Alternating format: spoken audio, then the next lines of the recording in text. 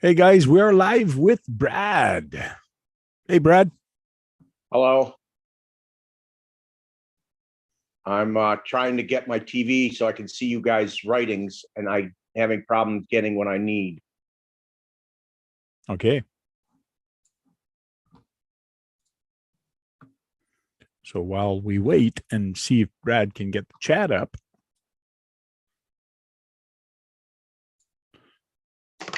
so if you guys want to join in, there is a link to the top, and you can just click the link and bring you right in here.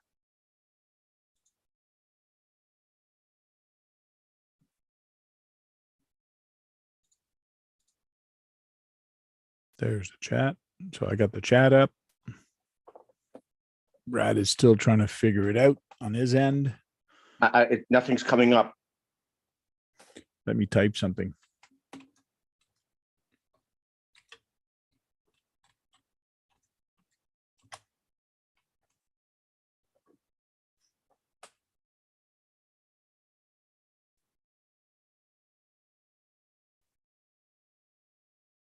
I did type something. It should come up soon.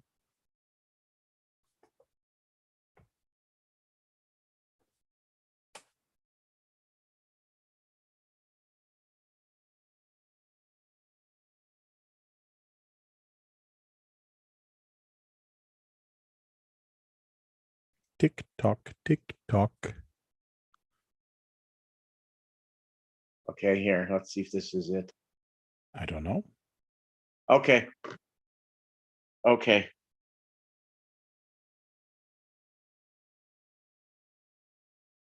Oh, Brad left. So, how are you guys doing tonight? Brad is gone, but I'm sure he's going to come back. Brad did get a new RC from the RC Elf. I was hoping he was going to show it tonight. And he probably will when he comes back. I put my 3VW here, which I got to build this year. Well, sorry, not this year. It's going to be built in 2023. So I got the flower power van, that one. And I did get another Beetle, which I was going to use the chassis from it and put it on there because the chassis from there is a front wheel drive.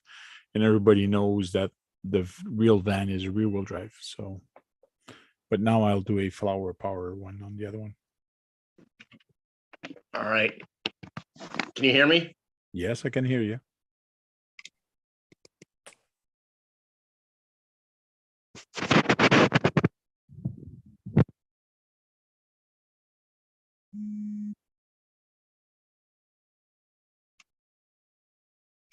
Did you, can you see? Yes, I can. Okay, so now you can see the chat. Yes. Okay, are you going to show us your RC that you got from the RC Elf? Oh, hold on.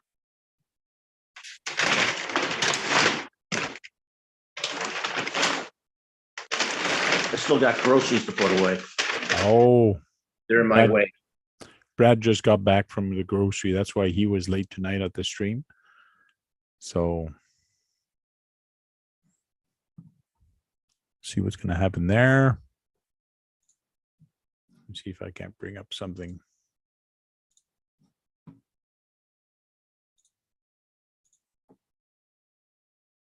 And there's 7 people watching right now. It won't be long. Sorry for the delay. Brad is getting ready and he's getting some stuff ready. I haven't finished eating either. And he hasn't finished eating.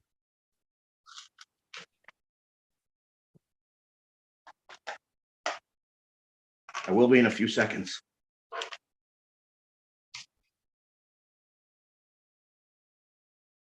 Just realized it didn't turn on my light in the back there. Everything is dark.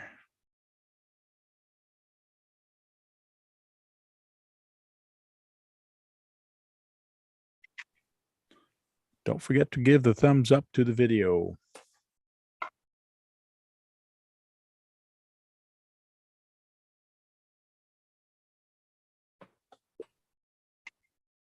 Try to get people to get into the video part. Oh, we had some last week. Yeah.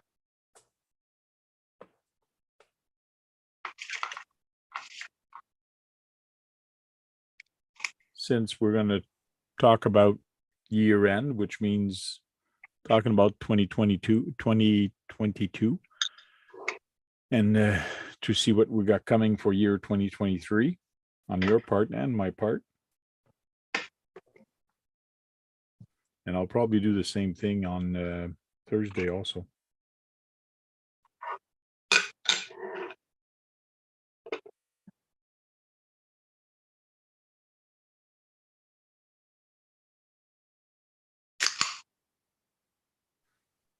Oh, I heard a can open up. Yeah. So I don't see me on the screen. I don't know why on my big screen. There I am. Well, you should come up. It's Whoa. The live is delayed. This is the last thing the elf gave me this year.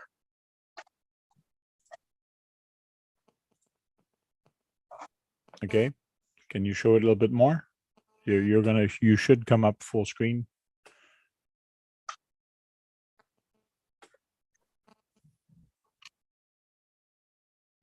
This car has been talked about a lot on the internet because it was so cheap not too long ago.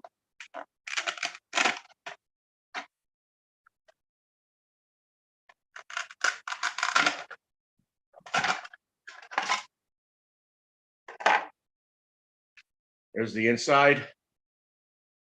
This is based after the G4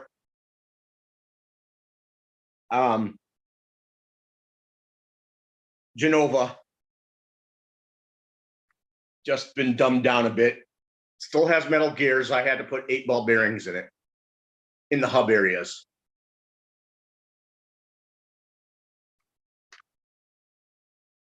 .550 motor, slipper clutch. 1040 hobby wing. 3S capable. Since it's a 550, I hear that you can it'll tolerate the 3S. 550s are supposedly able to do that. The brushed. Somebody's asking, is it a Tamiya? No, it is not. It was from Jegs. Jeg RC, Jegs RC. Yeah. They have tires on the stadium truck version of this. They have the same rims as my Phase-On Voltage from Arma. So I could use their front tires on their stadium truck to put on my car if I knew how to find how much they cost coming from Jegs as parts. So only full ball bearings in the metal gearbox, the gearbox with the metal gears in it. They have all the ball bearings, but each 8 entitled. I needed to put 8 ball bearings in it entirely in all the hubs. That's Oil good. filled dampers.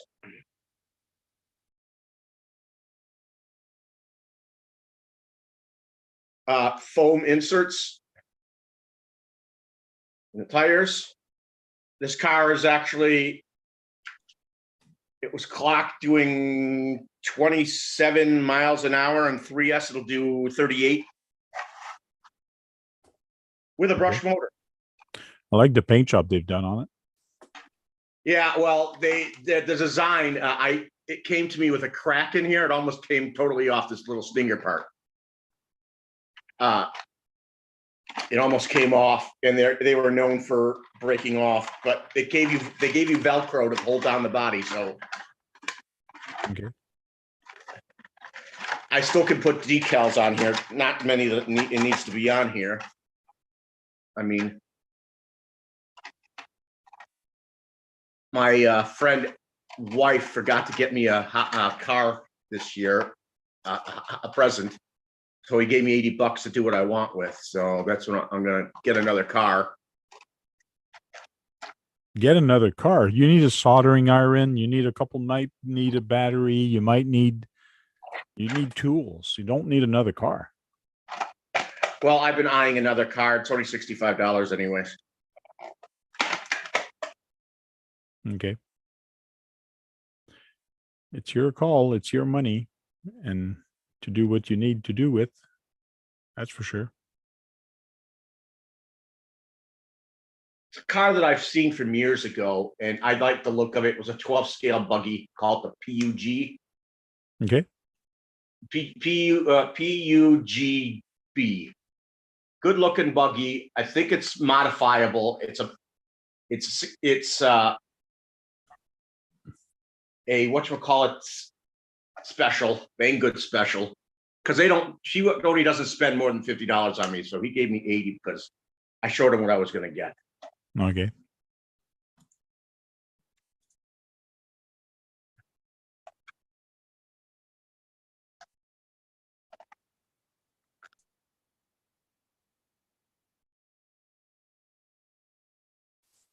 Just trying to see if I can find Jegs again on the Facebook, not Facebook, but on YouTube, not YouTube, Google.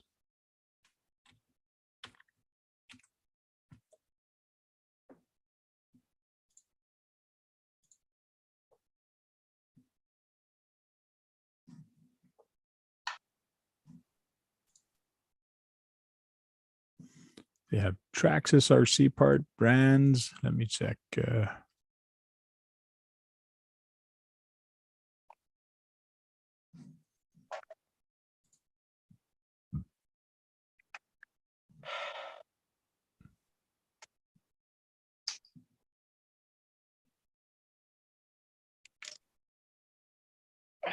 Man, I was having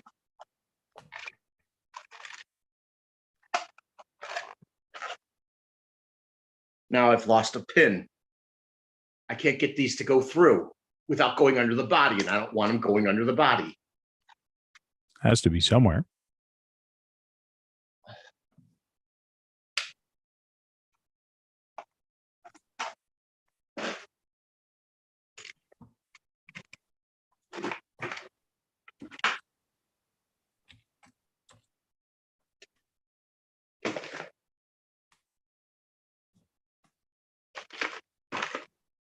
On the website, there's a lot of RC cars.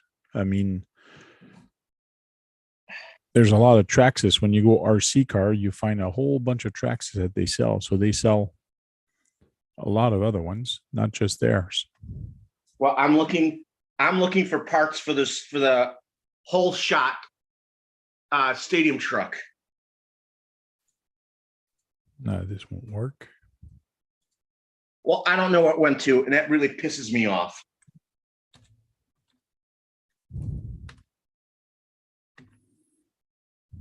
And my carpet's dark, and the part was dark. Luckily, I have more of them. Like we told you a little while ago, you need to find yourself a little magnet. I'm sure if you get a magnet, you'll go over the carpet. Where I'm sitting, I don't have a lot of room to go searching for it. You see, this has a magnet on it. Okay.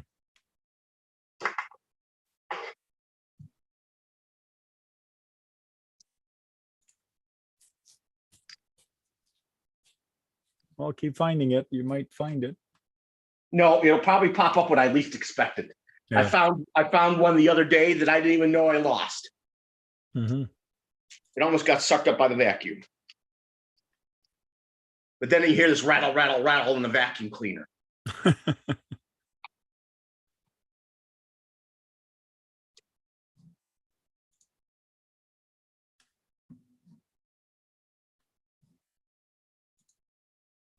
I had to put shoe glue on the back of that stinger part of the body. Already? Yeah, because it was ripping. Yeah, it was ripping. Yeah, I remember you mentioning that.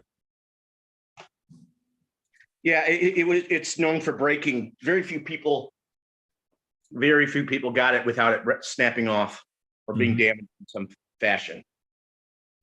That's why they pretty much call it a Stinger, because the body looks that way. Okay. Looks like the Stinger of a bee.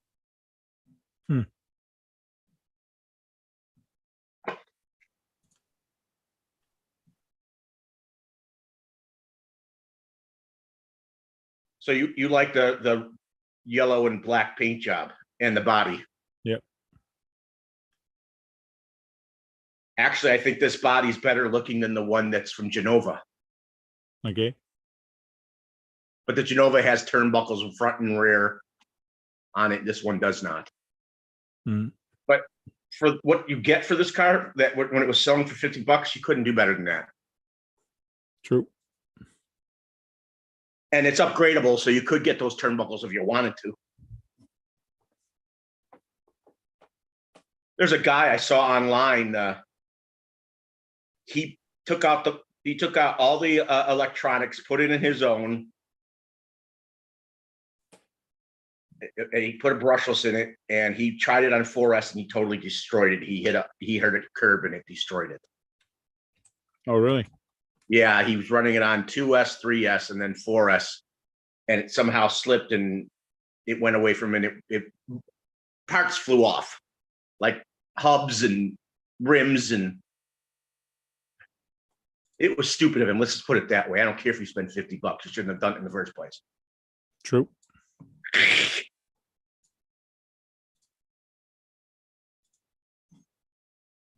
I have no problem with the brushless thing and the 3S. That's not a problem because it was made to do that. So this is the kit that I just purchased from Cross RC. Did you get it yet? No, it should be coming here this week, actually. But it's a 6x6 from Cross RC. It's got 4 servos in there. There's one here in the back, one here on the side, one here on the side for the transmission, and then one from the front for servos for the steering. So is there 3 servos on it? 4. 4? Where's the 4th one? One in the front here. Uh-huh. One here on the side for the shifting servo. This is for the front diff to lock it, and this one is for the 2 rear diffs. You see this one better here for the rear diff. Steering servo is up there. The other ones, you don't see them much. You see this one here.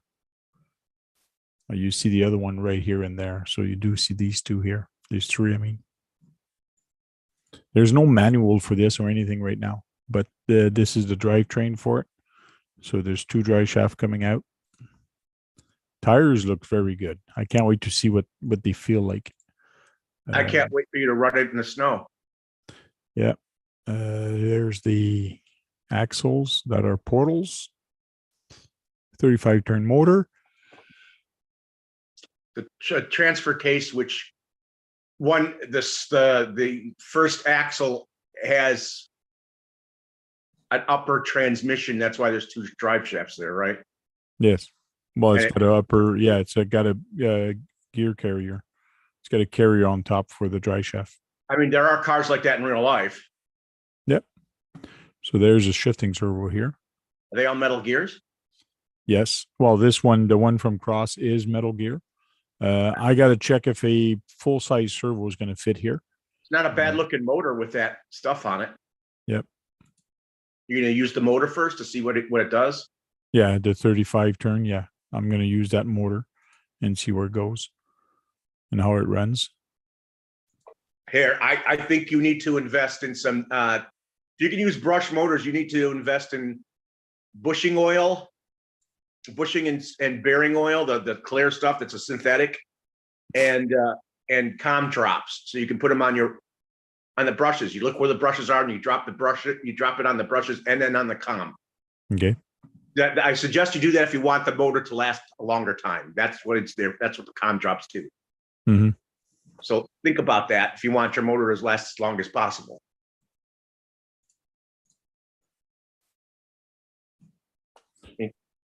I mean, you make a heck of a lot more money than me, but I don't think you want to go through motors very quickly. You know, because they can be pricey. Yep. Even the brushed ones can be pricey. Yeah. Oh, it adds up. That's for sure near the end. Yeah, so But you should think about getting some Black Death com drops. That's what I get. There's other companies that make it, but that's the one I use. true. But for maintenance, I don't do a lot of motor maintenance. I run it till it dies and then I just replace it. But it is a cross RC, so it could be an expensive replacement motor. That's a 35 turn. If ever it burns, I'm not going to replace it with a cross RC motor. It's a $20 motor from RC 4-wheel drive. I mean, I know you run it till you die, but all you have to do is do that before you even drive the vehicle. Yeah.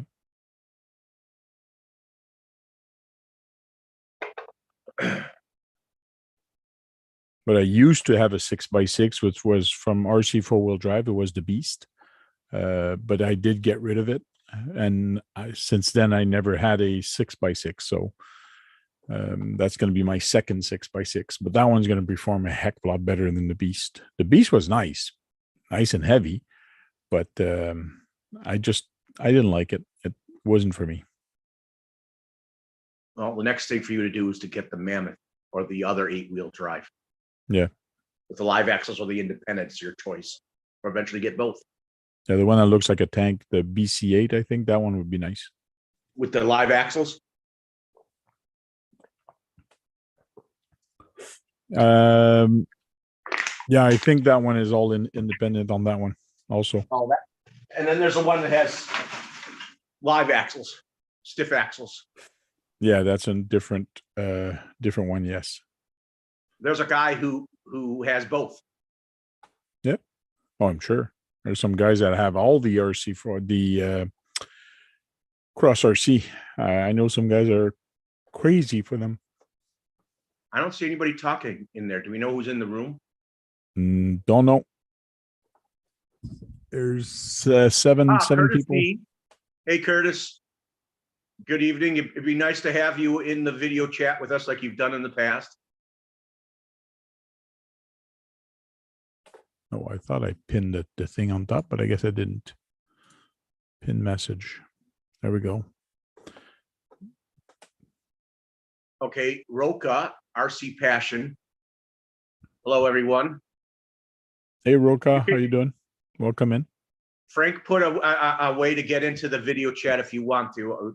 I highly recommend it.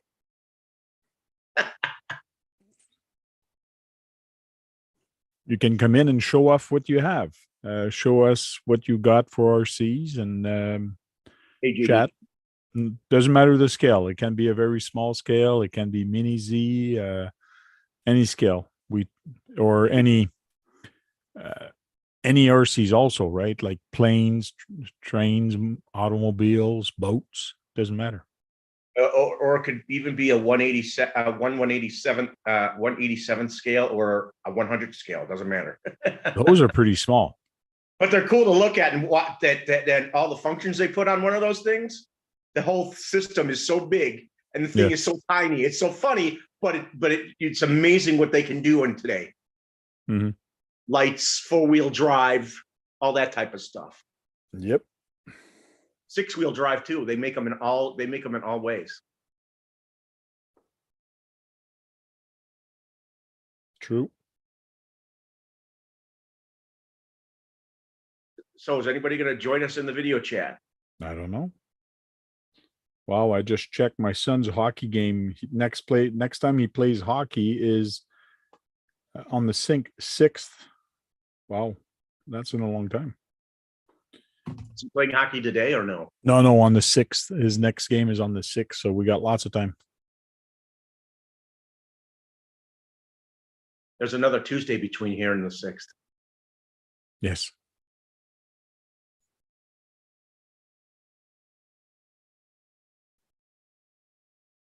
Oh, my shoulder's killing me tonight. What did you do? Lift something wrong? No, I got a locked shoulder. I cannot lift my arm more than this. Like it won't go up. This one does. But this one is locked, but sometimes it just hurts. It's just as if somebody's putting a pin in there. You sure you don't think you just dislocated it something? No. No, if it was dislocated, it would hurt a heck of a lot more than this. Hey, Boy, everybody, there's a link to get into the video side of the chat. And we're talking about radio control stuff. I just showed what I got from the Elf. He gave me 3 vehicles this year, all ready to run.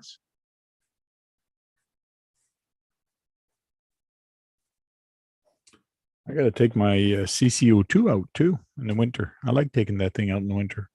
You also like taking out the CCO1 in the winter too. Mm. You might as well do both. Have your son drive the other one and you drive the CCO2. The last time I took the CCO1 out in the winter, I broke the mirror. That's okay. You, didn't it? It went sideways and hit a chunk of ice, broke the mirror off. I'm sure you can find a replacement real easy. Oh, yeah. Yeah, I would like to see both of them running at the same time in the snow. It'd be kind of funny to watch. I'm not sure if I can do that. I think I have them on the same remote, but it wouldn't take too much to change the remote on it. Has your son ever played with them in the wintertime with you? A little bit. Tell me you want to do a video with both of them running. Well, I got 2 hands. I can go straight.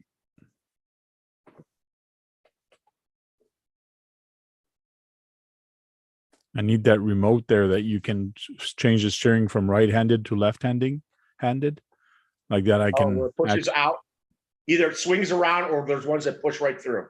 Yeah. So I can drive one-handed 2 trucks at the same time. With your thumbs. You get a thumb controls. Yep. That'd be confusing as hell. Some people are ambidextrous and they can do both. Mm-hmm. I probably could drive it one hand and then like drive it this way, or like the most left-handed people do, and then change hand. I can do that pretty easily. But I mean, driving 2 cars at the same times is tricky because you got to always remember which car you're driving. So when you're turning left, you're driving that one, or you need to slow down one and not the other. That's where it becomes tricky. Well, Sean seems to be having an easy time doing it. Yeah, but it takes practice. Yeah. But I've tried it and it's not that easy. I told him he should do he should teach people how to do that online. To set it up for the both cars to run off of a radio. I don't think that's something you can teach people online. You can show them how you do it, but you cannot. People cannot learn it without actually doing it. You need to do that in practice because it's all mindset. It's all in the mind that you gotta get your mind used to seeing 2 cars and doing something with your hands independently at the same time. It's just like tap your head and rub your tummy. Some people can't do that. Well, Sean could easily do a tutorial in some fashion. So yeah. Good. So Noah wants to join us in the video chat. Doesn't look like it, Brad. You're stuck with me. I have no problem being stuck with you.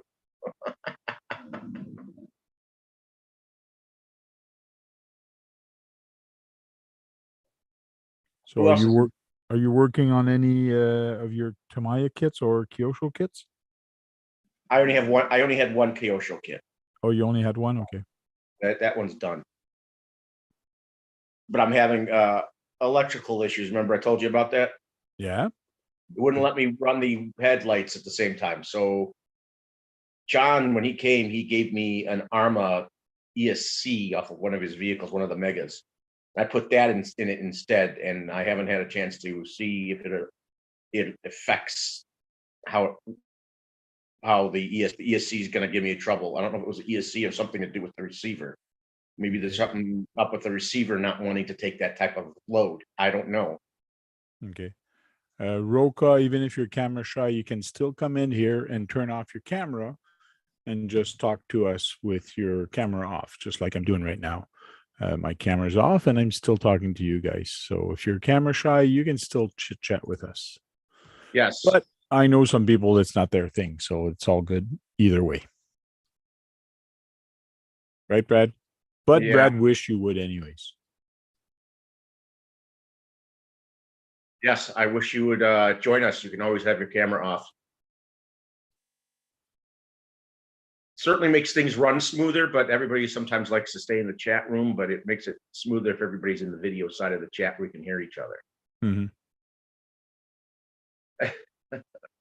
You saying goodbye or no? We are not sure. These Just guys saying are- hi.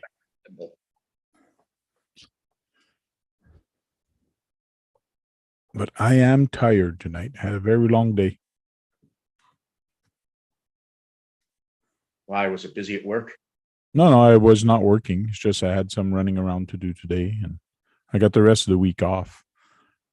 Tomorrow I'm going skiing with my son for the first time. Where? At a ski hill. Oh, hi. Where? At a ski hill? Where's it? Is it Ontario or in Quebec? No, it's in Ontario. Not Pakenham. Whatever. I can't remember now. Let me Google it again and let you know in a little second.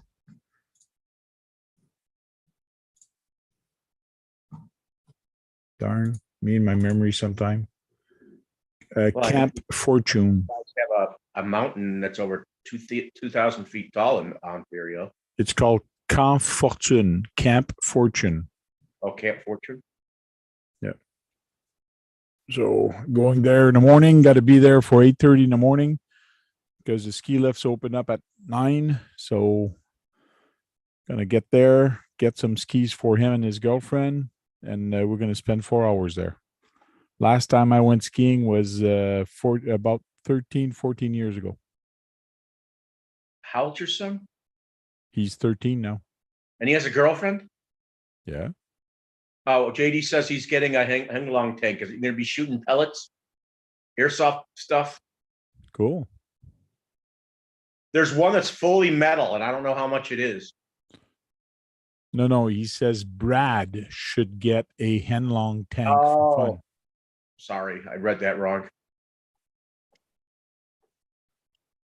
So when are you getting your Henlong tank, Brad? Henlong tanks are not cheap. Cheaper than you're looking under $300 for the kit that's plastic and it runs just fine.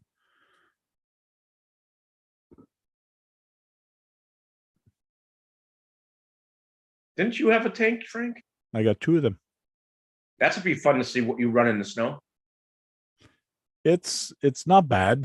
The snow does have to be wet or packed a little bit, but in fluffy snow, it's no good. It's just too heavy and it doesn't work good. Just tracks don't go anywhere. But I do have the Kyosho Blizzard, which is nice. I've seen some radio control tanks that had wide width tracks. Okay. And ones that have smaller ones. So I think the wide width tracks are better in the snow. In theory, yes, they would. Just like the Kyosho Blizzard, that one has nice wide tracks on it. So it's pretty good in the snow. You can use it to push the snow off your driveway. In Canada, we get way too much snow for that. But one thing I'd love to do on my Kyosho, but for now I can't afford it, is to actually go brushless. To put 2 little tiny brushless motor into there and 2 ESCs to control it. That'd be fun, but that's going to cost like $250, $300. So that's not in my budget right now. So it's staying the way it is. So how fast can it go that way? I can't remember whatever's written on the box. And I don't think they even write the speed on it. Now I would gather about 12 miles an hour. Don't know. I can share I have 3 rigs. Yeah, well, we'd like to see it, but on the video. Brad can get 20 tanks. Laugh out loud. No, I can't. I mean, I like tanks, but I have more vehicles that I'd rather have. Like an XR311, like an XR311 Tamiya.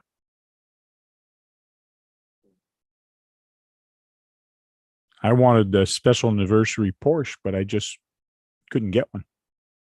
Yeah, I remember that. That was screwed up. Yep. I did order it way in advance, but my Canadian dealer did not get any. None of them. Like I had three people, 3 dealers looking into it, and they didn't have it. Yeah, Roka, if you came on the video, we could see your 3 rigs. Also, I like the new GT3 that they're making. Okay. Maya, you want to show it to people? I don't know where it is, Brad, and it's going to take me a long time to find it. But You're putting me on the spot. It's based on the brand new body style, which if you can't get the special edition, might as well get the fully brand new Porsche body that they're making for the car, for one of their cars. You know what I mean? Sure. You could look into that for yourself. Yeah. At least you'd have a Porsche. and it's a brand new body that they have never done before.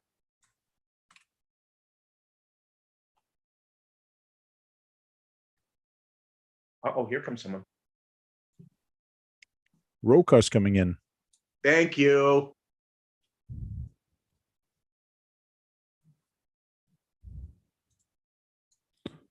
Just going to see on the Facebook group for Tamiya, see what they got coming up.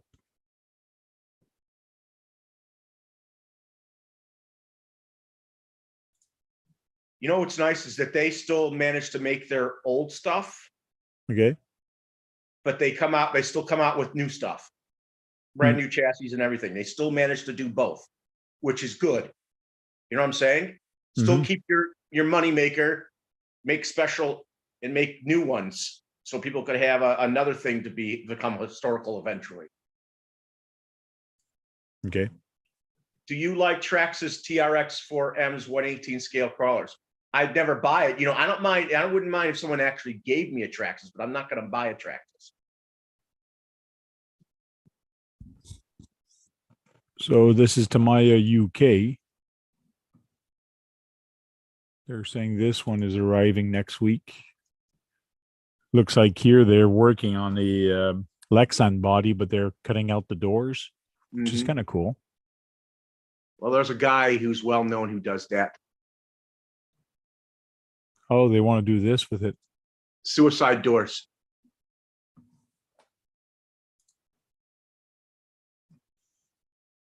It's going to be cool. That I always thought that car looked great in that color. Okay. But that's not what I'm talking about. It's not the 959. That's an old GT3. That's a GT1. 959. I don't know why the image is so small. It's crazy.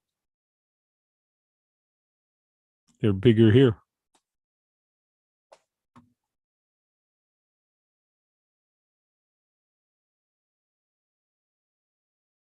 The Egress Black Edition, which has mixed reviews on the sense of why do they do it, but they do like the shocks on them because they're good looking.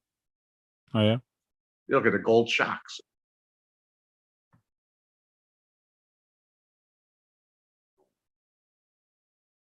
Yeah, can you speak? Turn off your mute. I think I turned it off. There you go. Okay. Welcome in. Thank you. Thanks.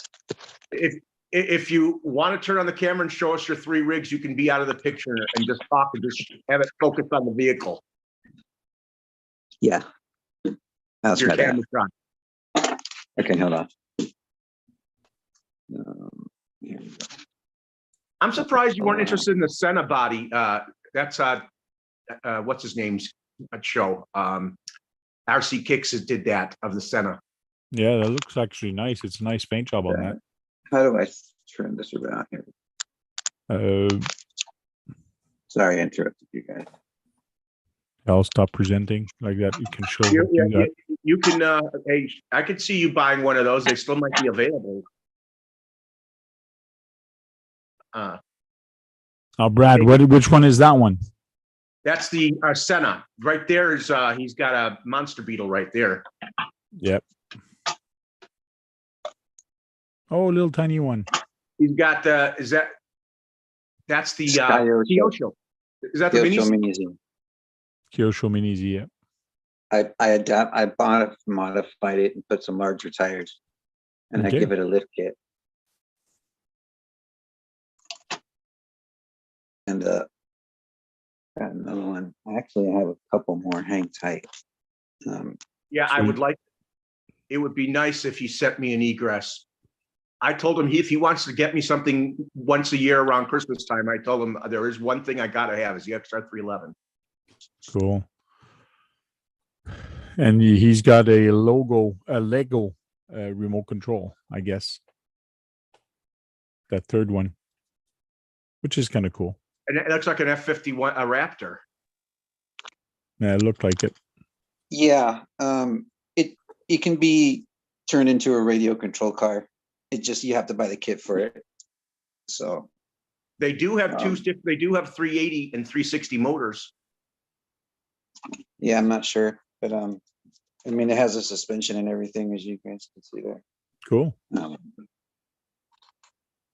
I always like those. Kind of different. Yeah. You in California? Yeah, I'm in California. Yeah, Central Valley. That's why I see the sun. Well, that's a light. Oh, it's a light. Yeah. Yeah, I'm gonna I'll show you guys another rig. I wonder if those tires are grippy. These ones here. Yeah, on the Lego. Well, I don't know how grippy they are. Yeah, Kinda they squishy, but not too much. seems to be hard. But you're just Yeah, still they're working on that hard. Kyosho Beetle, Monster Beetle. But not, I mean, the Tamiya beetle. Yeah, The Maya. Tamiya Yeah, I'm Beetle. still working on it.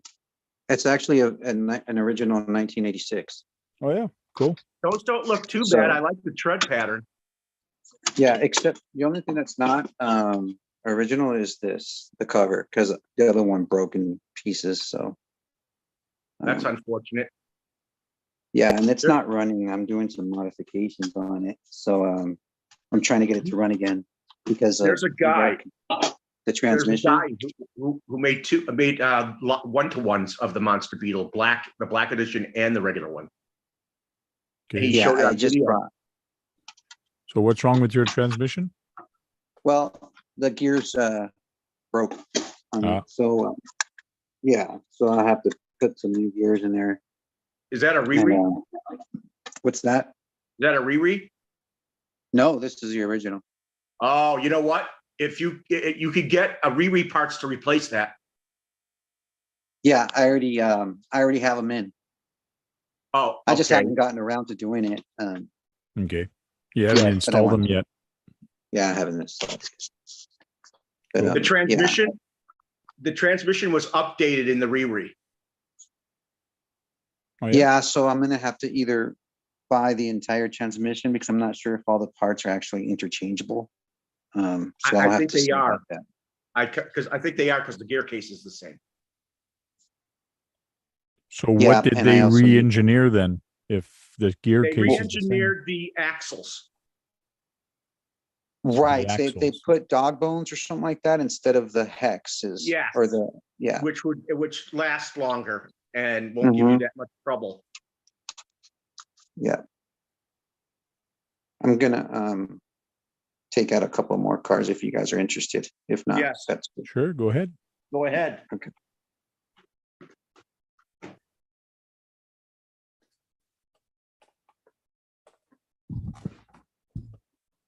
Yeah, could you see yourself buying that Senna, Frank? Yes, but I got other Yes, I know. other It'd things to buy before that one. It could be a birthday present for yourself this year or next year. I got like I got so many kits that are not even built, and I got more kits coming. I don't know. I got to do something with my addiction.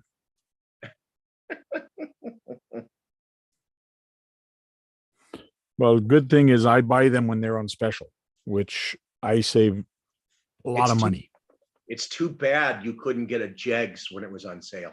They had a whole bunch of them on sale. Nah, that I don't care much about.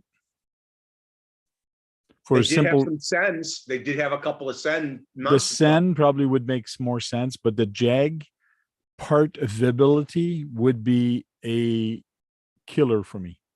Not being able to get parts readily would be a killer. Well, I know that if there's Sen variations of Sen, the parts that make it move are the same. So you could easily get it from Sen, the parts for it. You could. Because they just hook right up to it. But like I would just went on Jeg's website a little while ago and I searched for some of the RC cars, and I think they sold off pretty much all they had. They're either going to get a whole new bunch of them or they're getting out of the RC game altogether. In other words, their own brand. Maybe they're not making it anymore. I'm going to have to give them a call because I want to know how much those tires cost for the other one. He has a Riri. Black edition. Yep. Yeah, it's the Riri Black Edition. I just got it. I personally think the Black Edition's the best looking. Yeah, I still have to build it, and I also have this. Just got this into. Oh, you got a CR01. Yeah. You know what? That car is actually more complex than you think it is. And you know what? I like the CR01. It may not be the best crawler, but I would have got the, no offense, but I would have got the Rock Soccer. It's the best looking, and it's lower center of gravity. Yeah, I heard some good things about the Rock Soccer too. Good looking, got nice colors. A friend of mine came and he had one of those, and let me tell you, that it is not a good crawler. It looks different. It's kind of neat, but the Rock Soccer would have done better for him because it had lower center of gravity due to the body. Looks like a good servo. Yeah, I didn't even know what I was buying. I got it at Amy. Okay. But yeah, we'll see how that works out. Was it yeah, Echo, those are cars. Echo Power? But yeah, it's Echo Off Power. of A-Main. Yeah, off of A-Main. I get everything from A-Main. Okay. Well, they're right. They're in their home state. Yeah, they're in Chico, California. You in Chico? No, I'm in Porterville. It's a small little town with about 80,000 people. That's not small. 80,000 people. Well, I'm originally from San Diego, and that's millions. Well, it's small compared to San Diego as far as population. Yeah. So how far are you from Chico? I'd say a couple hundred miles. Okay. Oh, okay. Yeah. So it would take a few hours to get to them. Yeah, for sure. That's why I just order it online. But yeah, I also have the Losi LMT Grave, son of a digger. The elf gave me the Stinger that I just showed earlier, and he gave me the 3S Typhon, and he gave me the 2-wheel drive Boost Senton. Okay. That's cool. That's just this year. Last year he gave you a heck of a lot more, and this year he's got some. He gave me over 20 cars last year. Some I had duplicate and triplicate of, and I gave them away. One to you, actually. Yep. And you built it. Mm-hmm. I've yet to see you run that in the snow. I did not run it yet. I didn't even put it outside, but I do have to run it. It's going to be actually nice this week. I should go nice and slushy too. So the snow should melt and pack the snow. So it's going to be good for me to run outside with the RCs, that's for sure. You'll run the grasshopper out there. Try to run a couple of them. Oh, he's got an SMT. Yeah, he said that. That one looks newer than the other ones. Is the Son of the Digger new for them? No, they had it before. Oh, that's right. I thought it was better looking than the Gravedigger. I think I like the color combination better. I like the blues. And the blue. the stickers are supposed to be printed better than they were in the first release. Yeah. So this is like the second version, and the axles are reinforced. Okay. Yeah, the stickers look way better. I've seen one, and let me tell you, it's night and day. They look way better now. Yeah. Even though I thought the color combination was better on it anyways.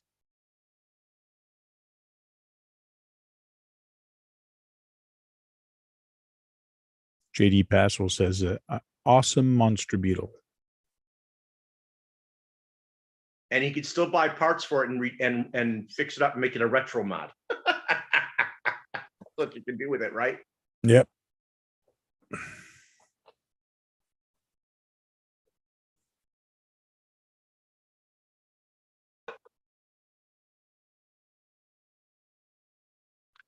Who else is in there besides JD? I only see JD right now. There's 11 other people watching, though. If you guys don't mind. I wish I knew where those 11 people were. Here They it have to is. chat. I modified it and I put this kind of body on it. It's like what do you call it? Monster beetle type body. It's like in my video. I only have one video on YouTube, and it shows. Well, it's this one and the monster beetle together. In my video, that lasts like 20. Yeah, it's the Gravedigger. It's a Gravedigger with a different body. So you kept the body of it, but you didn't want to use something else. Yeah, I just swapped out the body and put this one on because I thought I loved the monster beetle look. So Yeah, it does look good. You know what? Believe it or not, different. even though the monster beetle is 2-wheel drives, just because they got the chevrons with the spikes, they do pretty decently in the snow if you got a good enough motor. I'm being serious. I don't get snow out here, but I know, but it should be better in the sand too. Oh yeah, I'm just gonna get my monster beetle running again. And this guy, the servo, as soon as I ran it, within 30 seconds was done. So I'm not sure what's wrong with low C. You know, with those tires, even on the monster beetle, you should probably use 20 kilogram or higher servo on it, and you can get those for cheap. 20 what? 20 kilogram servos, because the tires are big. But I think that they said something about the servo being a specific tooth amount of teeth or something like that, and so it's not compatible with a lot of servos. I'm not sure. Well, there's a way to fix that. You get the ones with the splines on it, but you with the monster beetle, I would put a 20 kilogram servo on there for sure. Oh, with the monster beetle. Okay, yeah, I thought you meant that low C. Yeah. Well, it doesn't matter. I mean, you with the one with the bigger tires, I would go 25 or higher. All right, thank you. I'll see what I can find. You can go to Amazon and YouTube, eBay, and you can get those 20 kilogram ones for under $30, and they're metal geared and waterproof. Hey, Jake. Hey, Jake. That sounds good.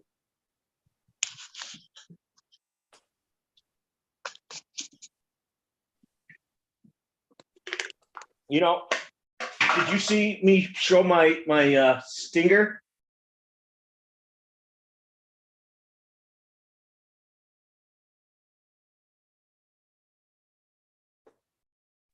Who makes that? That's really cool. Jegs, actually, a company called G4 makes the original. This is based on it with not all the nice things on it, but it still has nice things on it. And it's based on their Genova, the G4 Genova. It's basically the same chassis with some turnbuckles and full ball raised. I had to put 8-ball bearings in the hubs. It's no problem to change the hubs out, and I had to change them from bushings. But there's Ball bearings, full ball bearings, and a slipper clutch in the gearbox, and they're metal gears. And it comes with a 550 motor, and it's a 3S. Look at this brass bushing. At least this brass bushing looks like it's quality, though. That was in your Jag? Yeah. But look at the brass bearing. The bushing is actually looks like it's good quality bushing. Yep. And they're worth keeping if you're going to use them for something else. Sure.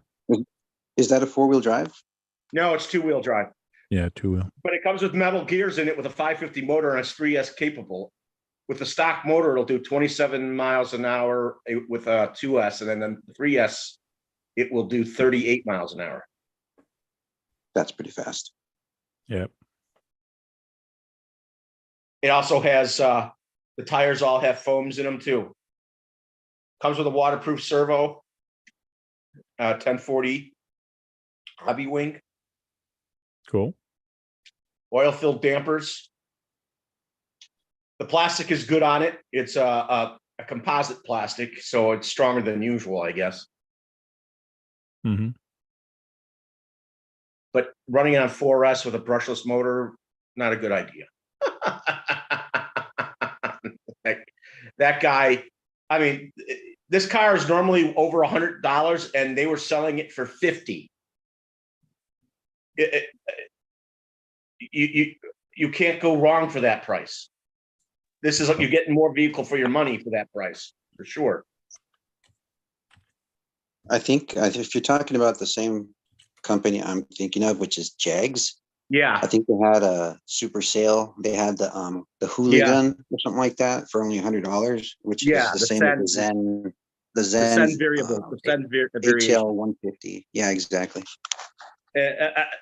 Either way, all the sales for all 4 of those cars, even the whole shot, which is on the Stinger body with longer arms because it's a stadium truck and bigger tires, you're getting a lot for your money. Let's just put it that way, for $50. Those are super cool. It was probably a lot of people on YouTube went to the sale because they're like, you can't go wrong for $50 for this car. You know what I mean? And you get a lot of car for your money for that price. You do.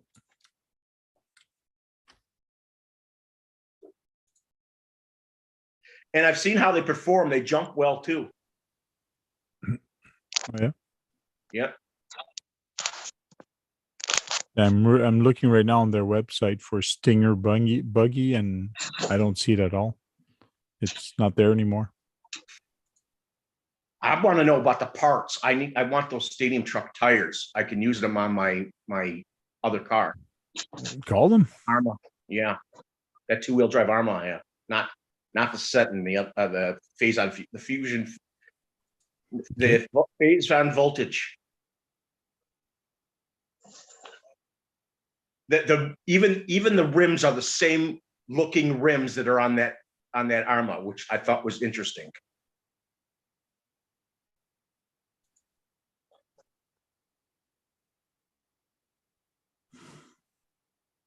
No, I can't find We'll nothing. have that sale next year.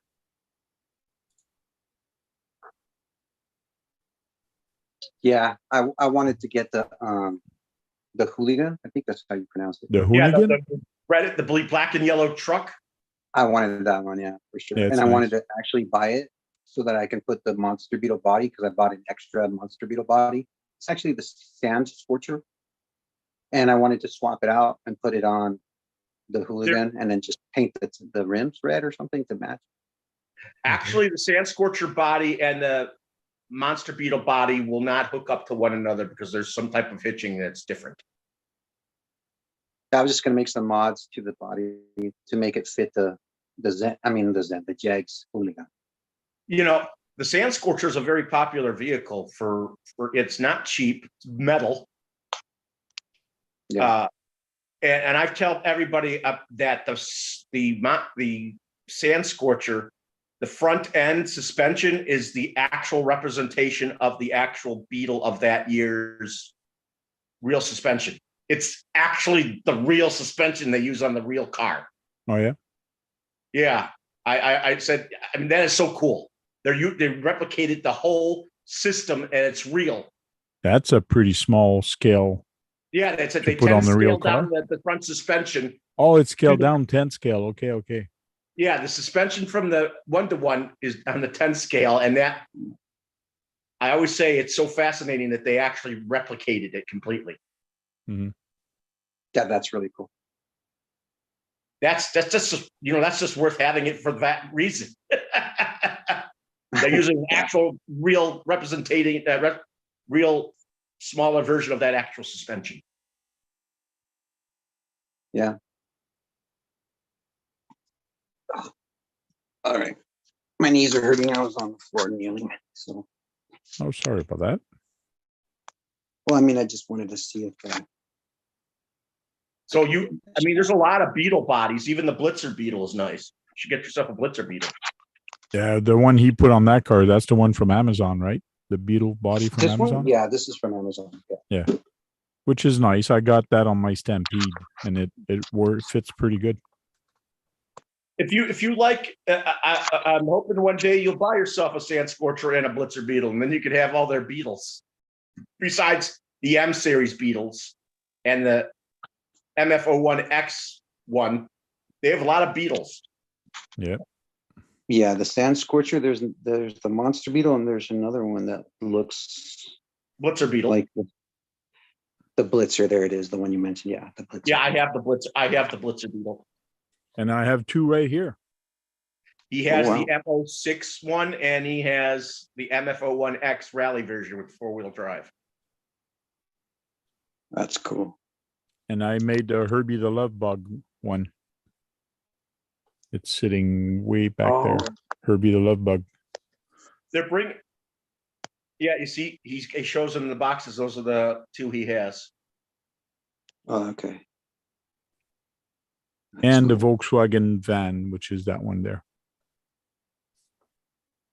Yeah, It's he hard to has see. Yeah. the Flower Power one. And then he says he bought another. You said you're buying another Beetle to make another Flower Power Beetle. Yep. Are you gonna try to replicate the same paint job as on the bus? No. Make my own. But it's gonna have flowers on it. Yep. They will have flowers. Will have peace, love sign on it and everything like that.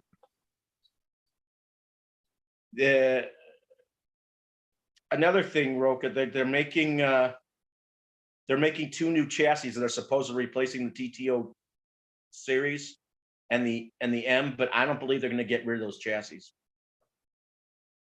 But there's going to be the BBO1 and the MBO1. Oh yeah.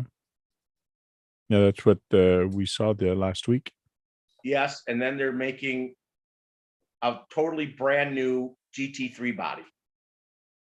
That's on the car that's currently out. The Porsche. Well, Brad, it's 11 o'clock. I'm going to leave you. I'll leave this open, so I'll make you host. And I got to wake up really early, like 5:30, 6 o'clock tomorrow morning. So I'm going to make you a host. And when you end this session, it will close the live stream. So thank you, Brad. Sorry it was short for me. And thank you, Roka. I'll talk to you later. Thank you, Frank. And Brad is going to keep talking to you and talking to all of you guys in the chat. In his video. I knew who's in the chat. There hasn't been much talk today. No. Okay, see you guys later. Bye. Bye. Roka.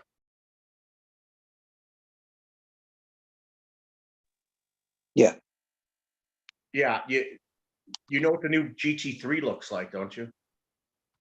No, I haven't seen it. You have a picture of it? I can't do what Frank can. He can always make it. I don't know how to do that. You said GT2? GT3 Porsche. I haven't seen it. I'm gonna look it up. Well, they're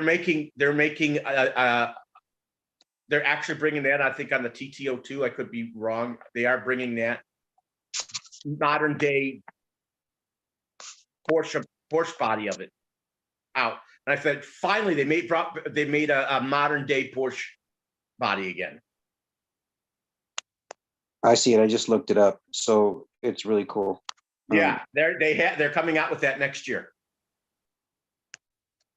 That's going to be nice. very popular. When that kit comes out, I think that's going to be popular just for that body. That's really there's a green one. There's green, white, yellow. There's a bunch of colors. They have a gray. They have a gray one with a black badging.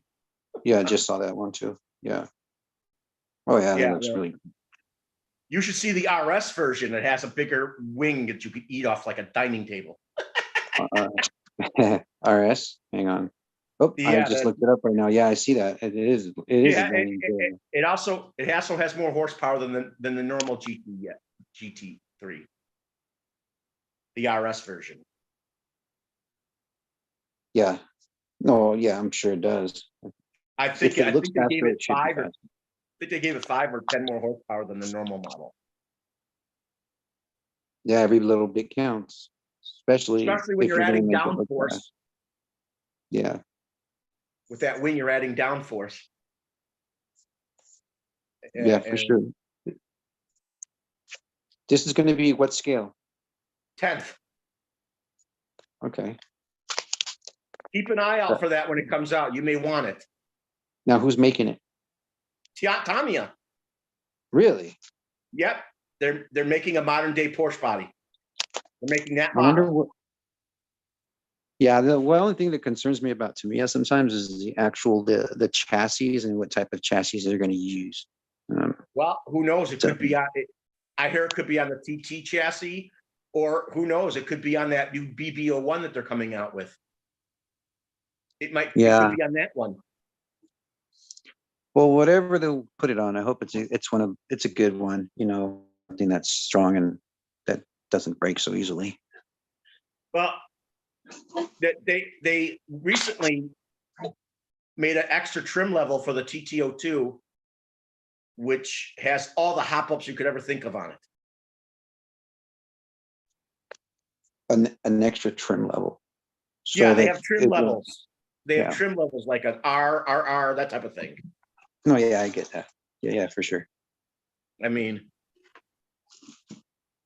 so your favorite brand for cars is it Tamiya or is it Tamiya, and then Kyosho. Yeah, that's the little mini Z I showed you is Kyosho. Yeah, well, I have a Beetle, like it's like similar to the Blitzer Beetle. The body's a little different, but it's a Beetle. It's still the Beetle like you like it. And the chassis is all metal. It's on. Take a look at it. It's a Kyosho Legendary Series. Okay, I'm gonna look it up right now. Yeah, I'm gonna look it up. You might be able to get that Beetle still, but I don't know if you can because they're not really showing it up as anymore. But it's all metal and it's beautifully milled. It still costs almost $300, but you know you're getting everything metal on it. You said what's the name of it again? The Legendary Kyosho Beetle. Kyosho Beetle. It's an off-road Beetle. Oh, yeah, it's nice. I'm looking at the yellow version of it with stickers that are like red and orange. Yes, like I have that car. And it has a spoiler in the back. Yeah, it even comes with things you can put the headlights on. It gives you a thing to hold them in place, and I have those on mine. I have working headlights on it. Yeah, I like it a lot. It's really cool. Did you see the chassis? Well, I'm trying to look for a picture with that showing. Yep, there I just saw the chassis. Yeah, it's all metal. Yeah, isn't that nice? Yeah, it is. That thing is fast. I put a super stock Tamiya motor in there, a BZ motor. It pizza cutters the tires. That's how fast it's spinning. Wow. That's crazy. That's a 20 degree, 23 turn motor in it. That's advanced timed with a locked end bell that's 20 degrees, I think, at advanced timing and the 23 turn. So it really makes it fast, and it has high torque for a 23 turn. Yeah, it would probably need that torque for sure. I mean, Yeah, I mean, I'm looking at the motor right now. you know That's what? nice. Metal gears. I got the RZ motor, which is their fastest one, which has lay down brushes instead of stand up brushes. Lay down brushes give you better performance. So it has 1,000 more horsepower than the other two, the TZ and the BZ. It has 1,000 more RPM on the RZ. That's quite a bit. Yeah, now it's 27,500 RPM without a load. So you're still going to get over 20,000 with a load. Wow. Yeah, I got to get this one too. You know what? The RZ motor, I got it for cheap. It was $30. Where'd you get that online? Yeah, online, eBay. There's a guy in Yeah. New Jersey that was selling them. Sometimes, And that's cheap for that type of motor. yeah, I know eBay is hit and miss though. Like sometimes you can find things that are pretty good price, and then other things that, you know, car parts and RC parts that are overpriced. Oh, I forgot. The BZ motor I actually got from Japan, and in Japan has a law. There's no, you're not, knockoffs are illegal in their country. So it is a genuine Tamiya part. Nice. Yeah, I mean, yeah, I mean, as long as you can get it at a good price, because there's some things that I needed to find for my Monster Beetle, for example, on Well, eBay, and they were selling it more expensive than the actual website. Well, go there. There's the TZ, BZ, and RZ. And RZ is the fastest one. It has the lay down brushes, not the stand up brushes. Also, if you're going to get that motor or any type of brush motor you have in any car, I suggest you get some synthetic clear oil that for bushings and ball bearings, and drop it into that, and get com drops for the com and the brushes, so you can keep them running longer. Com drops. Yeah, I use Black Death com drops. Okay. I mean, And even you're talking about for which vehicle? If you're going to get that one of those motors, I suggest you get that, especially when you're spending $30 or more for one of them. Okay, I got you. You put it on your com, both sides, and then you put it also on the brushes. Okay. I think it helps break it in better and helps it resist the wears with them. Yeah, that's good, especially if you want something to last. I also put it on my. I also put the closed. I also use on the closed end bell ones. I get a flashlight and I look for the brushes and where the com is, and I drop it in there. Yeah. Yeah, I mean, it's a lot of money that, you know, people like us spend on these things. So I mean, anything that we can do to make it last longer and just be a little bit more durable. Yeah. Now, if you have a grasshopper, the perfect aftermarket motor for it is the dirt tuned from Tamiya. Does that work well? Do you know if that works well with the Monster Beetle too? I would say it's too underpowered for the Monster Beetle. Okay. It's only 17,000 RPM, but for the type of grasshopper, when we all know about how the grasshopper is, it's the perfect motor. 17,000 RPM is perfect for that car. Yeah. And you can replace the brushes on it if you like. I see. Yeah, I used to have the grasshopper, but I sold it at a yard sale for like bucks when I was a kid. Well, it's still around. I also have a Hornet, which I put a GT tuned on, and then I have the 4 oil dampered Black Edition Grasshopper 2, and I have a UGT motor, which is also a Tamiya motor, which is faster than the GT turn. The GT tuned motor is a 19,000 RPM motor, and the UGT I think is 19,500 or 600 RPM, so it's a little faster. I see. I also have a Fighter Buggy RX, which I put my BZ motor in. No, RZ motor. I put my TZ motor in that one. Do you remember the Fighting Buggy RX? I don't.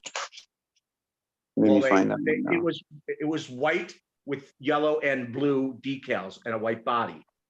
Well, the Memorial Edition they came out with last year or the year before last was black with gold rims, black foil decals. It was the best looking of it, and I managed to get one.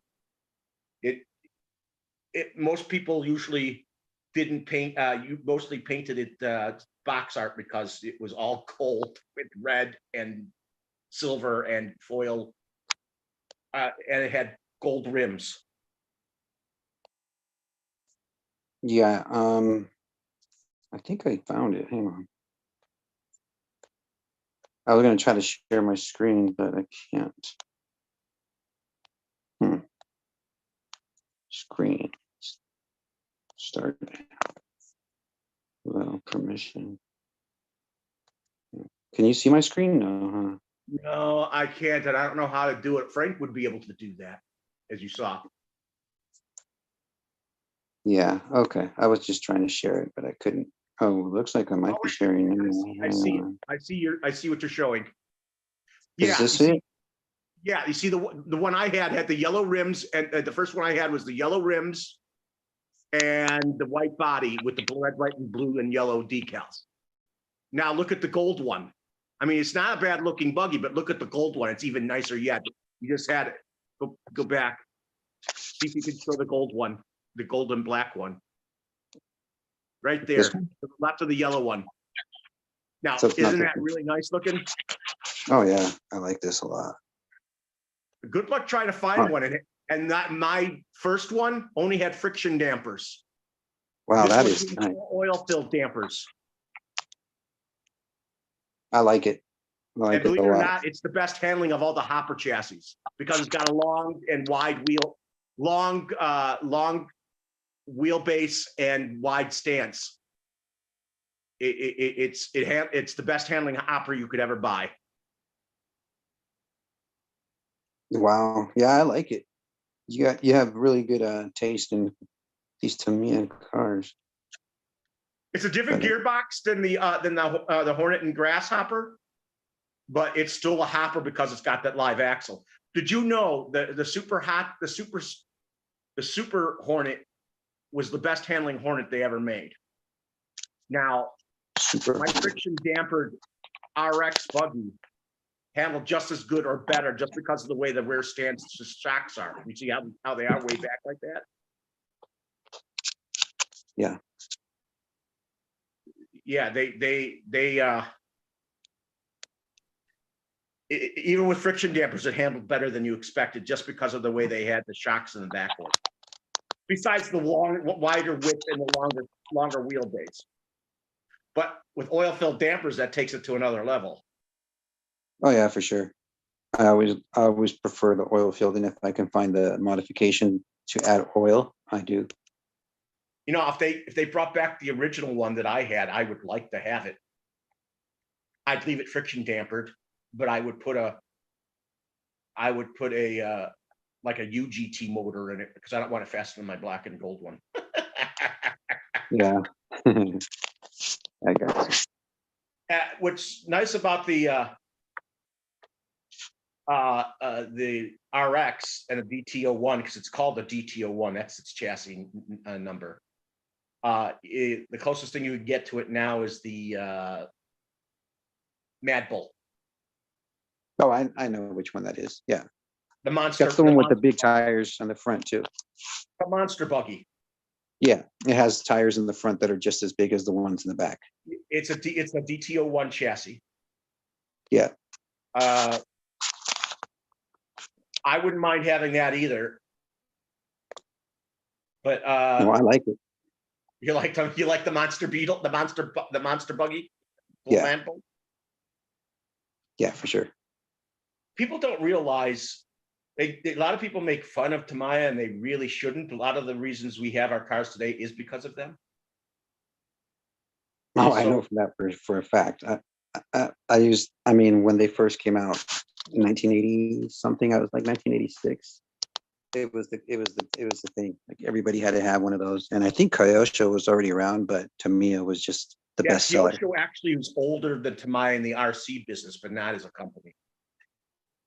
Yeah, and it was just Kyosho amazing. made a RC car before they did. But Kyosho's you pay more for, especially when I showed you that Beetle. Oh yeah, but that's a nice one.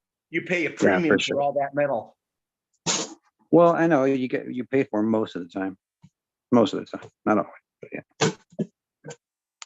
Take a look at the Optima Pro that they have in the Legendary series. It's a gold frame, gold parts, gold shocks. It's beautiful. Optima Pro. Wheel drive, belt driven. They used to sell one of their cars with a belt or chain drive in the box. You could choose what you wanted. I see a few of them here. Let me see if I can share my screen again. I'm not a pro at this, so I'll try. Here we go.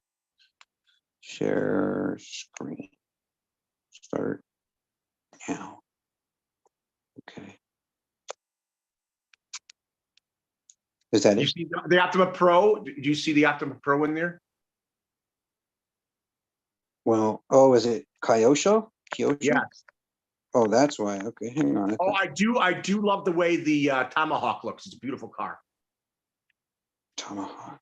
All right. Well, here's some results. Those are Optimas. I'm And looking which for the one Pro with the gold chassis, and it's usually red. I put Optima Pro on there. Not sure what I'm doing wrong. So none of these are the ones you're referring to? No, they are Optima Pros, but they're not the one that they brought when they remade it. It has the gold shocks, gold chassis. The chassis rails are gold in color. Hmm. Yeah, I don't know. Does that show gold right there? I think I just saw a gold. That's yellow there, but there was. Oh! Go up again. Okay, to the white and yellow one. Wait, yellow. The one next to the one with the clear body. This one here? Yeah. You see? Now, look at the shocks of gold. Look at the thing that guards the motor. It's gold. So the rest of that chassis is that same color gold. That's nice. It's all metal. Wow. Is that a chain drive or is that a... You could have it chain or belt. Okay. Belt is quieter, but chain is more unique. Yeah, that's a nice one. Hey, look at that. They put a brushless system in it. They probably use the belt drive because they don't suggest you use the chain drive with the brushless systems. Probably won't hold up. I think it would wiggle too much and cause it to lash. Yeah, here's just kind of a breakdown. What it looks like inside. Yeah, it was all gold on the re-release. No, yeah, I get it. It's just this is kind of a not all gold, but has some gold. But it has all metal. It is an all metal car. Yeah. You're paying around $400 for that one. Wow, it's a lot. I think the most I paid for my cars were was the Losi LMT.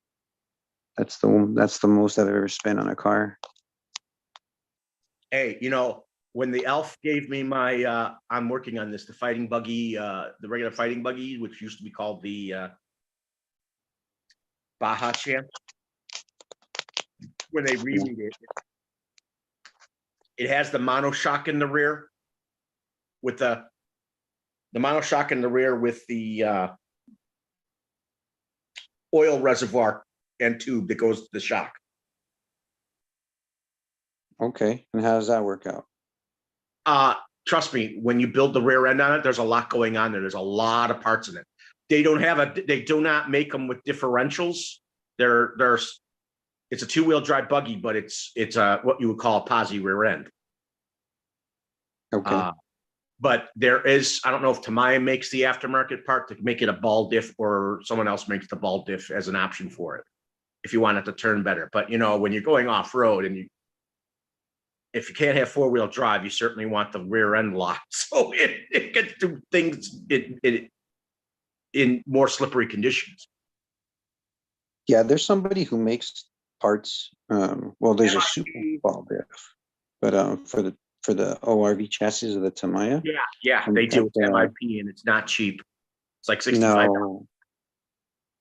Yeah, it's called Ampro Engineering or something like that. Well, the MIP makes them too. Yeah, and Ampro also makes those, like a bunch of different parts for different modifications and changing the back of the Monster Beetle. Instead of having a trailing arm, he changes it into some sort of I don't know what it's called. Double wishbone, but similar to similar to the Blackfoot instead. So it's kind of cool what he does. I have a Blackfoot. I love the Blackfoot. I just never bought one for myself. I plan on putting a GT2 motor in that one. You're gonna need a super ball diff. It's 19,000 RPM. I should be fine. Because listen, I have a re-released Frog, and I have a 23 turn motor in it, and it's nice and quick, and it handles it just fine. Did you change the gears in there, or are they still plastic? When you get a Frog, you get to have 3 different gear ratios. They give you 3 different spurs and 3 different pinions. Think about that. That's cool. I don't know if that's the same way with the Blackfoot, but a GT2 motor is only 19,000 RPM. That's 3,000 or 4,000 more than the stock motor. And it's a heavy vehicle. You're going to want some more oomph. You want it more fun to be drivable. You want it more drivable, and I think the GT2 motor will make it more drivable. Yeah, performance.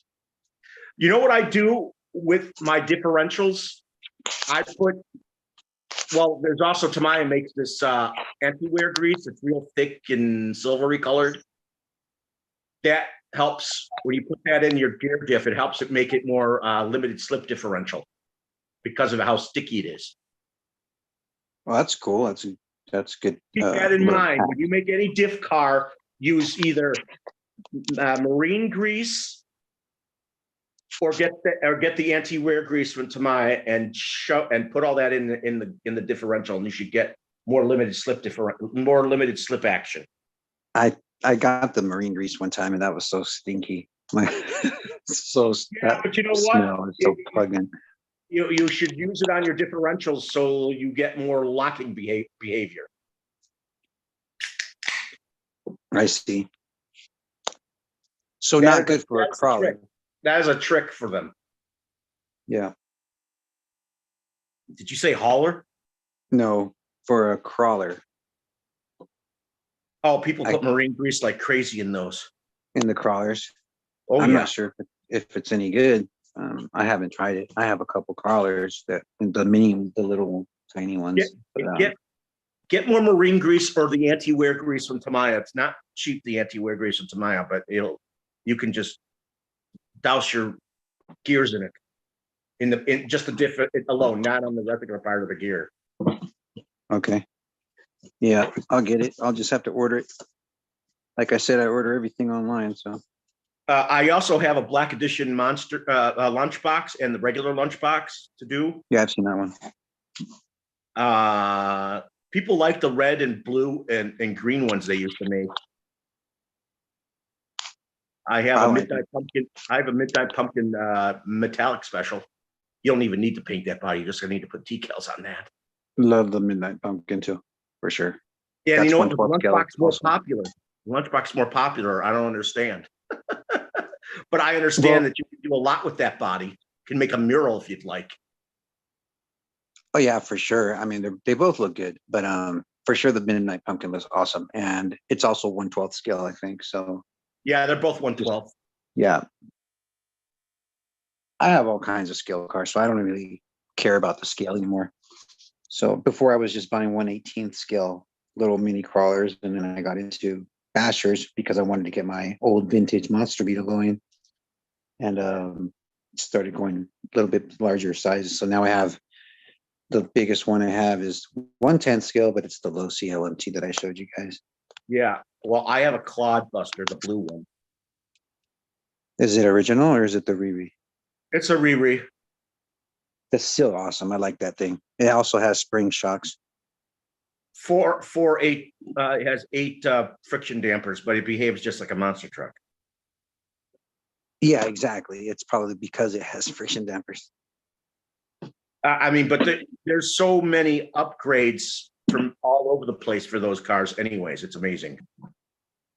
Yeah, I like it. The wheelbase is kind of short. That's the I think that probably be a little bit more performance worthy if the wheelbase were a bit longer, but I They still do. like it. They get the metal frames and use the differentials from the from the truck, and they put it on a longer wheelbase chassis. Oh, so they mod it. Yep, they mod it. Oh, believe it or not, there is a metal chassis for the lunchbox. Someone Really? makes them. Yeah, they make them. What here? I'll tell you. Go to Metal or aluminum? you should sub to poor boys RC. He shows it, and that's why he did that thing for people to see how fast you could get one of those chassis go. One guy got it almost to do 60 miles an hour. Wow. Now is that aluminum or metal? It's aluminum, but it's black. That's nice. Poor Boys RC. Yeah. Is that all one word? No, it's 2 words, but I think if you put it poor boys, he'll still come up.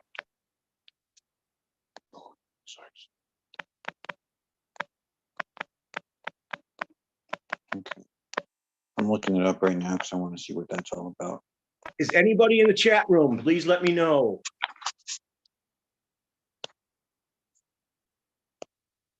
They have a YouTube channel. Hang on. Yes, that's his channel. Trying to look for the website. I think we're all alone now. That's unfortunate. I talked to Matthias from Sweden for a long time yet last week, and he's in Sweden. It was real early in the morning with him. Oh, But yeah. I like talking to the people from all over the world, and believe it or not, the Scandinavians, they speak English extremely well. Okay. Hey, Jake, why don't you talk and get in the video with us? So what? There is one person watching? Yes, Jake is our Canadian friend. And Guru, hi. You guys, I'd like to see you in the video chat part, please. Because we thought we were all alone. Nope, not here. Thanks, Jake.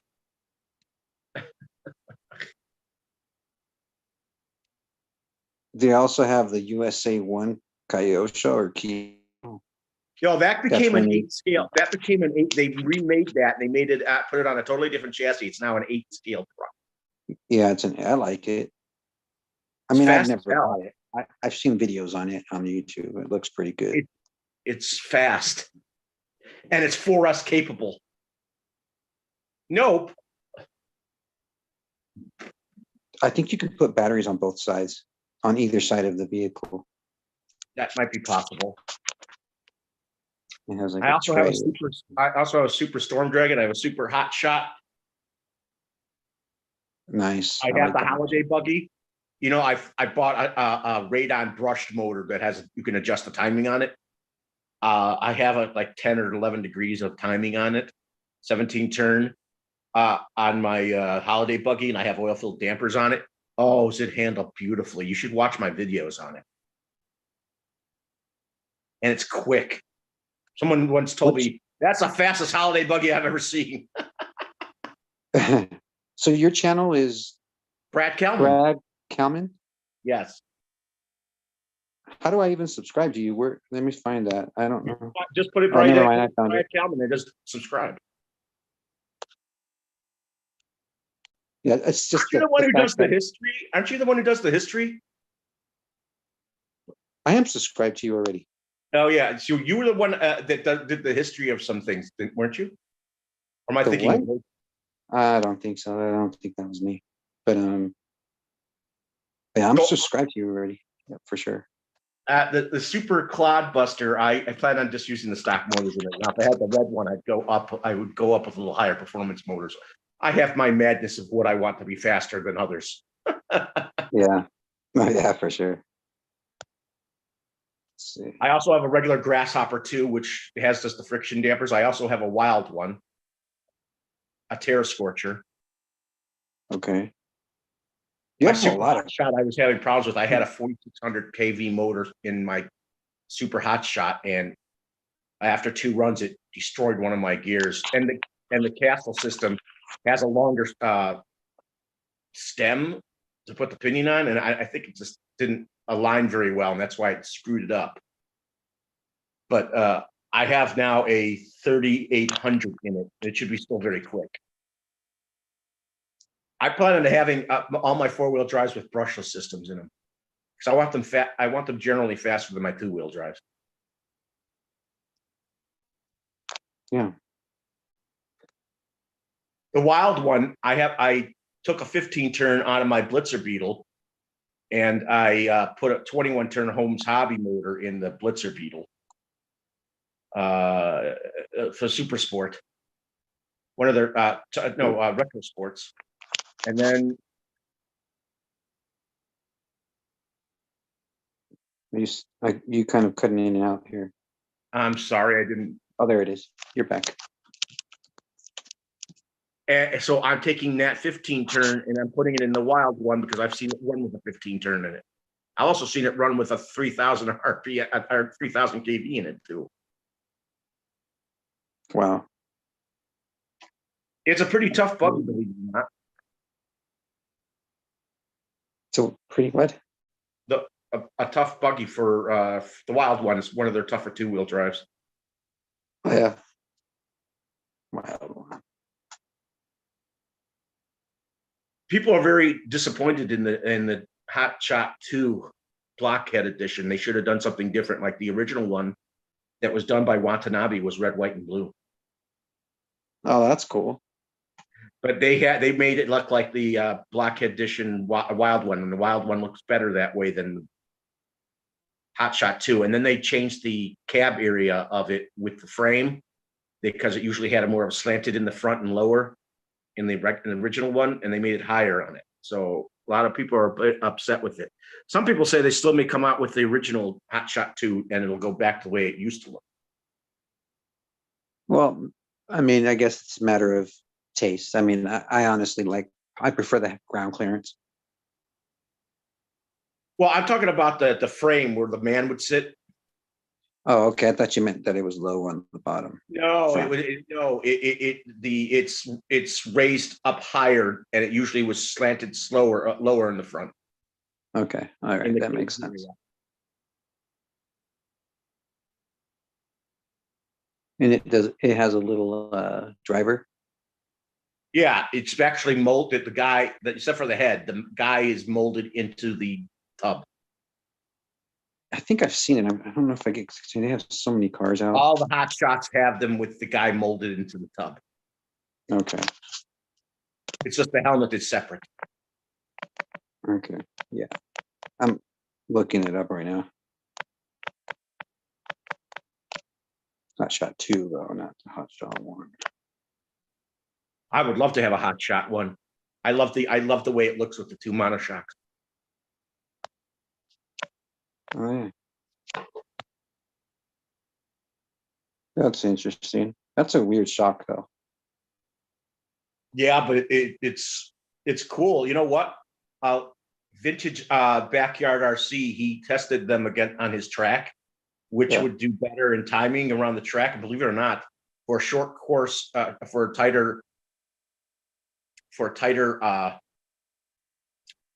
I was surprised the regular hot shot went around his track faster than the super hot shot, and that has 4 shocks on it.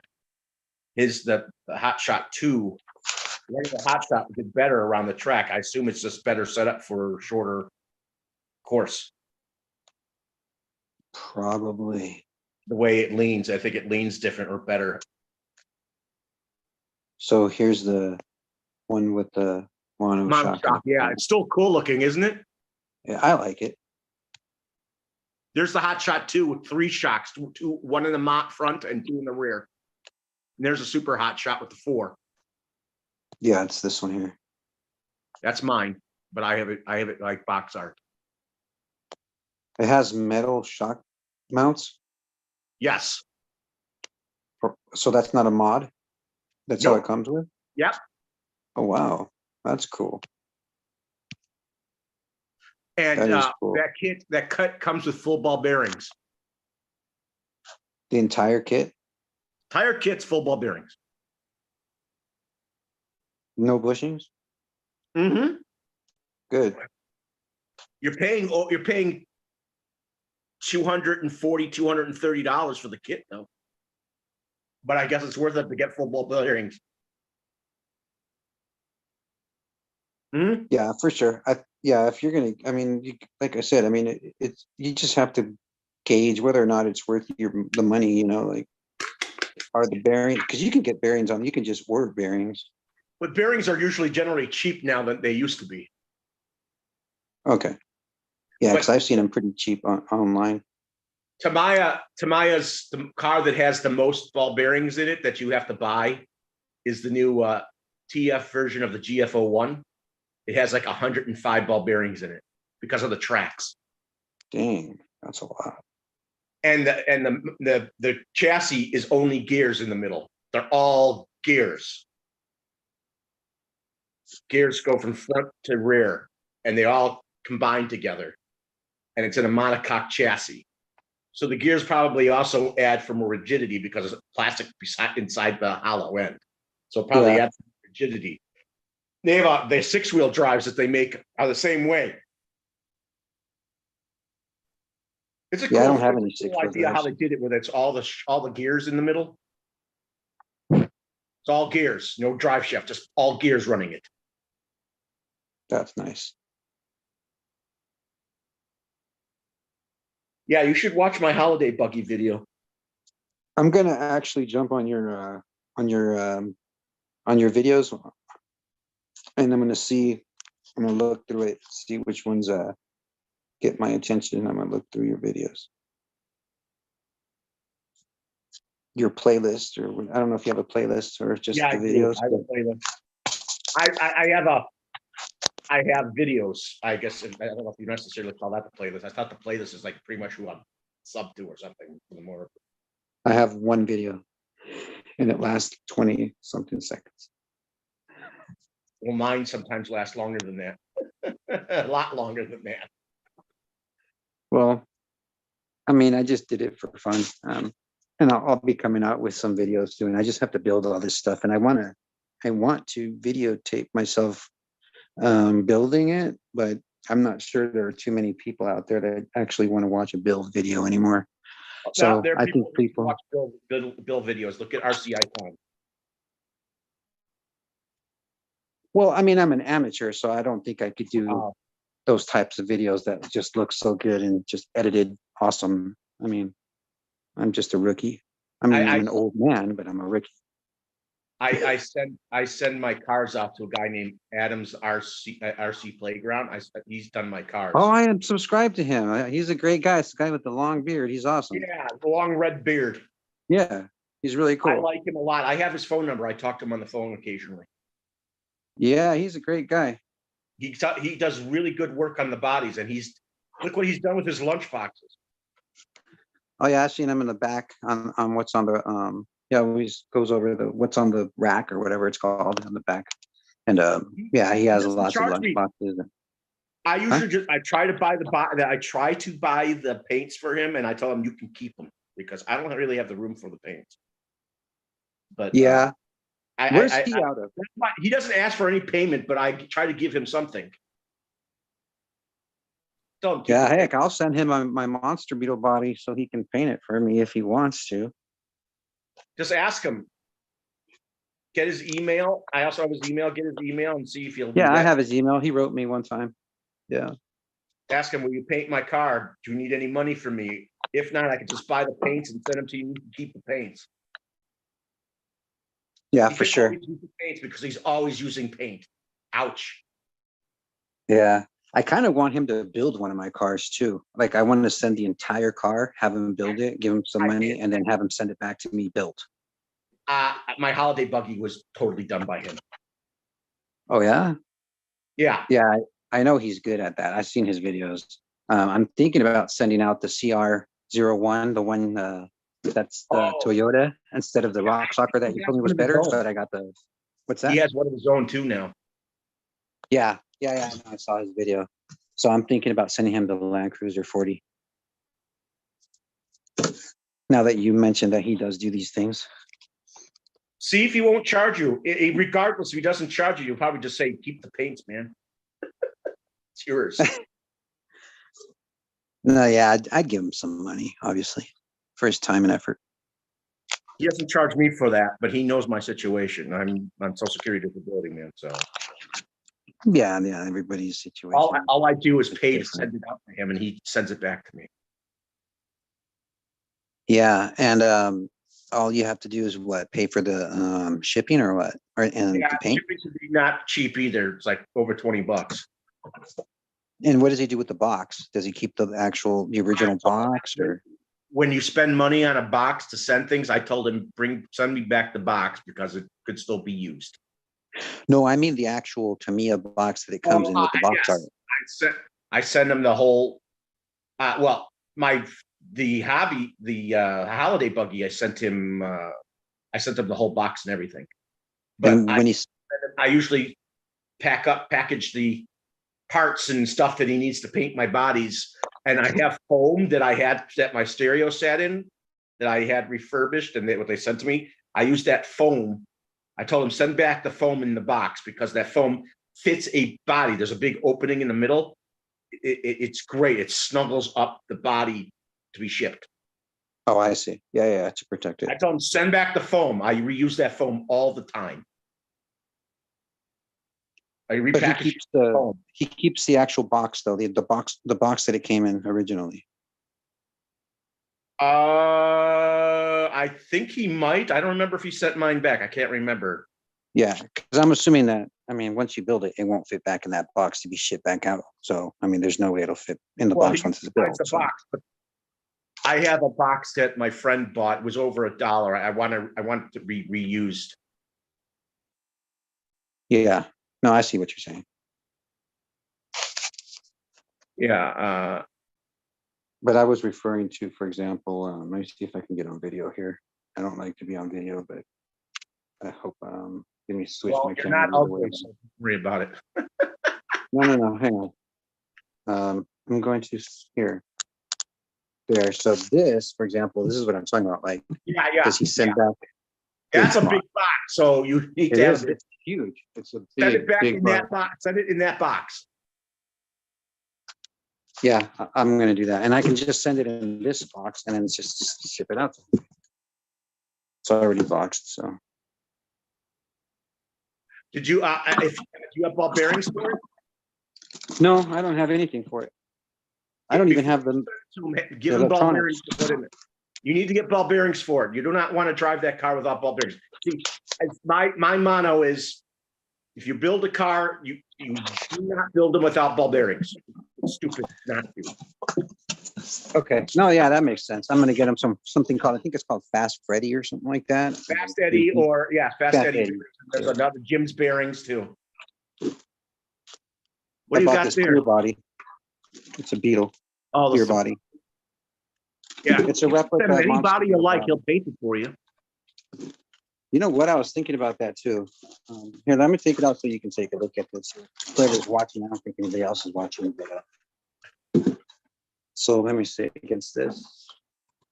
It's an exact replica of the Monster Beetle. They just made it. They made it out of Lexan. Is it got thicker Lexan? Because the thicker it is, the stronger it is. It's not that thick, but I think it's thick enough, and I like it. So it's pretty cool. It only cost me like, I think it was like $30 plus shipping. The shipping was almost as much as the actual car. I mean, the thicker you make Lexan, the more bulletproof it becomes. I Yeah, didn't know that. yeah. That's what happened. and since the hard bodies on my monster beat, I want to take care of it so well. I'd rather just. Well, you want them for display, right? Yep, exactly. You know what I'm saying. So yeah. I don't understand people. Why do you have shelf queens? I can't enjoy my car. I spend all that money. I think it's a waste of money to have a shelf queen. I'm sorry. I don't care if it's with 3D printing. If I don't care if it's a car that's no longer made, I want to drive the damn thing. Yeah, for sure. You get it 3D printed by someone, or you have a 3D printer yourself and 3D print the part you need. Yeah, there's no excuse for it. Well, I want to keep it as original as possible. I wouldn't be enjoying it. Shelf queens, I find I'm not. It's just I don't like it. Yeah, I think that my Monster Beetle, the original 1986, I think that even when I get it running, I probably will run it, but not as hard as the re-release. Yeah, but you want to know something? If something happens to the original one, you could always replace it with re parts. It'll be yeah, for sure. And I actually have the black edition, and I bought another red one. I just didn't take that out of my closet. I think there was another. I think they had more than 2 colors for that car. I think it's only red and black, at least the Monster Beetle. I know that there are lots of different colored editions of the lunchbox. A lot of people. Some people like the blue one with the chrome blue rims. Yeah. I haven't seen the one with the chrome blue. Then there's I would love to have an Avante or an Egress or a VQS. I would love to have those. Yeah. No, yeah, for sure. Like I said, I have the Monster Beetle. TD2 and the TD4s. Say that again. I also like the Super Avante, the TD4, even though it's a very controversial setup because you have to practically do the front end, undo it to put a battery in it because it's longitudinal instead of horizontal. Oh, okay. But I love when the company makes cantilever shocks. Those are just cool looking. It's cool looking that way, where the shocks are laying down horizontally or transversely or not transversely. They're just laying 90 degrees down for the most part. Yeah, I see what you're saying. Yeah. Like the rear end of the Monster Beetle. I like cantilever shocks. Mm-hmm.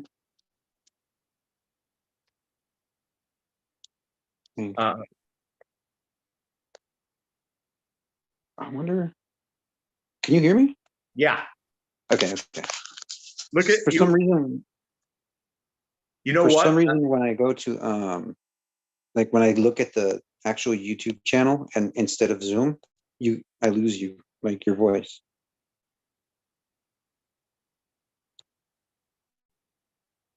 So I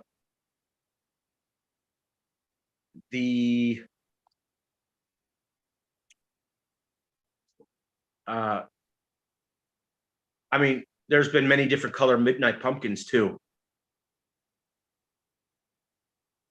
Yeah, I think I like the one that looks like metallic, I think. Yeah, the metallic edition. I have the metallic edition. That's my favorite one. I'm going to drive it. Most people are like, don't drive it, you'll tear up the body. I don't care. Well, I mean, honestly, I guess it depends on how much time you spent painting it and, all that good stuff. I mean, if I'm going to spend 5-6 hours painting, I mean, I probably won't want to scratch it up. But the midnight, that one is already painted, and you don't need to be painting it. No, yeah, no, I'm saying like for those people who actually paint the bodies and take the time to do it. Yeah. Did you know that my fighting buggy is molded in blue, but it's not the same blue that is painted on the car? No, I didn't know that. Yeah. Sometimes the vehicles are molded in that color. The black lunchbox, it's a black body, but you really should put the black shiny paint on it. Oh, I see. Yeah. So the Super Storm Dragon is already painted in white. I mean, all you have to do is put decals on it. That sounds And it's a easy. Lexan That sounds easy. body. And if you noticed, I mean, for example, the monster beetle, it already is red, and I mean, the You the really want to body make is it. already You really want it in to red. stick out. You paint it the red paint. Exactly, and primer it too first and all that stuff. But it's nice if the color is molded into it, because when it scratches, you won't notice it for a while. That's the color of the body. Yeah, exactly. You know, the holiday buggy, it's made with a plastic that they tell you not to paint. Why? It's just the material, the way it's made. It's the material doesn't let paint adhere to it. But some people have found a way to do it by heating it up a certain way and changing the molecular structure of it without melting it, and then you could put paint on. Oh, those are the smart people. But they also had a red edition of the holiday buggy too. Oh, that sounds good. I like that color. Yeah, the problem is, good luck trying to find it. I don't think they make it anymore. You'd probably have to go to one of the hobby stores in Asia, which may have it on the shelf. See, the Asian hobby stores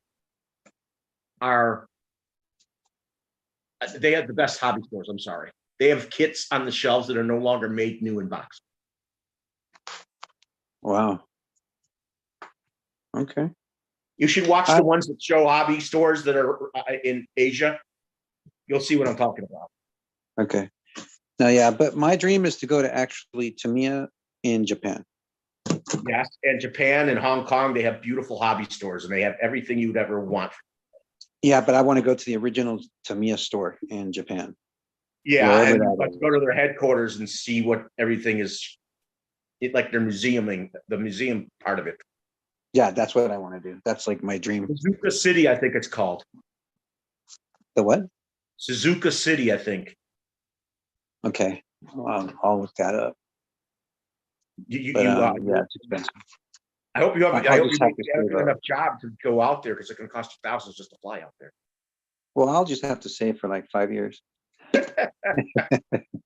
You'll be going alone, not with your family, if you have a family. No, my son, I'm an empty nester. He's in college. So. Oh, where's the wife? No wife. Sorry, you don't have a wife. Well, I'm divorced. Well, it's always sad when people divorce. Yeah, but hey, I can travel without more expenses. Well, then there are their wives that like the hobby. Some people get lucky, and the wife doesn't care, or likes the hobby and likes to be part of it. Yeah, that wasn't my case. She didn't care for it. So yeah, well, I mean, I look at people like the sailors. Right.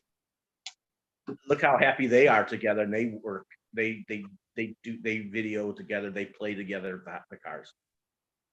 Yeah, of course. I have a feeling they're gonna have a successful marriage. They're gonna grow old together. Probably. Yeah. I have a bunch of other cars, and I think that we should have a secondary follow-up video on this. Hopefully we can have some people join or more people and share their cars too. I would have loved to see everybody else's rigs too. I just kind of volunteered because I saw, I mean, my rigs were already out, the three of them that I showed you, and the little Lego one that can be modified to add the electronics. But that's the only reason why I actually mustered up the courage to do that. But I think we should have a follow up, and I have like another 7 or 8 vehicles that I didn't even take out. You know how many I have, including my toy ones? Probably about 100 something. No, I have 1, 2, 3, 4, 5, 6, 7, 8, 9, 10, 11 unmade kits. I have 1, 2, 3, 4, 5, 6, 7, 8, 9, 10, 11, and 5 more in my bedroom. That's how much I have. And I have 1, 2, 3, 4, 5, 6, 7, and 7 more that are in front of me by my TV. Nice. Which ones are those? I have an HBX, which is 1/18 scale. I have one that I have to rebuild again, an HBX, the first version of the one I have that's working right now. I have an NKOK toy brand one, but it's a beautiful body. It's up the Pagani Carrera, and it has doors that open on it. I have a 1/24 scale Lamborghini from Rostar, and I have two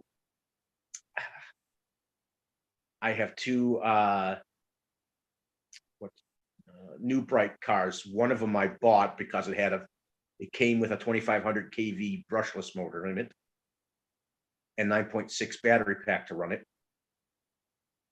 So, and Are full New bulk. Brights? Are Yeah. New Brights hobby Yeah. grade? Yeah, and I have a sharper image car that looks like a Bugatti.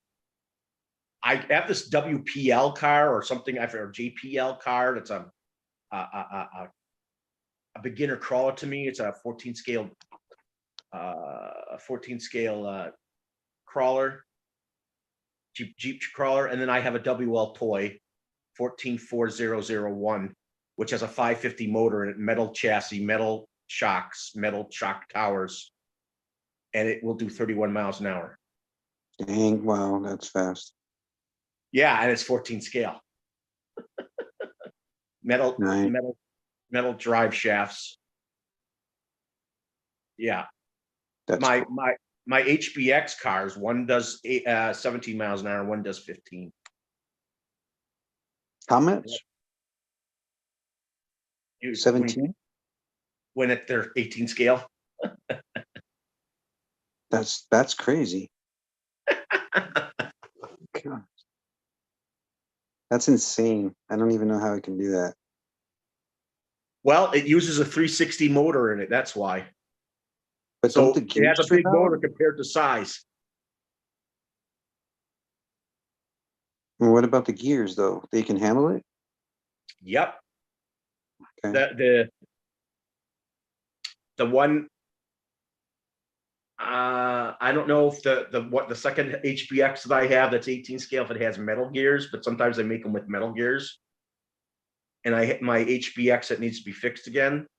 It had plastic gears and it handled it just fine. Okay. All right. It's lightweight. It weighs maybe a pound at the very most with the battery in it. I see. It's one of those little tiny miniature lipos, right? Yeah, but my first version of the HBX of that scale has a metal drive shaft in it. Okay, that's cool. Now the next one has more metal parts on it. They both have friction dampers, but one has more metal, has a metal topped friction damper. But you can get oil filled dampers for them that are 18 scale. I think there's a company out there that makes a bunch of those. I forgot. I think it's Hot Racing. I forget. Hot Racing, yeah, Racing. There it is. Yeah, Racing also. Yeah. Yeah, Racing makes a lot of parts for Tamayas too. Yeah. Yeah, you can go into their websites and find a lot of cool stuff besides eBay. Well, my Stinger, I mean, I got a lot for my money for that. You should have bought one of those Jeg specials when you get it. Yeah. $50. You're gonna go wrong with one that has ball bearings in the transmission and it's metal geared. And you're gonna get $50? Yeah. And don't have to pamper. I mean, that's a lot of car for your money. Well, if it has all that, Yep. that's And a pretty good. 550 motor. Yeah, those are popular motors. And a slipper clutch. You know, I don't know how I feel about slip clutches, but I guess they're okay. Slipper clutches also act like they also act for protection against jarring of the gears, as Yeah. well as they get traction. Yeah, for They sure. make- No, I know it helps. I just sometimes I have had issues with slipper clutches. Yeah, well, you got to keep on them. If they loosen up, you can tell. Yeah. All you have to do is just tighten it down again, just like a ball diff. You have to tighten it down. The TD4 from Tamiya, you can get a slipper clutch and a ball diff. It comes with a ball diff, but you can get a ball diff hooked to a slipper clutch, so you're getting both the best of both worlds. Because a limited ball diff helps with limited slip action. Yeah, yeah, for sure. And a slipper clutch does the same thing. So now you're getting two added helps to make the car get better traction. Nice. It's Looks it's like a redundant. When you have a ball diff and a slipper clutch together, it's like a redundant system for traction. I see. One fails, one definitely protects the jarring of the gears. That's cool. Especially if you got a car that's fast and you're jumping it, slipper clutch protects your gears. Yeah, yeah, I know. It's just sometimes, like I said, it's constant problems. At least in my case with little Kyosho. Yeah, well, Looks like there's nobody. Like, look.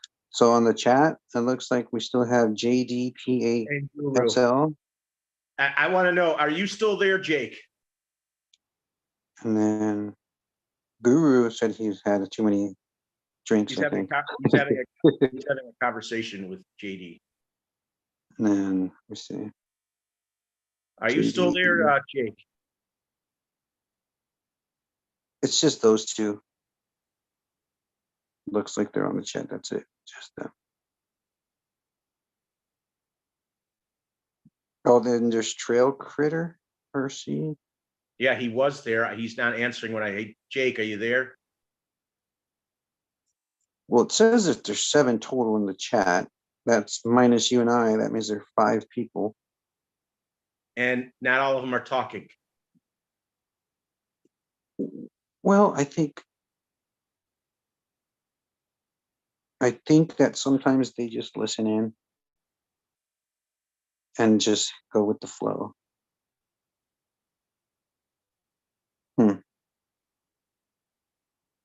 Hey, JD, have you lost a car to an alligator? He lives in Louisiana. Oh, okay. He's run through the forest where you could probably bump into one. Well, I know of dogs that chase RCs and destroy them.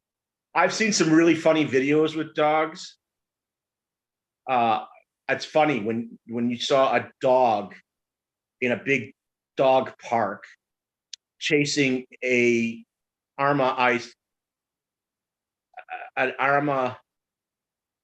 RC that's capable of 60 miles an hour, and you got a really well-known, supposedly fast breed, and you see the RC gaining from it.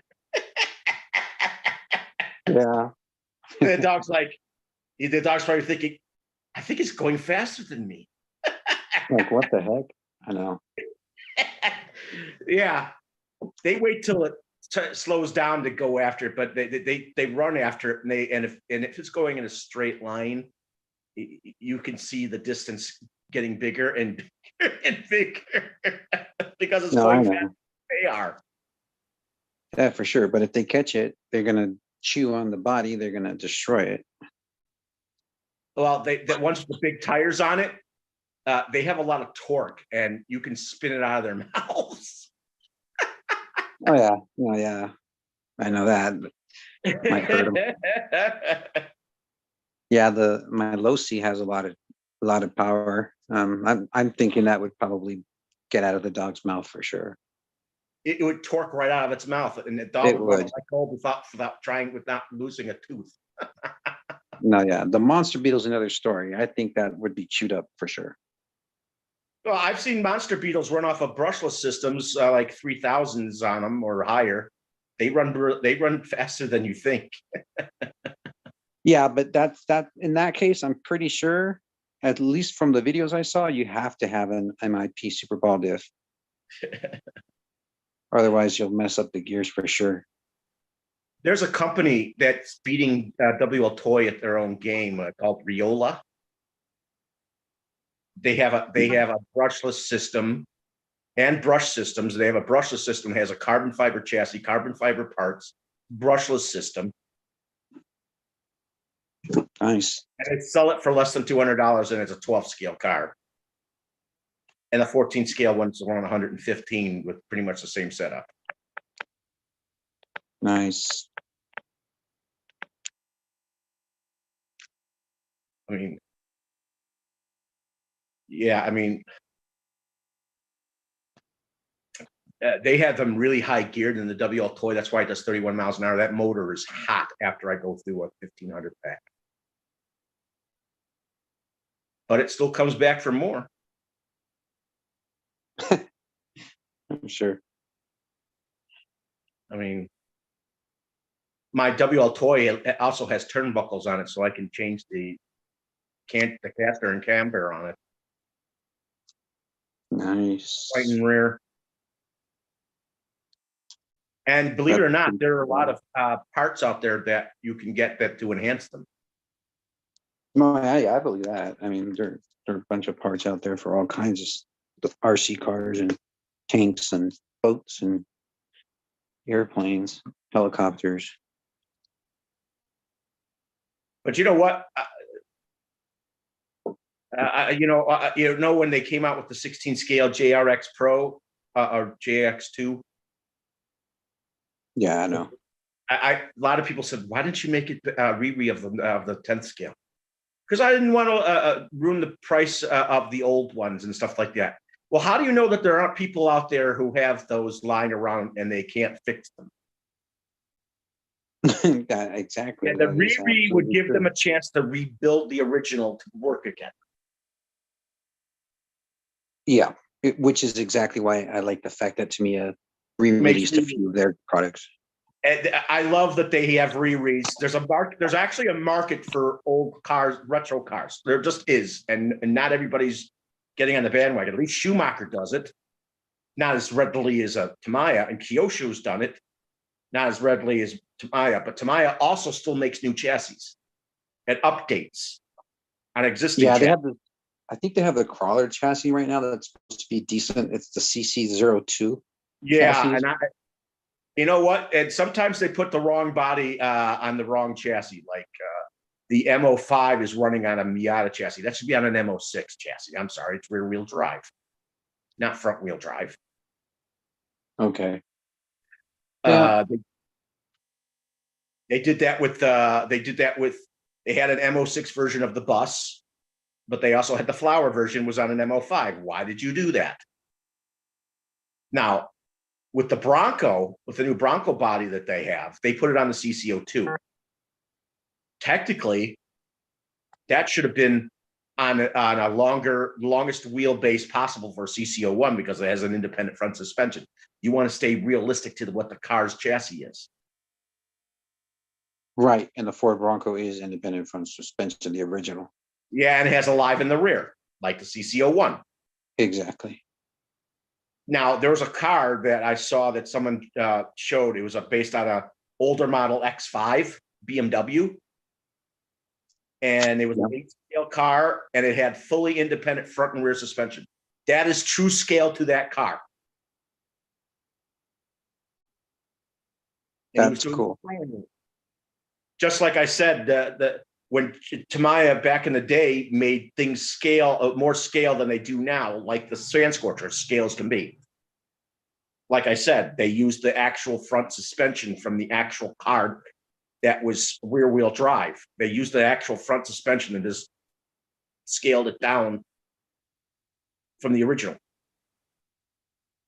It works the same way. Yeah. No, I get it. Yeah. That's what makes it so cool. It's an actual representation of the actual car. Yep, that is cool. I agree. Hopefully one day I'll be able to afford one of those.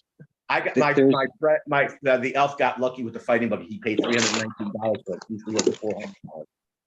He paid $319. There's a reversed situation where instead of making an RC based on an original, it's backwards. There's somebody who made his vehicle based on a RC car. This guy made a monster beetle, a real monster, life-size monster beetle. Yeah. I saw that. Yeah, he has a gold. Yeah, I told you about that from Tamiya. The guy's he's also has his own shop that he works on one-to-ones, and he made a 4-wheel drive one with the body looking just like it.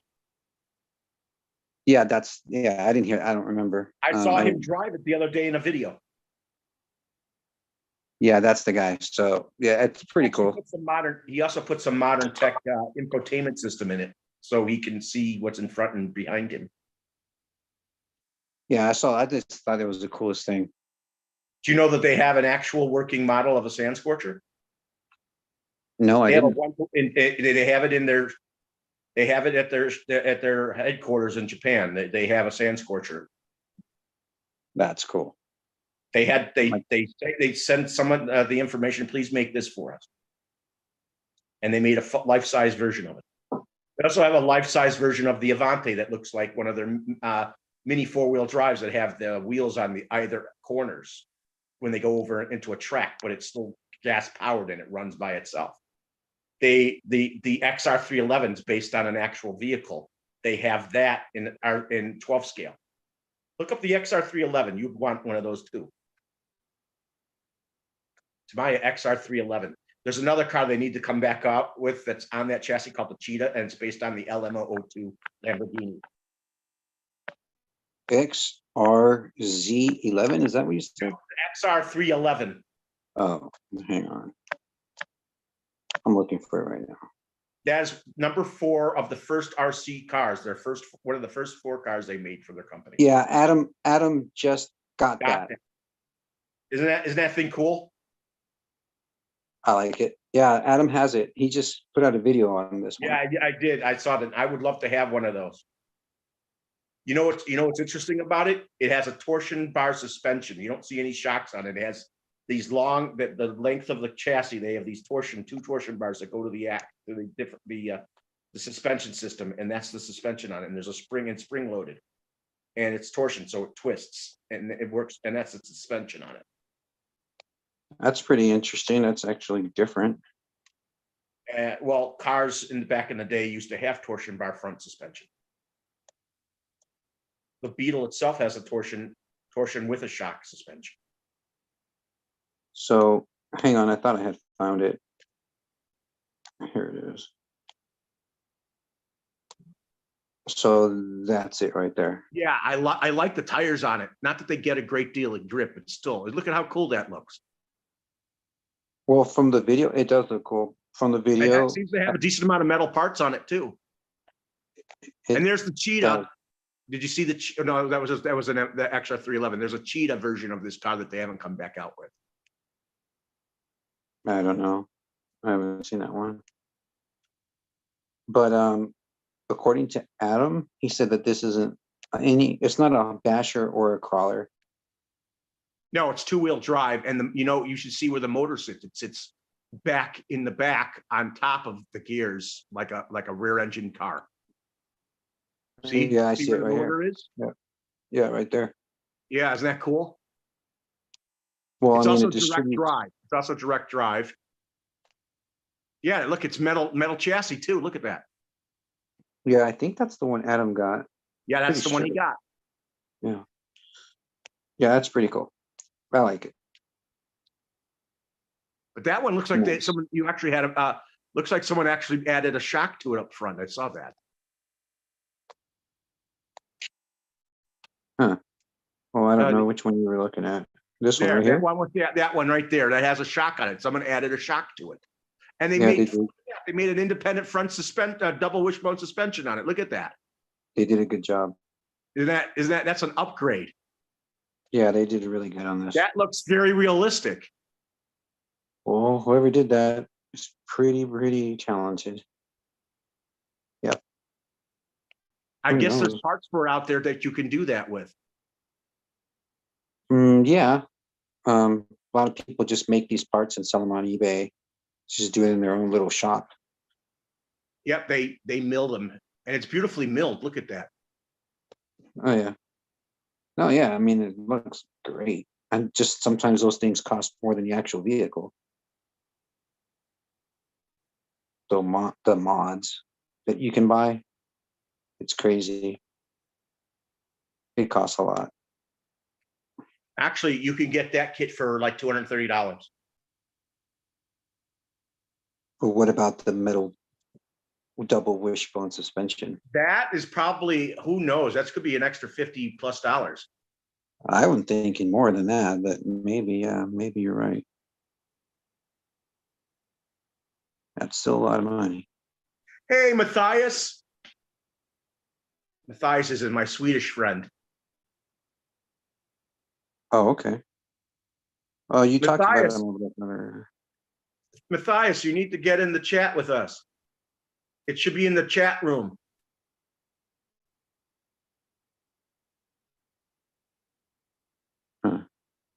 So Somebody said that A Main Hobbies, oh, it's JDPASL. I don't know. JD Passel. Passel. He says they got him. The XR311 is at A Main Hobbies. You can check to see how much it is. Wouldn't you like that kit? For sure. Probably, I wonder, I'm thinking. You know, Adam's probably- Tamaya was known for making military vehicle models. That's what they're known for. So you know they're going to make a really good model that's military. Well, I mean, they have the Willys that looks kind of military-ish, but I don't know which other ones they had that were military vehicles. There's 3 different Willys that have been out. The original, which had a short wheelbase and a live axle, and then they had another longer wheelbase version of that with the same axle, and then they came out with the double wishbone suspension Willys too. Which is the best, in your opinion? I would like to see them make the originals again, because a lot of people would like to see that again. That the Willys that they had the live axle in the back is more realistic. Well, what about performance-wise? Performance-wise, that had a short wheelbase The Willys 2 is better.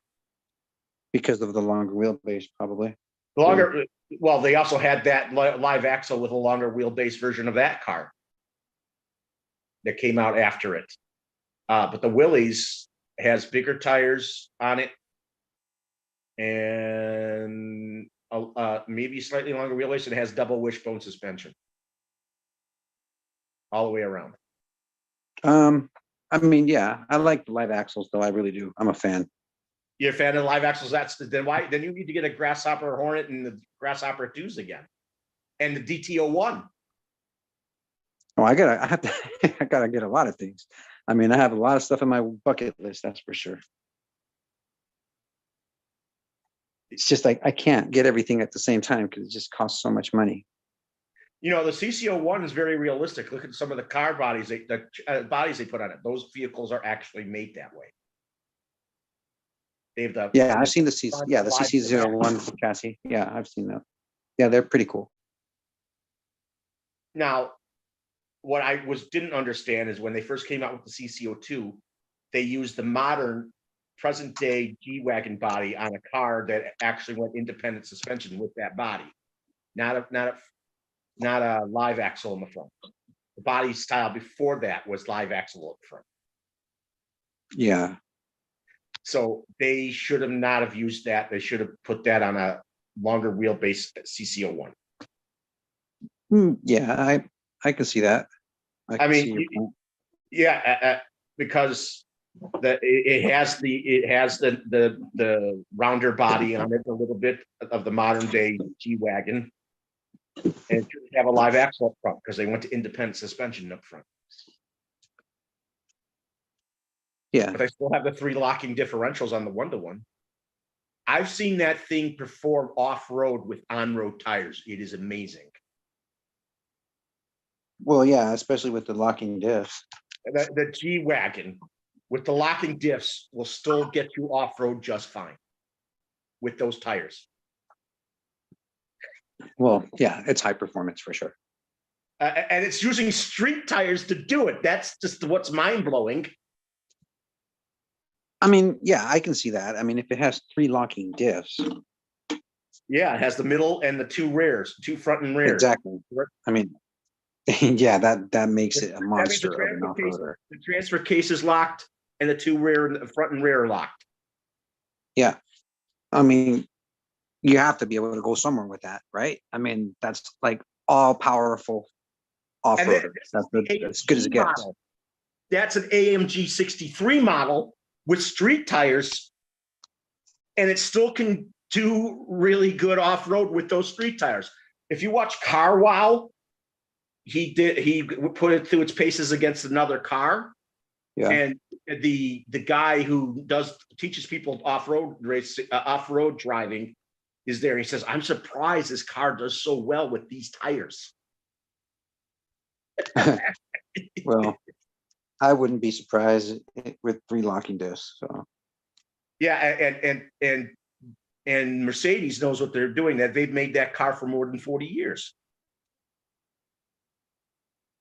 yeah, I like that design. It's pretty cool. I'm not gonna lie. Yeah, I know people who don't like the body style, but I have no problem with the body style. I like it a lot. And then they made a 6-wheel drive version of that vehicle. And you could lock all 4, you could lock the front, 2 rears, and the middle. That sounds good. That sounds very what do you call it? Off-road worthy. Yeah. Look at the 8-wheel and 6-wheel drive vehicles they make for RC. Which ones are those? The Mammoth, and there's another one. One has live axles, 4 live axles, and the other one has 4 independent rear axles. It's 12 scale. It's done by RC 4-wheel drive, I think. I could be wrong. Okay. RC 4-wheel drive, that's expensive. RC 4-wheel drive sells their products Yeah, at well, a the really Mammoth, high price. those 2 vehicles are over $1,000 a piece. You know who also makes really realistic semis with 6-wheel drive? Lasso. Did you see that? Did you see RC Icon's Lasso model? I did not. Go back and watch that. It came in 3 different boxes. The chassis is already done. He still has to put a lot of things on the chassis, but it still has the working rolling chassis on it. It came to him that way. He said it cost him a lot of money. It probably was a $3,000 vehicle. Wow. Yeah, no, there's no way I can spend that much money on it. No, but you should see it just for the hell of it. No, yeah, no, I know. I get your point.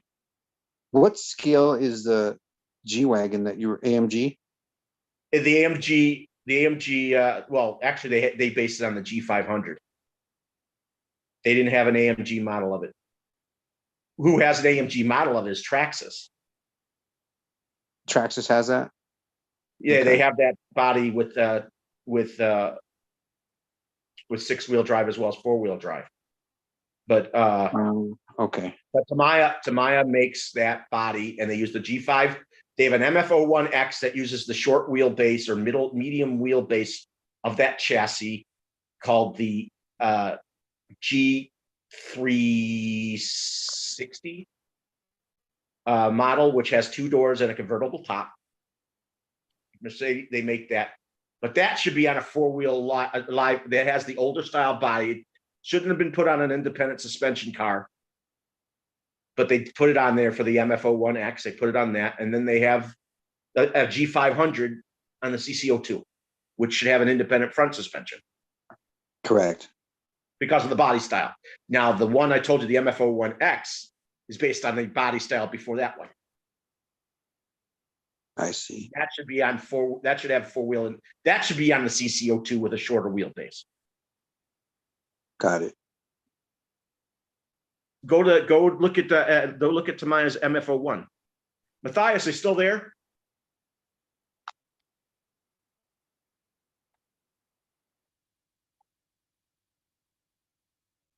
Yeah, Cross RCs have some of the nice models, like the HC60 and the HC6 or the FC6, and they're expensive. Those are still almost to $1,000, those 6-wheel drives. Doesn't Cross RC have the 8-wheel drives, Matthias?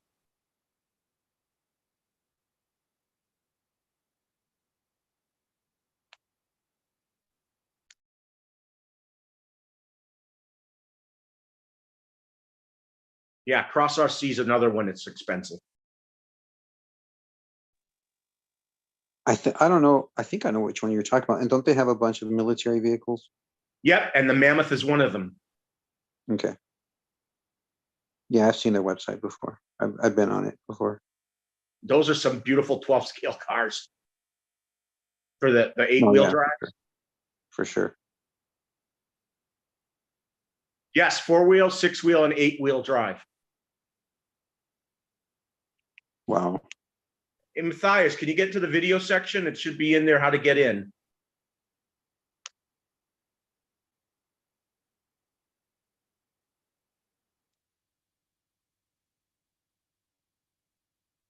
Man, if you could afford one that's $1,100, you'd buy it. Yeah, there's another company that makes you'd have a 6 and 8 channel radio to run it. yeah. Gosh, I forgot the name of this company. They make cars, RC cars that are kind of on a smaller scale. The RST.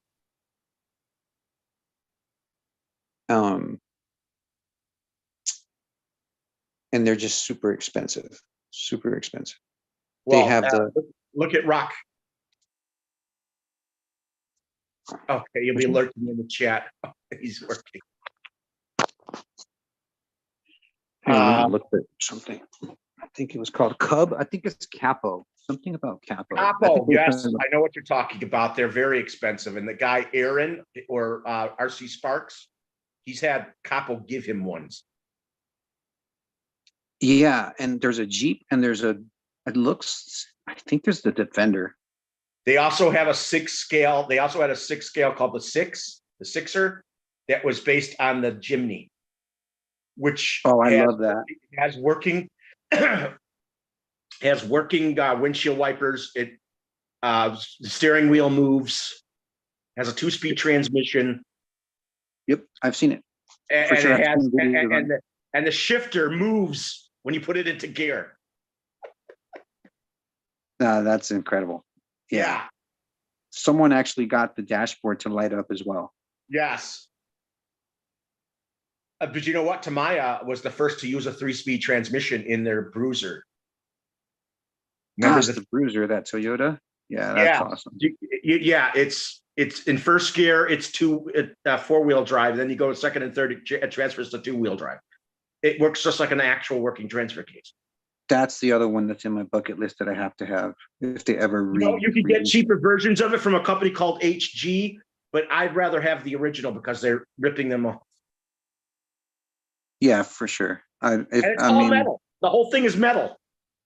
The 1.6 Suzuki is nice. He said yes, that's the one I'm talking about. Have you seen the FMS 4-wheel drive Beetle that they made for World War II? I saw that one. That was nice. Did you know the shifters in that, 2 of them both move when you put it into gear or change it from 2-wheel to 4-wheel drive? They shift. You see them shift in that 12 scale. And the steering wheel moves. And you get that for around $300 or lower. I mean, that's just cool that it shows the little shifter moving. That is bad. That is so cool. there's a guy who I just saw recently who driving his tracked vehicles, crawlers with tracks on it, and he had his window on the passenger side or either side. It would go up and down like an actual power window. Yeah, I saw that. And then he would he'd use the wipers to take the snow off the windshield. Well, I saw the working windows. I don't remember the windshield wipers part, but yeah, I remember. Windows cool too. I mean, we're talking going scale, man. Yeah, that's amazing. I actually thought it was a fake video.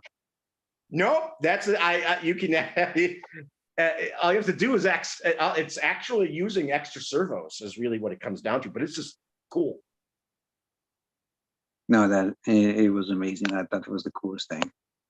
With the windows and the shifting and the, Oh yeah, that's about as scale as it gets. And then you got turn signals and sound and yeah, they have the sound that makes it sound like the engine's revving. Also, yeah. You know. See you later, Hakeem. I gotta go use the restroom. Sorry, too much information, but I'll be back. Talk to Matthias. He's the Swedish guy from Sweden. Oh, Matthias is the guy from Sweden? Okay. Yeah. Okay. Let me see if he's in the chat. He is. Okay. Let me see.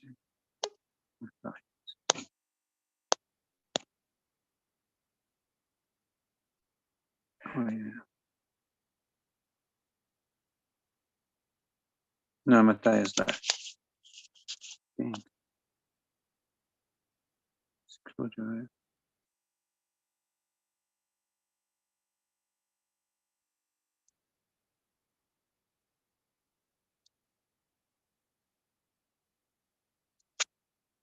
Is this Matthias the one I think? No way.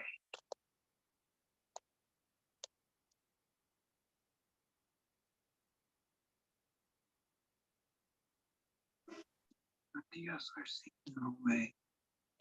Matthias. I don't know if I'm seeing that right. I've seen your videos. I love your channel. I'm a big fan. I can't believe that you're on this right now. That's crazy. What is? I don't know how to pronounce his name, but it's Matthias or Matthias. Matthias or Matthias. I call him Matthias. It's Matthias.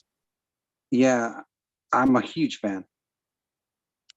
Hey, Matthias, how much acreage do you have on your property?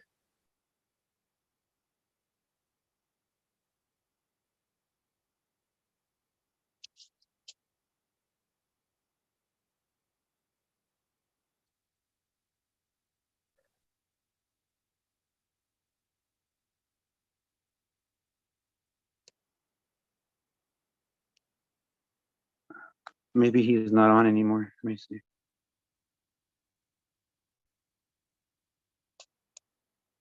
I can see who's on the chat, but it doesn't mean, I mean, who last wrote, but it doesn't mean he's still on. Let me see. That's weird.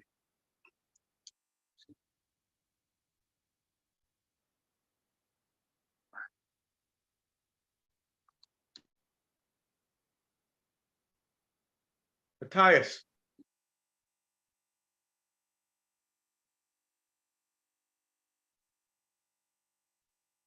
Nice. Yeah, he's here. About 40 right now. You have 40 cars or do you have 40 acres? Well, 40 acres is a lot. Hey, there's a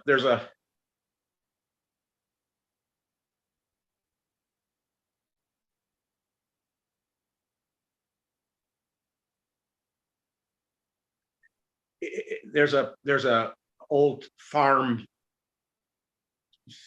place in Parma, Ohio out here. The suburb is the 7th largest populated area in Ohio. And it's in Cuyahoga County, which is Cleveland. Yes, acres. And they have 53 acres in an area that is highly populated in a suburb for that area. So it's a famous farm. There's one of the houses was built in 1829. Wow. So it's a couple hundred years old, practically. Jeez. That's crazy.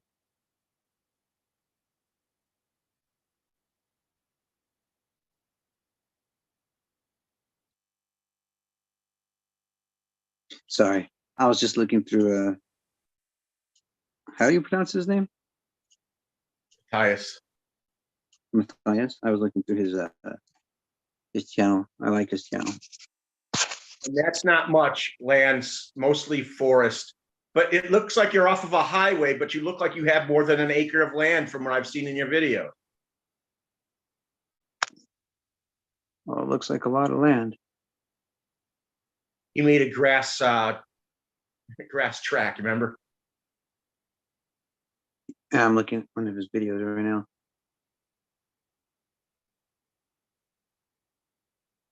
I'm looking at his Monster Beetle video. He was running it on the track too, if I'm not mistaken. And this one, he's on the grass one, yeah. I don't know if that's a track, but it looks like a bunch of grass. You know who I like watching a lot? He hasn't put out much anymore.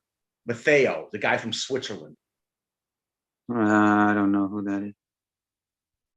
You should look him up. He has beautiful videos. And he goes and he lives in the Alps and he drives them through the Alps. And Oh, the wow. river, he drives off the famous river there. I forgot the name of it. Okay. I'll have to look him up. What's his name? Matteo. Let me see. Matteo. Oh, yeah. I've seen his videos before. He's the one that has a little RC car, has a logo. It's a little weird looking machine. It's like a car with a camera. The grass check in my experimental fruit garden, that's another property. Yeah. So yeah, he has really nice videos.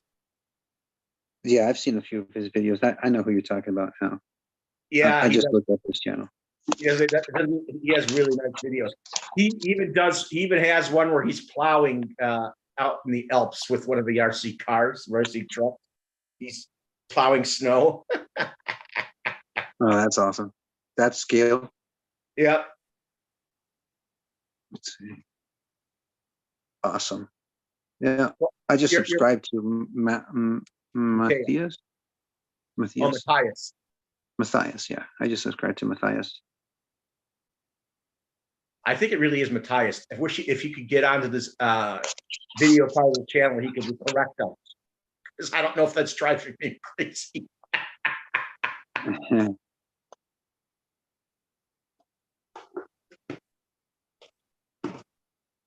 Okay, so the grass track is in the experimental fruit garden, and that's in another property. So the experimental fruit garden, is that more than an acre?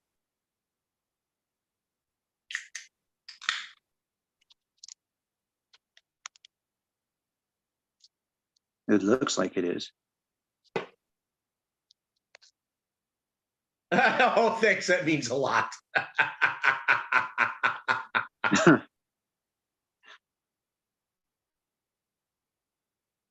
You know, Matthias, you know how I talked to Mikhail in Denmark?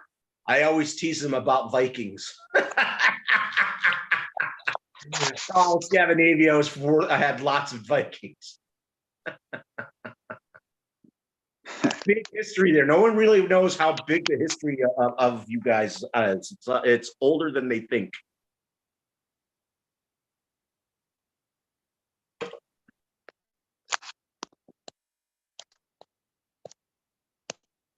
Okay. Well, Brad, in my case, I'm going to have to head out. All right.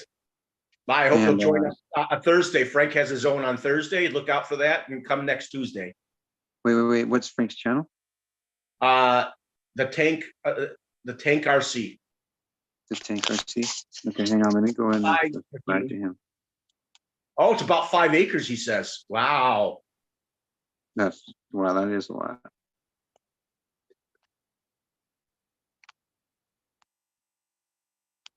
Yeah, 5 acres is plenty. He looks like he uses an acre just alone on the track. Right? Lucky him. You have a great day too, Hakeem. Yeah. So every Tuesday at 9:30 and 9:30 on Thursday. How come I didn't know about it? Because maybe because I wasn't subscribed. Okay. You got the Tank RC? I'm looking for it. I'm using my other phone to do it because otherwise I'd have to leave the chat and leave the video. The Tank RC.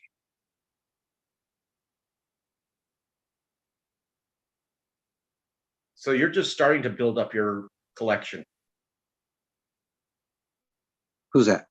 You. Oh yeah, for sure. I'm just starting. You'll like how most Tamayos go together, believe it or not, because each item that you use to put it together matches the diagram in length and stuff on the side. So you can match up the screw to the picture of that screw. No, I know. I love their instruction manuals. They're great for sure. Okay, I already subscribed also. You should try to get that Baja Kyosho, that Beetle Kyosho. I know you're going to try to look for that. Oh yeah, I am for sure. I'm going to look for that, and I'd have to save up. But yeah, I saw it going for, last time I saw it was going between 235 to 245. that's okay. That's reasonable. That's reasonable for all that metal. Yeah, that's very reasonable. Yeah, for sure. Awesome. Okay. Well, I'll catch up with you guys in the next live Thursday and next video. Tuesday. All right. Yeah. All right. Well, it was great to hang out with you for a while and everybody else. Yeah. You guys have a good night. You too. Matthias.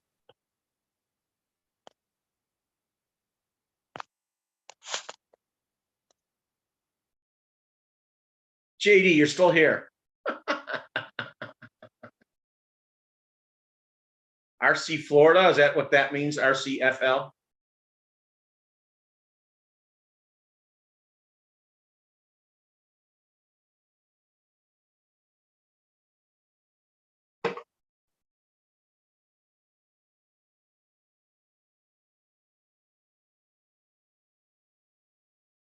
So, Matthias, how's the weather out by you in Sweden?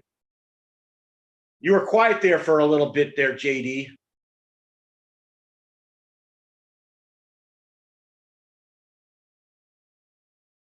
RC for life.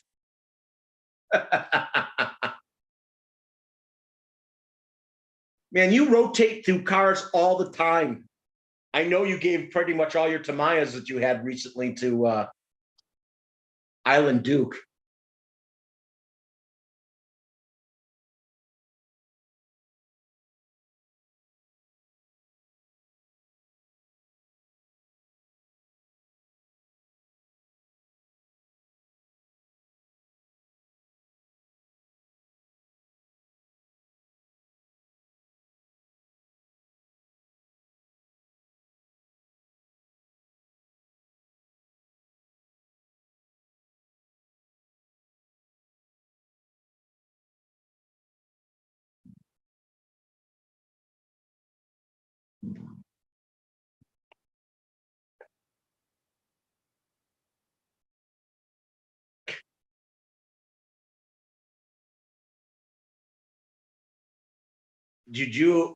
Matthias, did you know the storm we had here later? I don't know if you got any news on the storm we had in the United States. We had 65 an hour gusts here. which is over 100 kilometers an hour. And some people got a lot of rain. It was like they considered this a once in. Well, Buffalo had a really bad storm. They got really hammered this past storm in Buffalo, New York. It was the worst storm they've had in 2 generations, they said. But this storm affected 114 people in this country.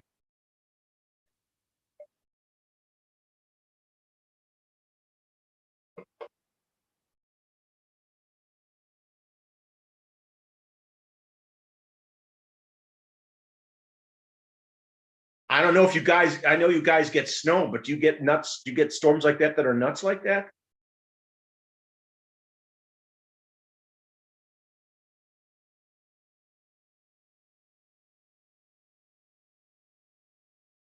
And it makes you wonder, why do they still talk about global warming when you have storms like that?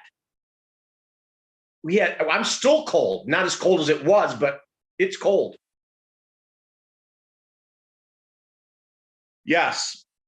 Buffalo this past November got 72 inches of snow around Thanksgiving. People have to be dug out of their houses out there sometimes. Kind of reminds you of the mountains you have in Sweden. All that snow that falls down there. I'm sure it gets crazy like that in the Arctic area. You part of your country goes into the Arctic Circle, right?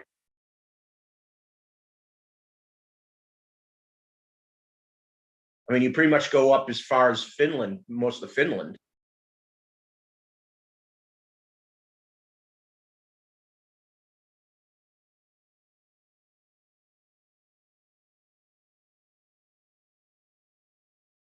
I thought there's some you guys in the Scandinavian countries get a lot of areas where it's impassable for a while in some areas in your countries.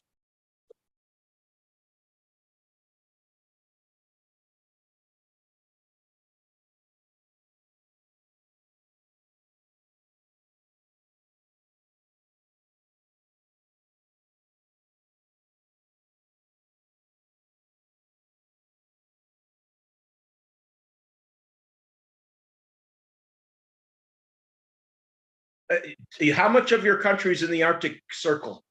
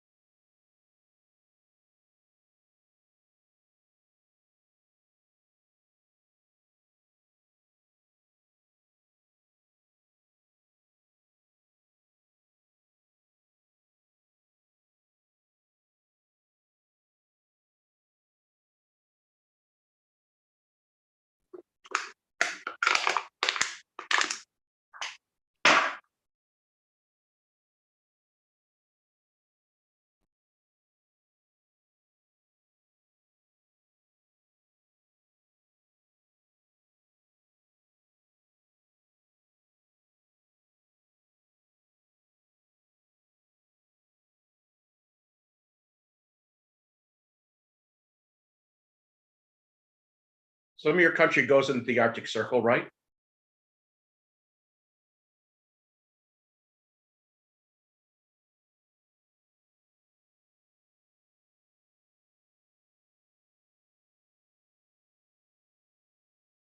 Maybe an eighth of the country. But none of your country touches Russia. Norway and Finland do.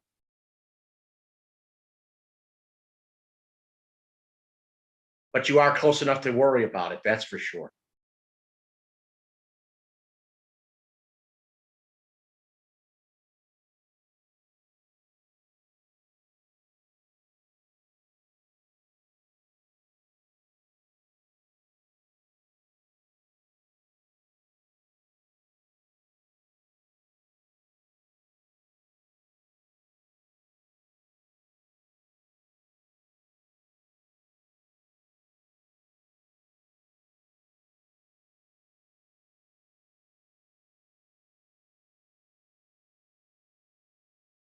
But since Finland's next door, you don't want them blasting through their country and going into yours, because you'd be something Russia would want to have too. Unfortunately, that's why you decided to join the NATO. I wish Europe would help do more in Ukraine than what we're doing. I wish they'd be spending more money here. No offense, we should be helping the Ukraine, but we need a lot of money being used in our country to save our country too. And I'm sure you can respect that.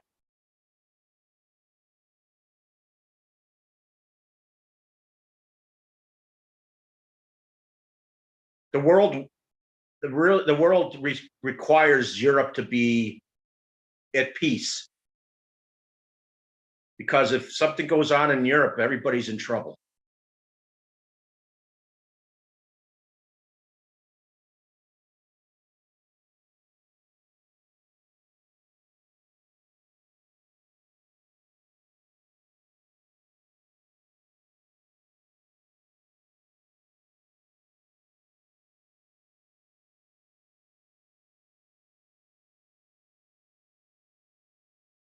You guys own Gotland?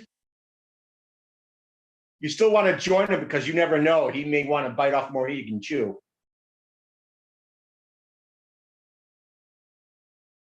I remember there was a sect of people who were called the Gotlands or Gots back in the Viking days.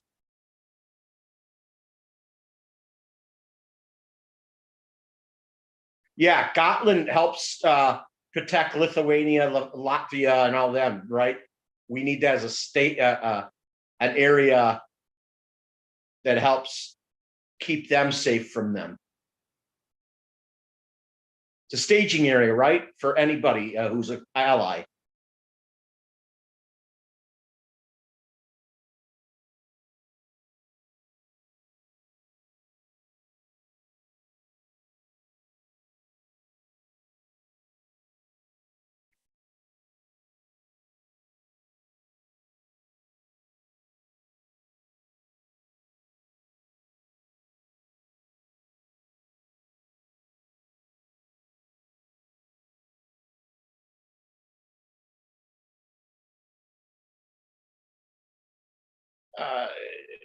It doesn't only come with protection. What else does it come with? Better trade relations?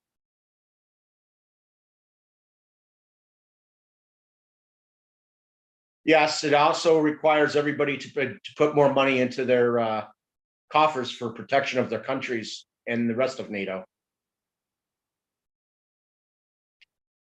It's not like the Scandinavian countries are poor. You guys make good money.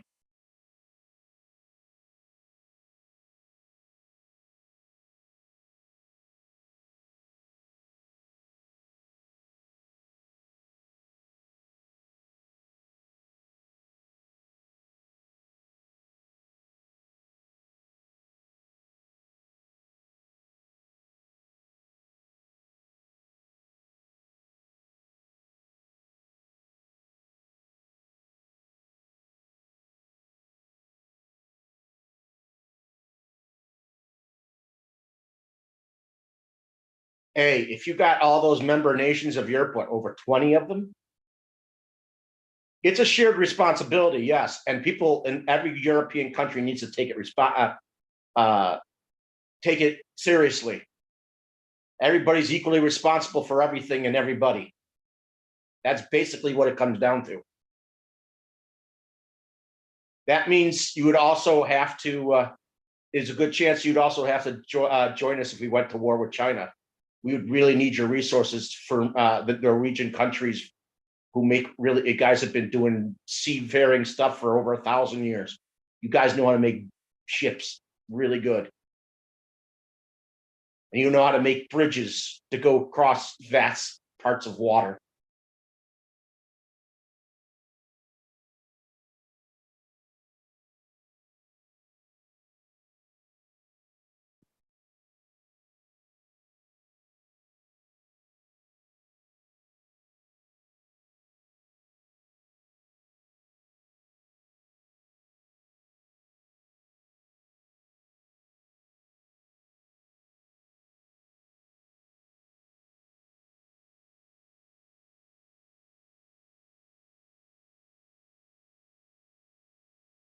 Yeah, but with what you're seeing in Ukraine and how aggressive Russia is, neutrality kind of goes out the window, doesn't it?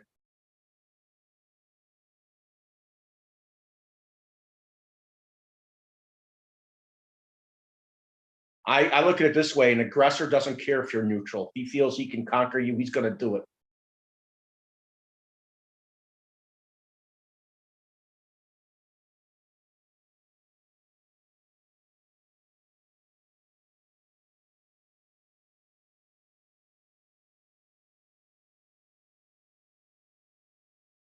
I would like us to stay more neutral unless they started accidentally dropping bombs in NATO countries. Remember, if one country gets attacked, we all get attacked. That's the motto. The motto.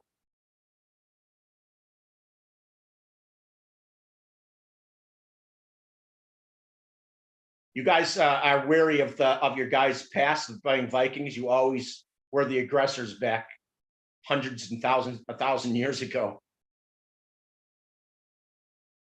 Guess you guys got sick of that over hundreds of years.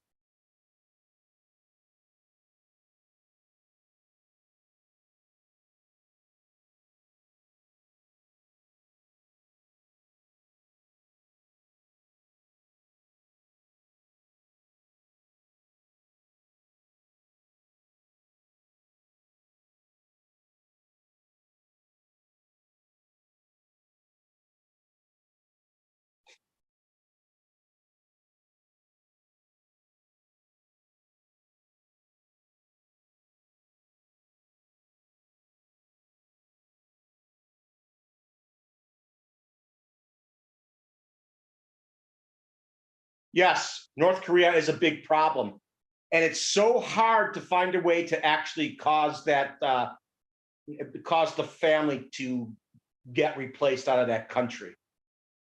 We're going to need some real special technology to make sure they have no access to their weaponry. Unfortunately, we may have to use AIs to attack their systems, and they could never use their nuclear weapons. They'd be locked out of them. They want to do a money bomb, but they don't know how effective that would be. You know, where they get counterfeit money that circulates in their country and it causes things to go higher in their country for prices for goods. But I know when we were awesome, it's just a bunch of Karens here. Yeah, you guys have lost. You guys are thinking we were hardy fighters in this country. That's how you think. We were hardy fighters. We conquered a lot of lands.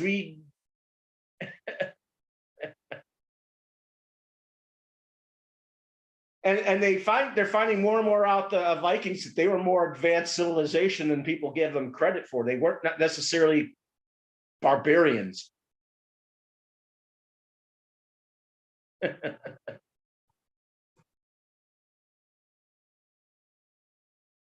You guys were very hardy people back in the day. You guys were above average height. The Vikings were above average height a lot against the rest of Europe, and a lot of them thought you guys were giants because a lot of them, the average Viking was 5'10" or higher back in the day.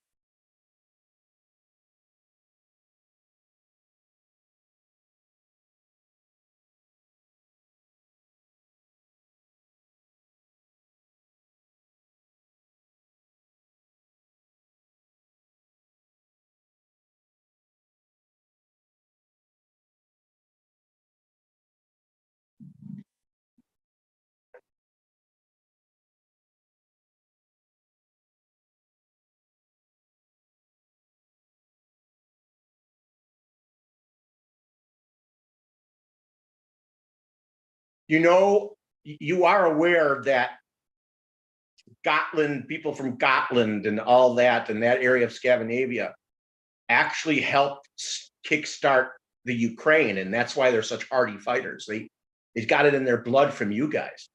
You guys had a big help in producing that country. Then not a lot of people know that in history.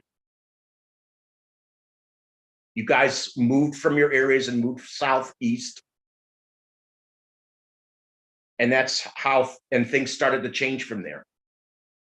That's what I've seen on Kings and Generals, that YouTube channel.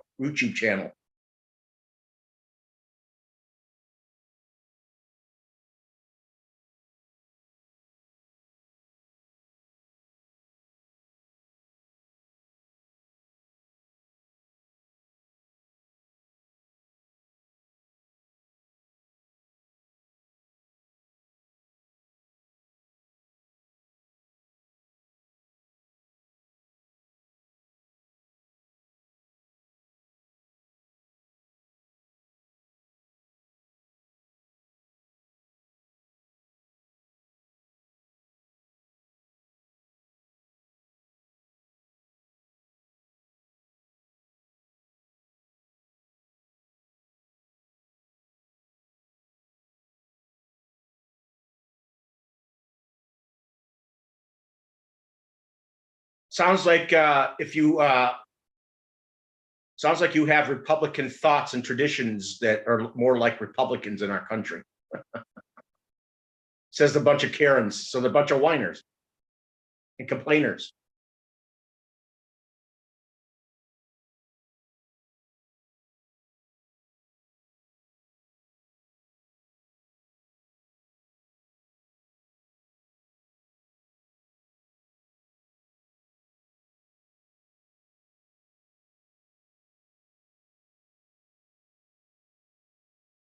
We were rehashing what Tamaya is bringing out. I showed my third car from the Elf.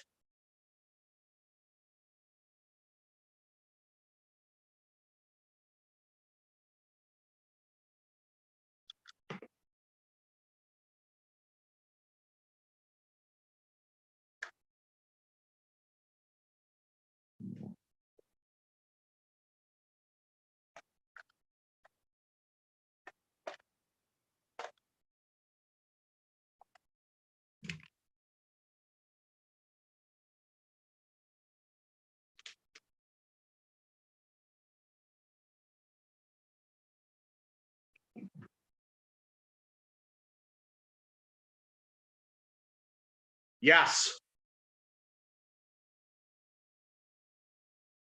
They're not on sale anymore. They got sold out. No, I haven't, but I did put 8 ball bearings in the areas I needed to, and that was in all the hubs.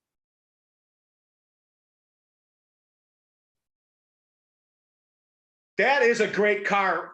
I mean, if you didn't have to get screwed on the prices being shipped to Sweden, I mean, JD, you could have gotten one of these. $50. This is a good car for $50. You can't do really any better than this. Metal gears, ball bearings in the transmission, 3S capable, 550 brushed motor, oil-filled dampers.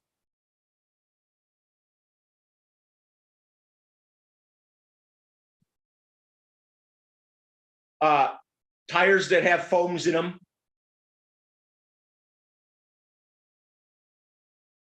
No, all the new cars I have are going to be played with in springtime and warmer months.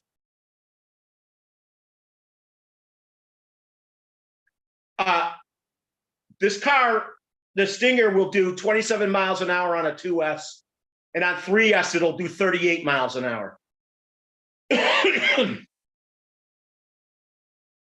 And it jumps really well. It's a cheaper version of the G4 Genova. Yes. I mean, if you could have gotten it for the same price as me, Matthias, you would have gotten one too. Yes. And you know, JD, you guys know that I have an Arma phase-on voltage, right?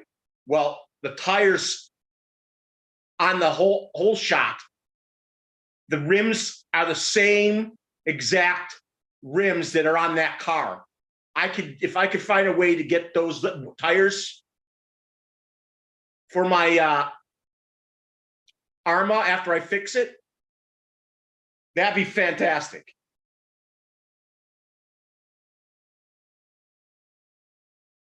Yes, and the whole shot was going for the same price as the Stinger. Same everything, just longer arms, wider tires.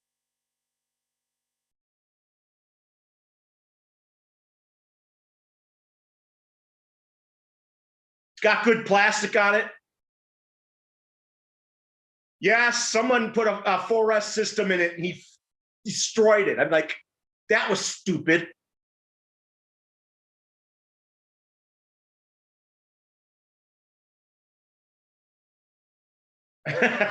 You smash your piggy bank and buy one if you could. You would pay $60 in shipping just for it to get it. It'd be more than the shipping for you if for that price at that time.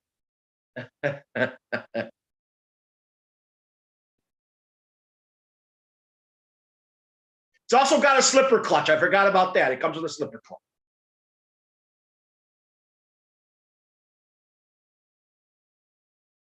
JD, I'm surprised if you didn't know about the deal, you could have gotten one yourself. Could have got the whole shot. You could have got them both. I know you would have put full ball bearings in it, and oh, don't forget the gears in the transmission are metal. Also, you would have put brushless in it, knowing you. But with metal gears in the transmission, you know it's capable of taking a brushless system.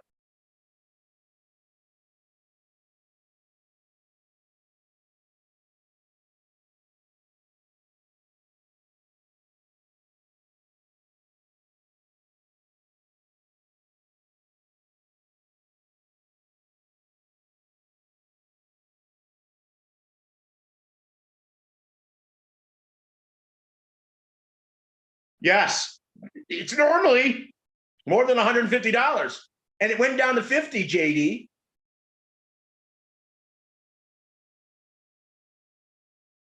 I mean, you can't do better than that. I don't know a better bargain that ever existed in the hobby of recent.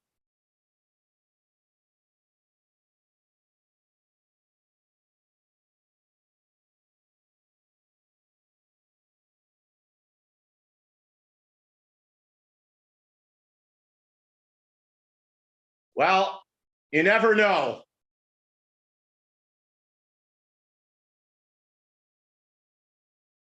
Hey, JD, didn't the elf sent you stuff in the past?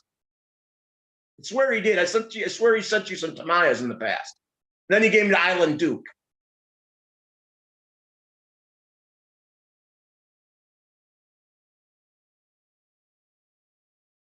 Yeah. I mean, it was up in arms for everybody in the hobby. A lot of people got them just because you couldn't do a better deal for such a car.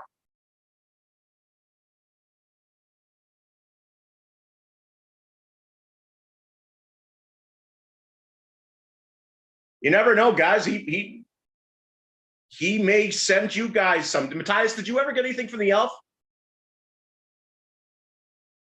Doesn't matter. Sends you anything, you'll be happy. JD.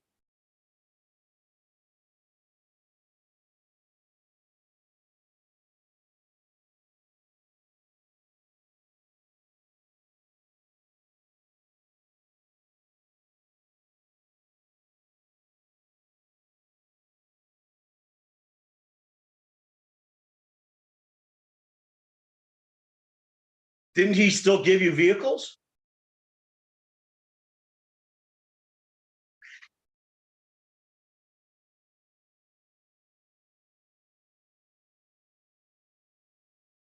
You know, regardless of what he sends you, anybody should be happy, and you know that too.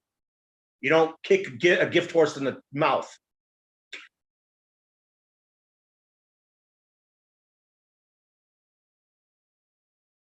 Yes, I am too.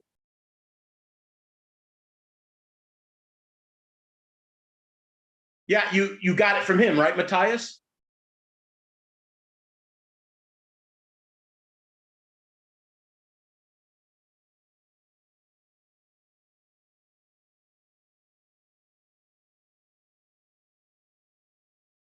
Shen just got something from him in the last couple of months. You know, Steve got something from him in the last couple of months.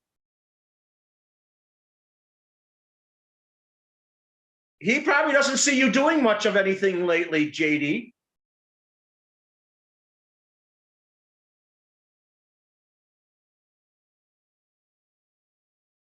You know, he's Matthias, he's sent to Australia. He's sent to Japan, I think, to someone.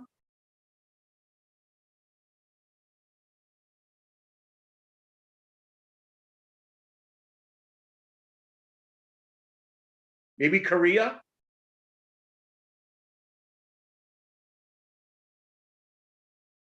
Hey, I would be happy with that too.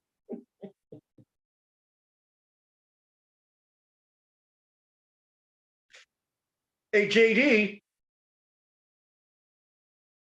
if you guys got stuff from him, you know he can still talk to you. You can still leave messages for him. Not that you ask for anything, just to talk, to say hello.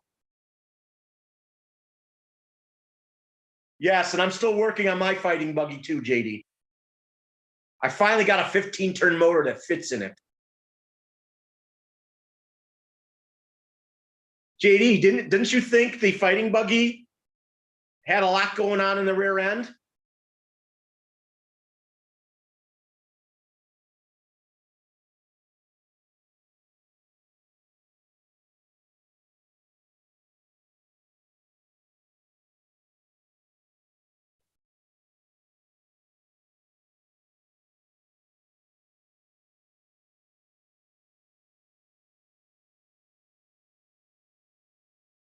You should watch a lot. You should watch RC Live or something like that. RC something.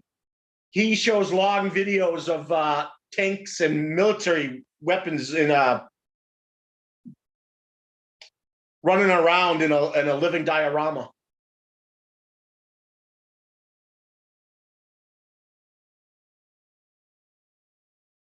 Well, why do you think I'm putting a 15-turn motor in it? It was a cool looking vehicle. Didn't you think it was cool looking? Beautiful body.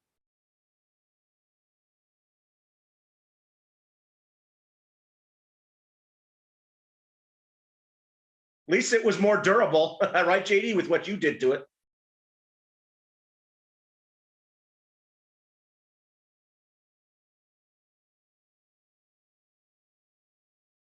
Who did you give your Yes, it should go faster. I actually put the 15 tooth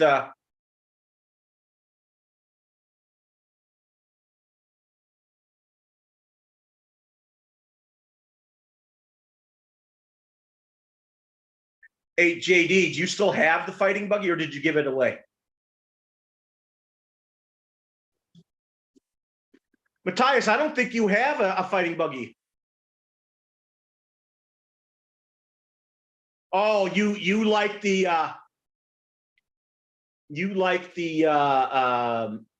Blockheads edition, don't you?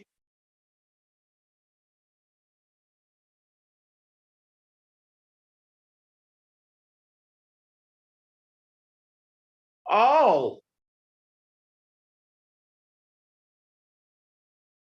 yeah. Did you see Shen driving it the other day?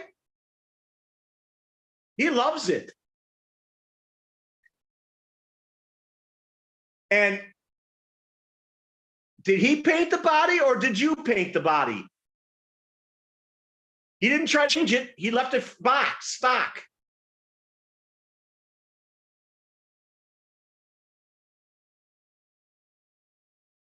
Matthias, you don't have any tanks, do you? Or any military vehicles?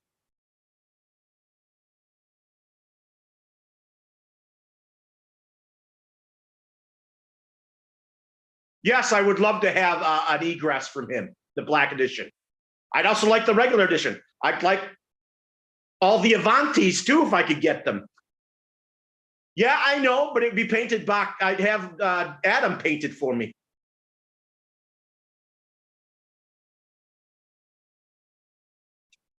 Hey, I'm hoping the elf next Christmas will get me one.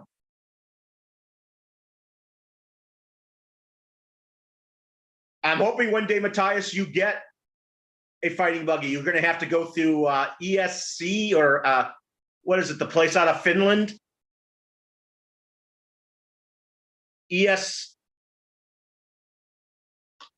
That hobby company.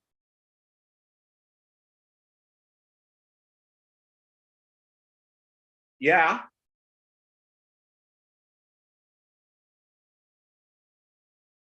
You're going to have to show that on a video of the Walker Bulldog. I never seen your Walker Bulldog.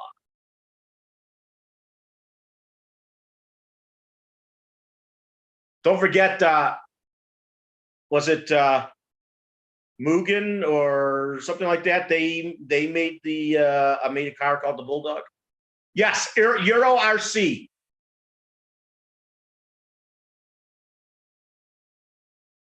They sell to the United States and Canada. I know that. Maybe you could get a good deal from them. I assume they're pretty reasonable out there for you guys.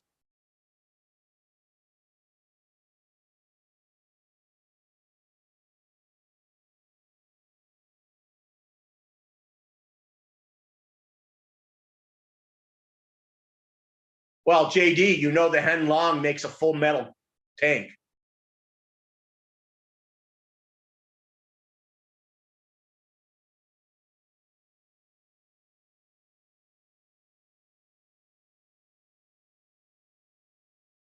You know the Glenn gets sponsored by them, who I'm talking about.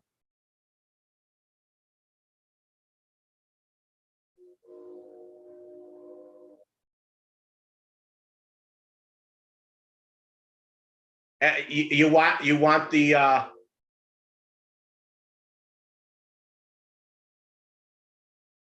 yes, the professional edition. I bet that's what you want, huh, JD? Comes with metal tracks, metal body. Still comes with your airsoft pellets.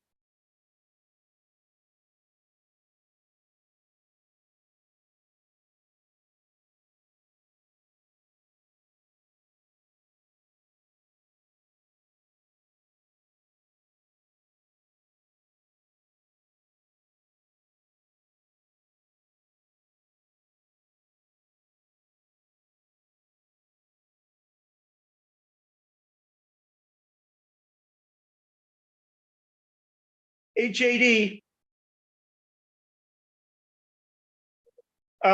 you need to send me your email. I'll give you mine and you just send me an email.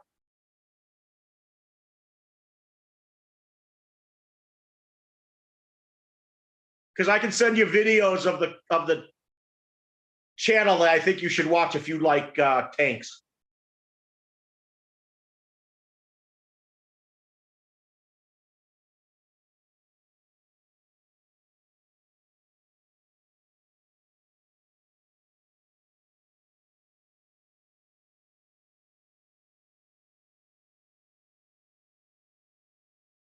Your email, JD.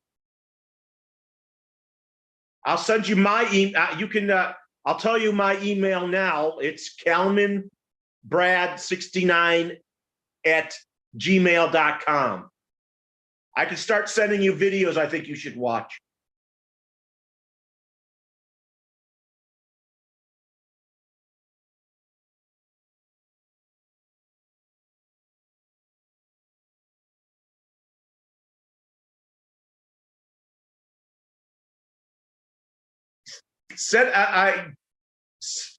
You got my email? I just told you, kalmanbrad69 at gmail.com.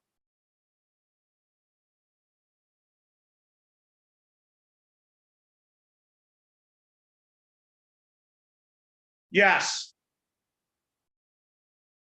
kalmanbrad69 at gmail.com. I was born in 69. I know where you're going with this.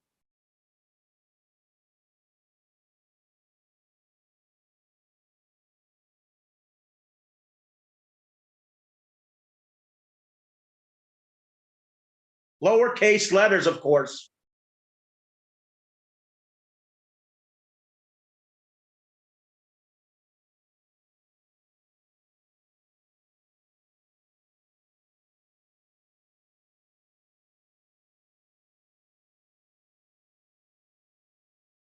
Well,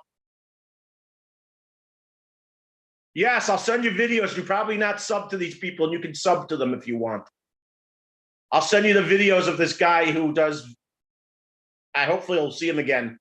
Who has tanks that he shows tanks running around. Yes.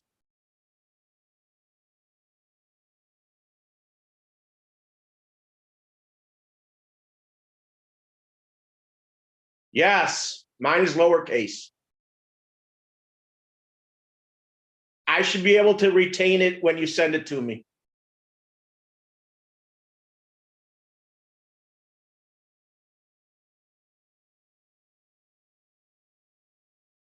Yeah, there's one that was over 2 hours long that showed tanks running around with military vehicles, going through water, up mud, and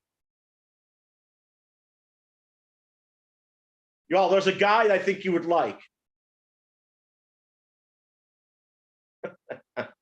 Yeah, you could run yours through a Louisiana forest and get it eaten by a alligator. You'll have to shoot the pellet in his mouth while he's got it.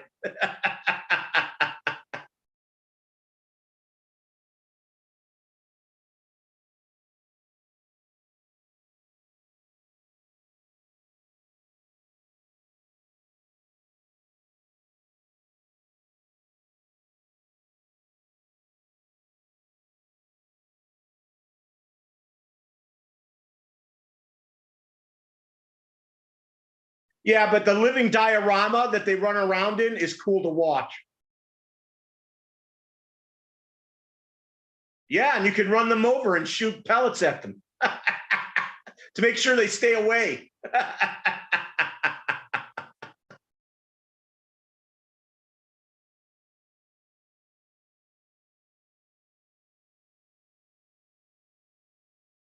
I bet you would scare a snake away if you shot pellets at it. I think it would run away.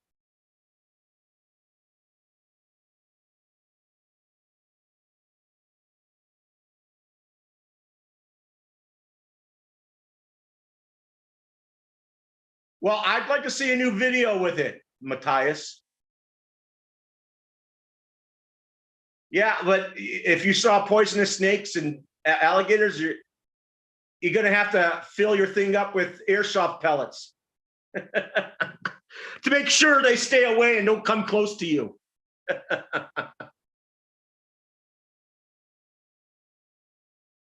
Trust me, you shoot a snake with the airsoft pellet, he's not going to stay there and fight. He's going to run away.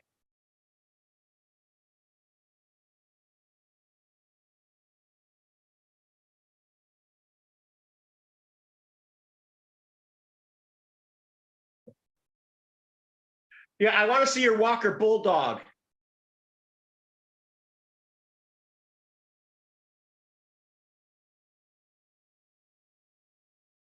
Yeah, but you never know. They hide. You know that they hide in the waters. You said you used to hunt them. Matthias. Yeah, and you'd shoot snapping turtles too. I have snapping turtles by me. Matthias. I always tease him when he runs through the forest. And one day he's going to do a video and you're going to see an alligator come out of the blue and just grab his vehicle.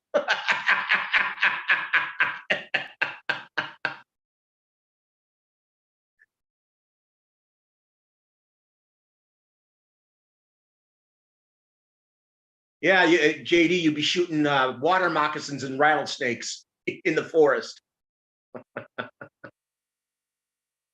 to make sure they stay away from you and the tank.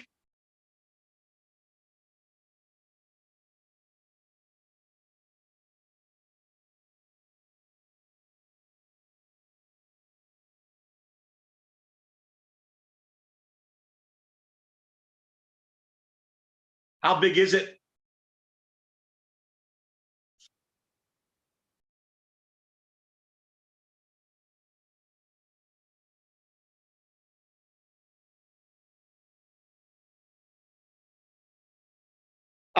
There's a guy who I showed that I talked about. He had vehicles that had to be 14 or 12 scale tanks. I could tell how much bigger they were than the 16s. They were massive.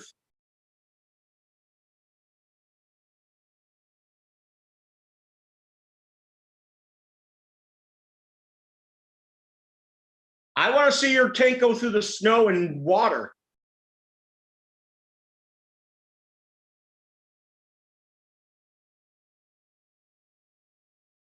Come on, a Leopard tank is a modern tank, isn't it?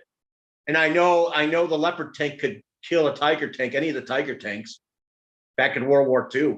I think it could shoot on the run like ours, like our Abrams.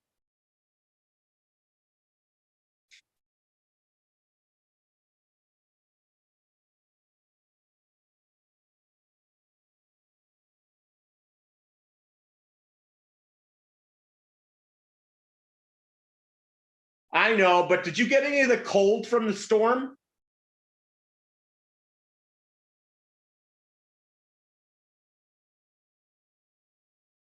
JD, did you get any cold and wind from the storm?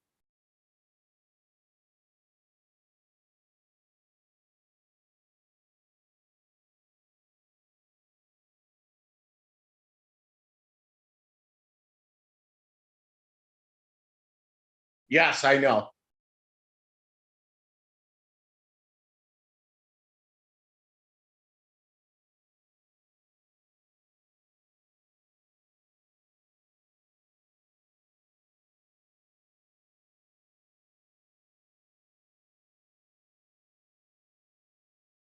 When do you think the last time Louisiana even got a thing of snow? Yes. What are we talking about? Freezing, absolute like 32 and lower?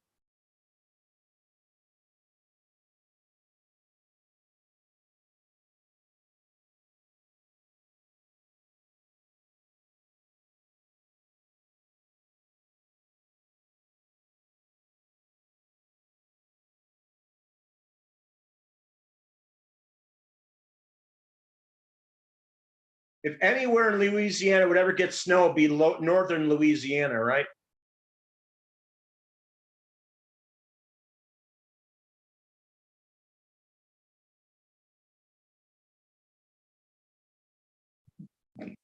Was it during that Texas freeze?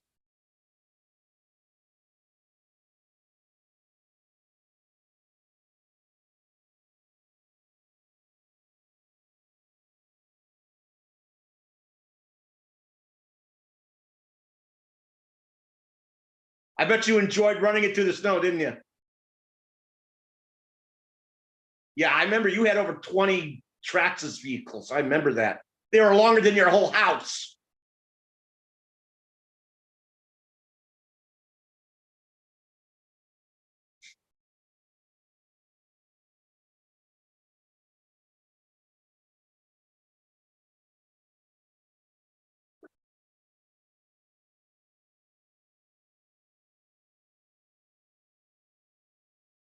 But you got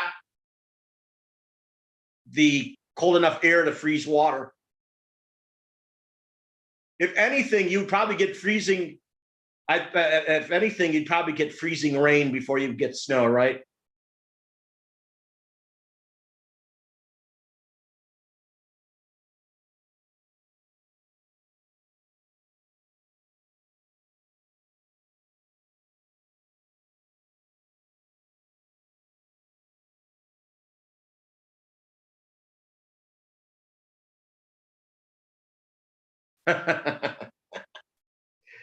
Matthias, what's your newest vehicle? Did you get anything for Christmas?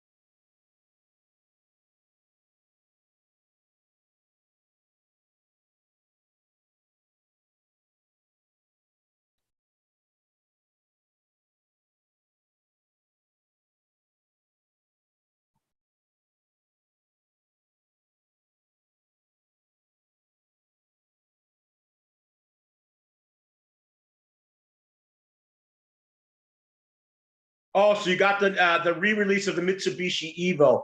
What Midnight Pumpkin did you get? Did you get the metallic edition?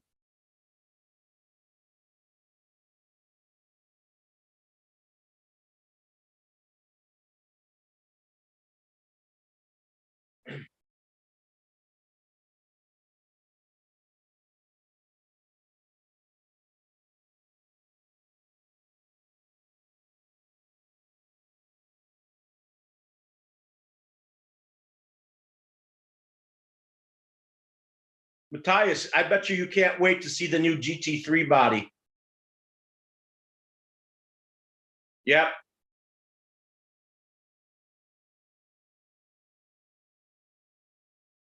Oh, he got the black edition. I have the metallic edition. All you have to do is put decals on it.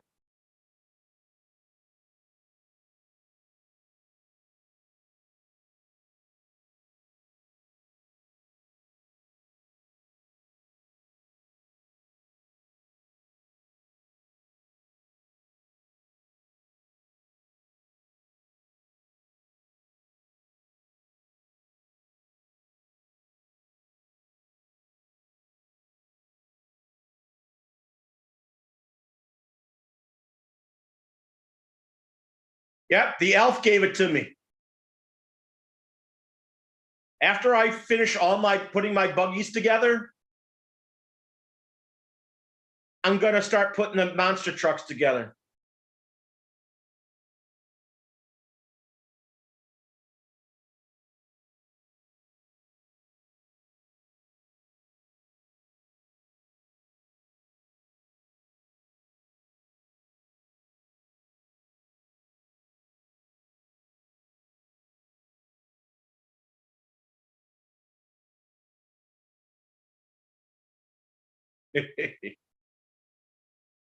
Hey,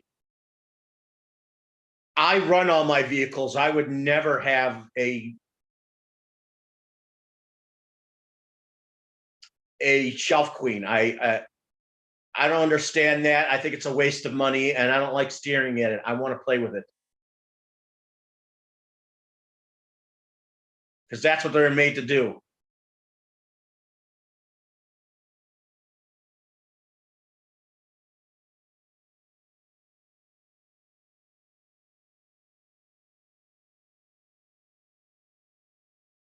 Hey, Matthias, you know about the new GT3 that's coming out, don't you?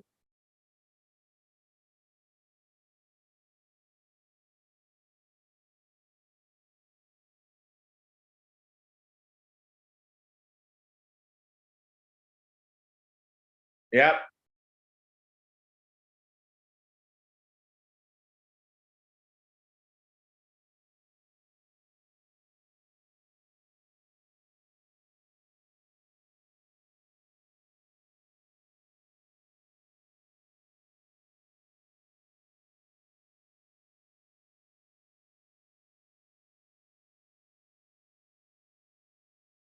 You know, RC Icons and Glenn, I love watching their stuff, but I'm sorry.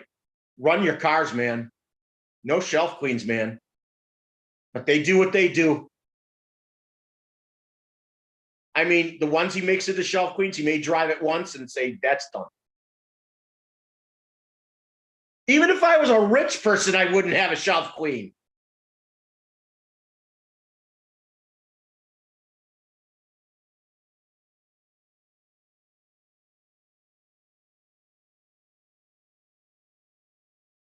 That's right. I think you guys agree it's a waste of money. I even think for wealthy people, it's a waste of money to use them just to stare at them. Sorry, it's a waste of money.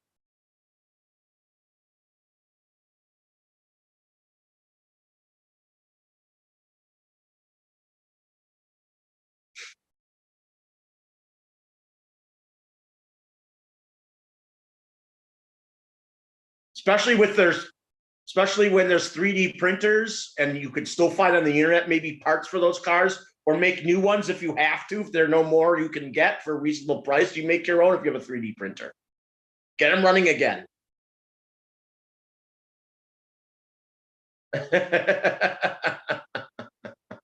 Well, I am poor too. I wouldn't have what I have without all the generosity of the people in this country, in the hobby. Sorry, in the hobby.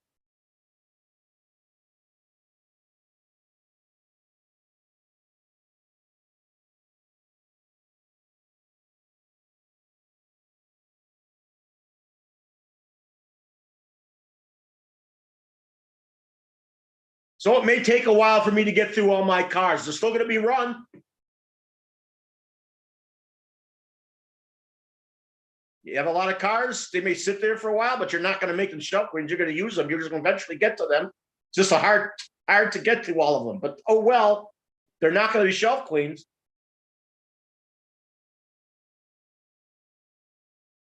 Yeah.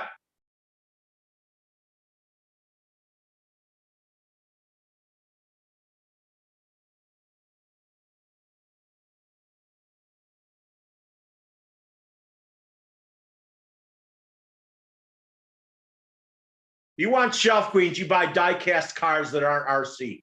That's what you do. I was once thinking of doing that too before. No.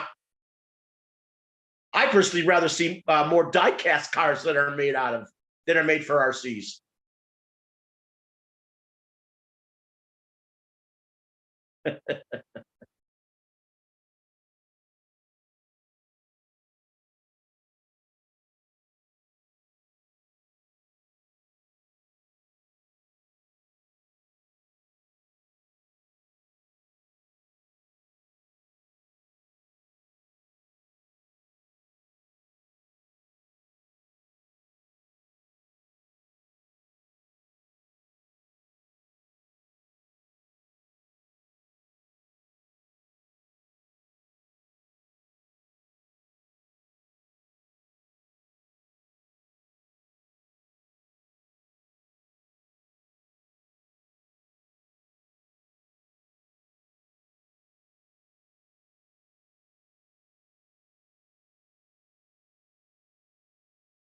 They still have some die-cast cars that they make. I didn't know Maisto still made RC cars.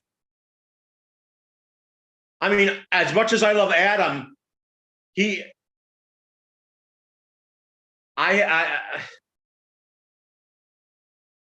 Adam has shelf queens. I don't agree with it. I tell him that. I know he puts a lot of work into his cars and he doesn't want to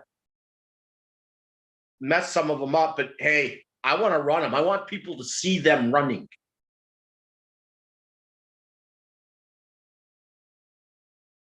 I want them to see what you can do in the hobby if you put your mind to it, regardless of what type of work you put into it.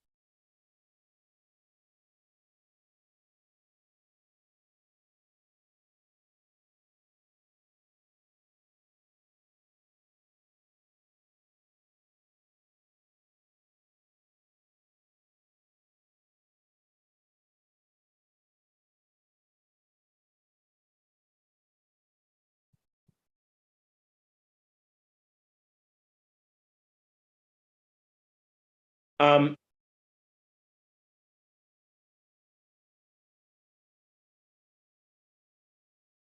it, yes, it's sad to see people do shelf queens.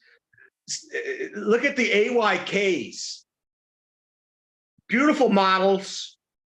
Believe it or not, some people in Australia still race them in vintage racing. It's too bad a lot of these companies that existed in the 80s and the 90s no longer exist. I wish someone would come along and buy out the names, buy their blueprints for those cars, and make them again. And then make new ones under the same nameplate.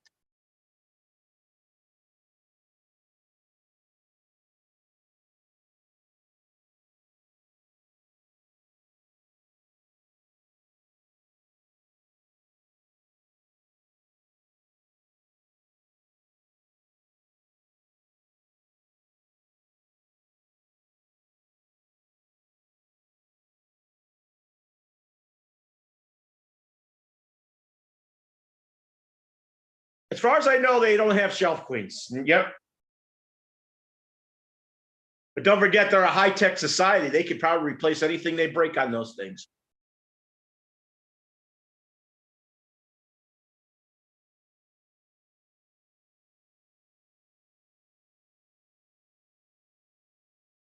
Yeah, in Australia too, they race them.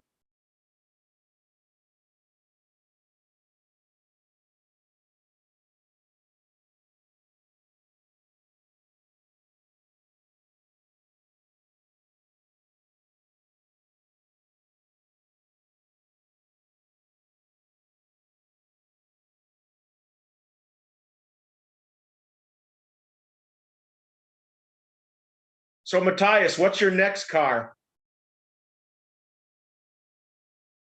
Yep, and Kyosho.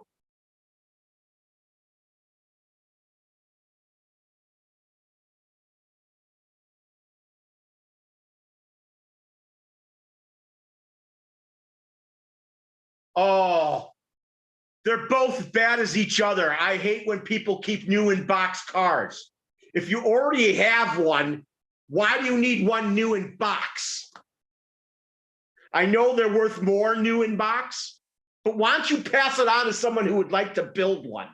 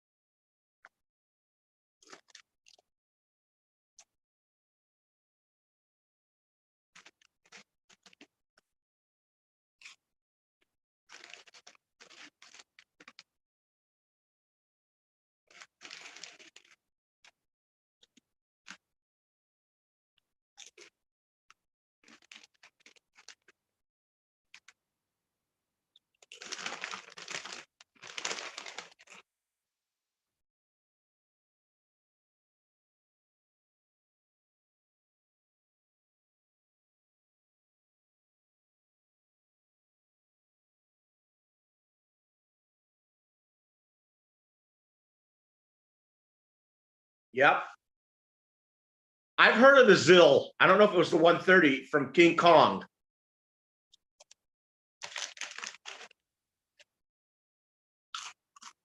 Is that the two-wheel drive one that looks like an old 50s vehicle?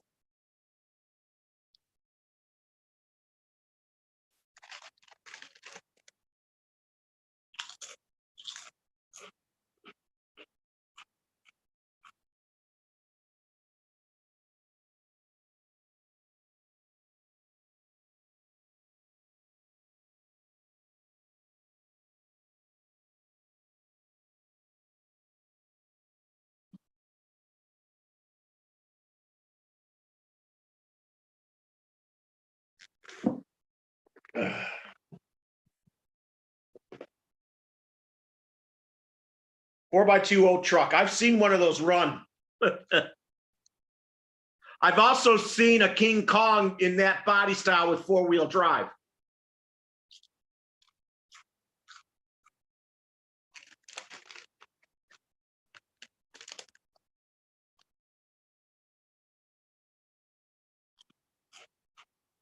Well, I want to see that run. Those leaf springs on there are massive on that 12 scale.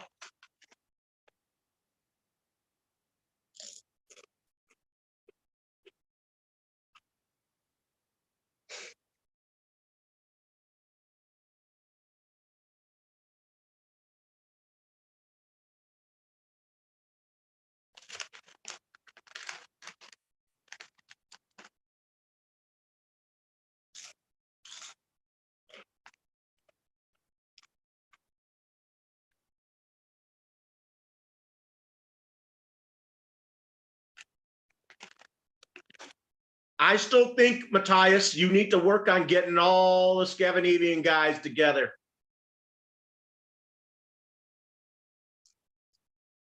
And get together and do your own thing with one another.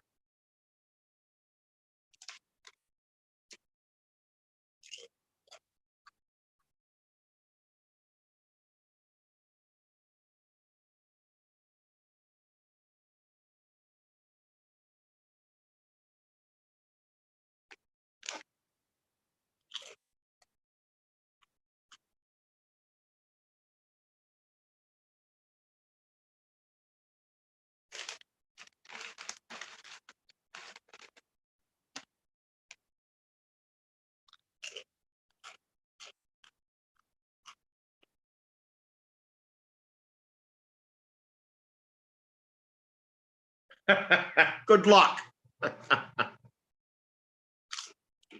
Didn't he send a tank to someone before? I swear someone got a tank once.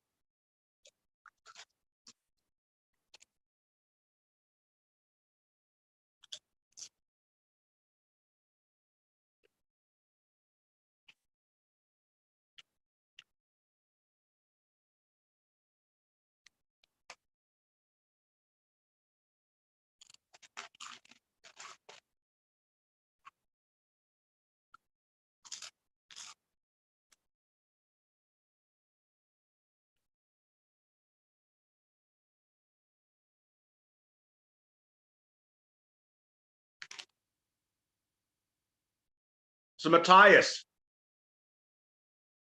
are you thinking of getting together, talking to a lot of the Scandinavian brothers of yours and sisters, if there are any, to do a get together of the RCs and get together somewhere?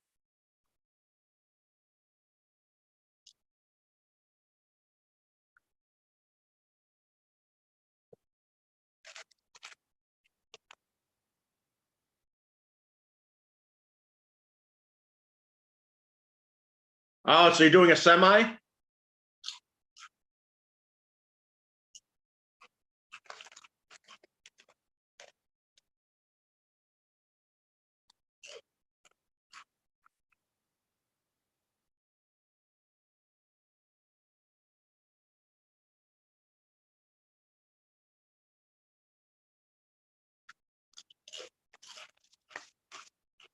I know he's bought things from eBay and Amazon before.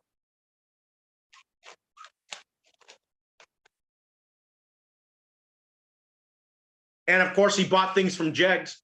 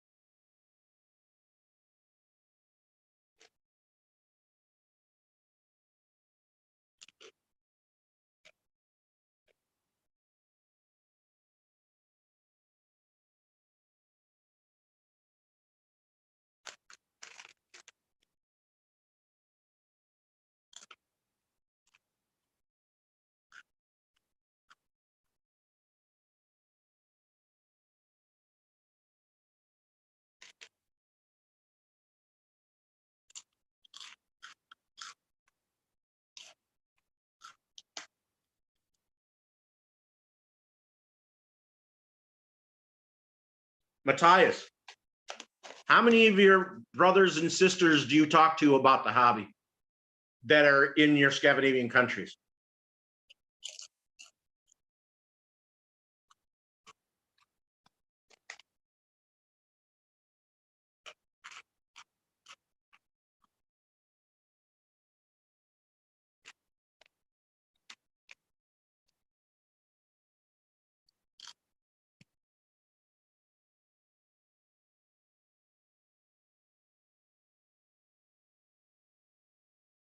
And what is that?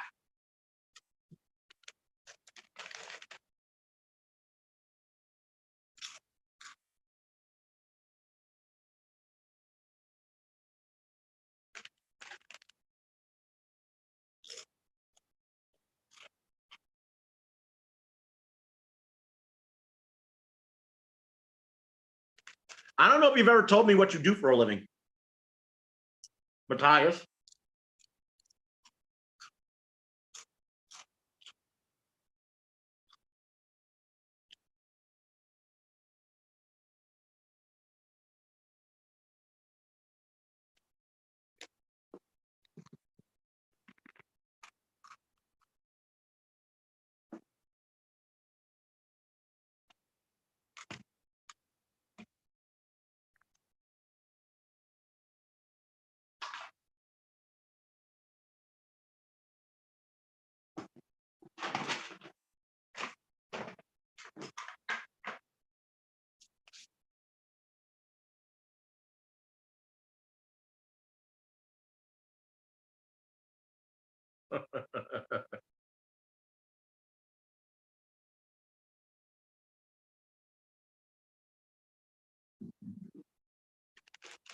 So what are you doing for a living?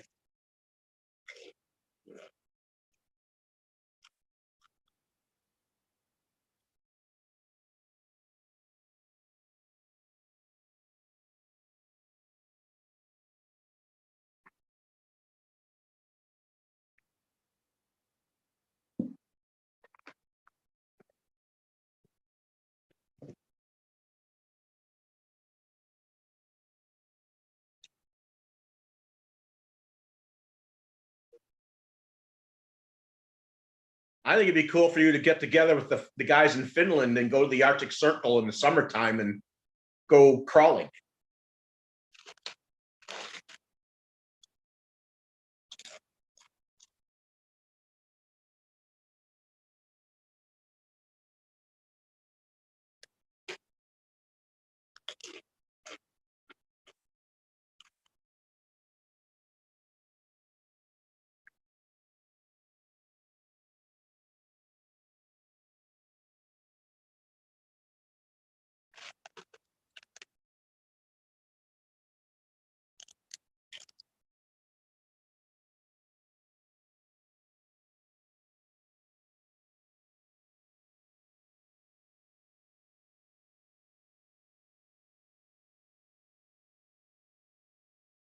Oh, I still wish you could get on the video side of this chat.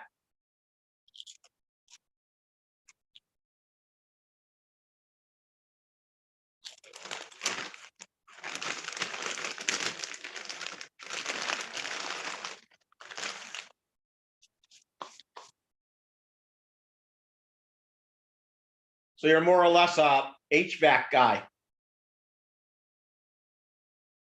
Then electrical work should be easy for you.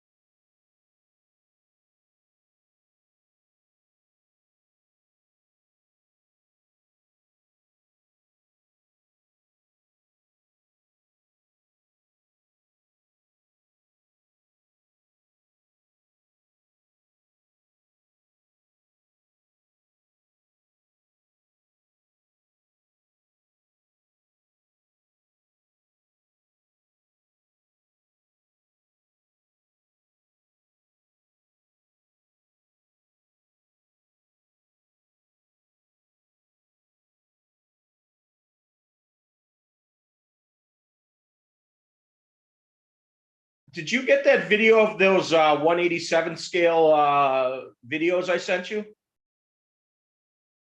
Matthias?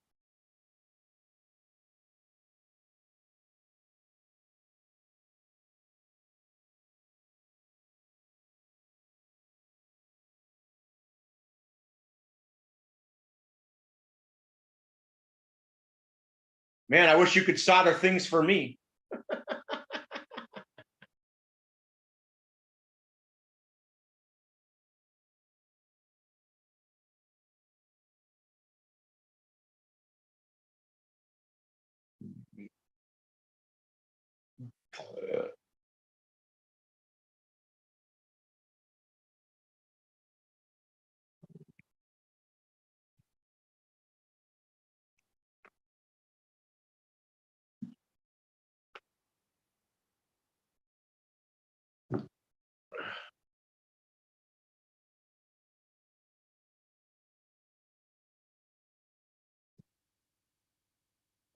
Yeah, but I haven't had much luck with anything I bought that was a soldering iron.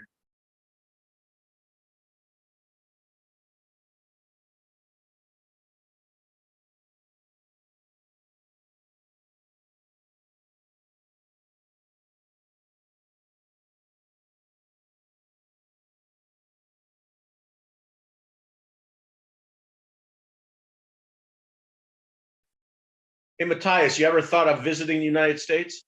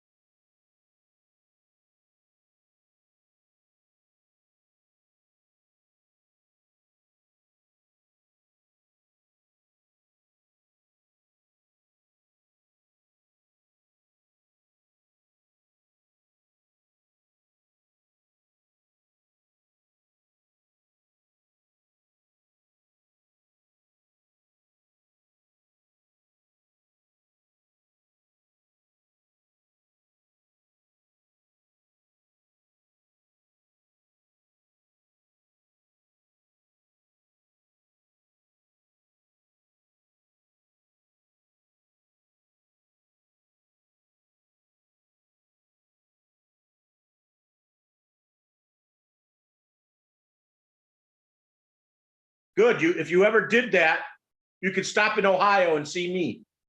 Make sure you bring a couple of cars, or you're going to have to use some of mine.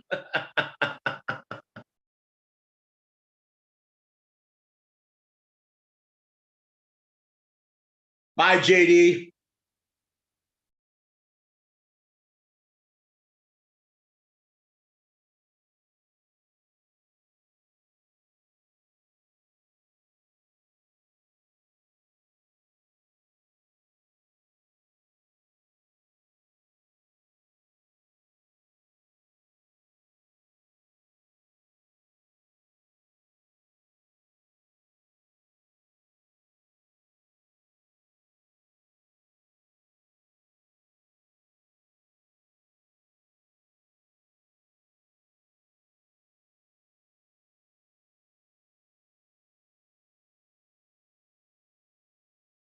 Bye.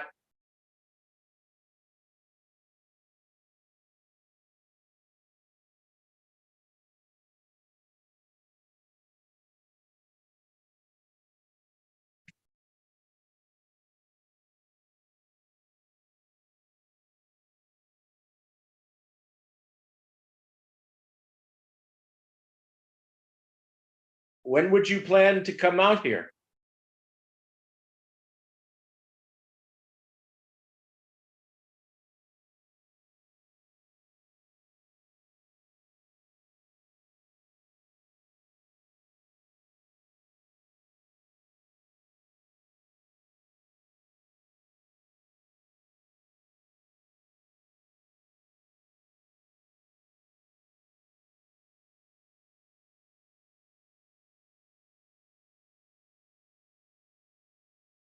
That flight would be what, 10 hours?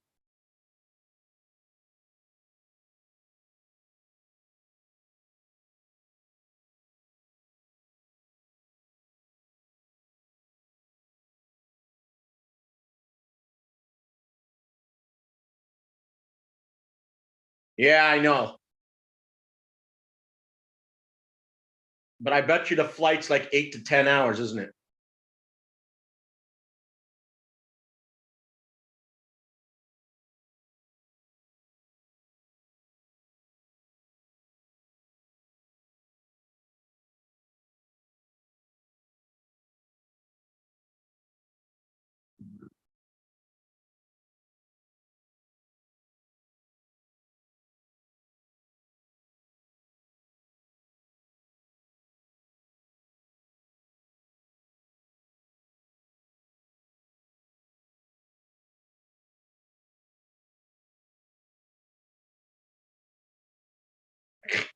Things are like free over here.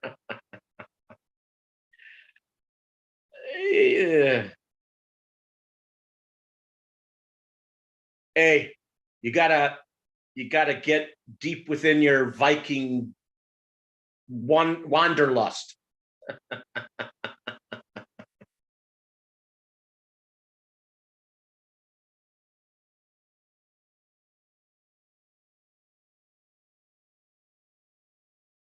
Got to patch into that Viking wanderlust.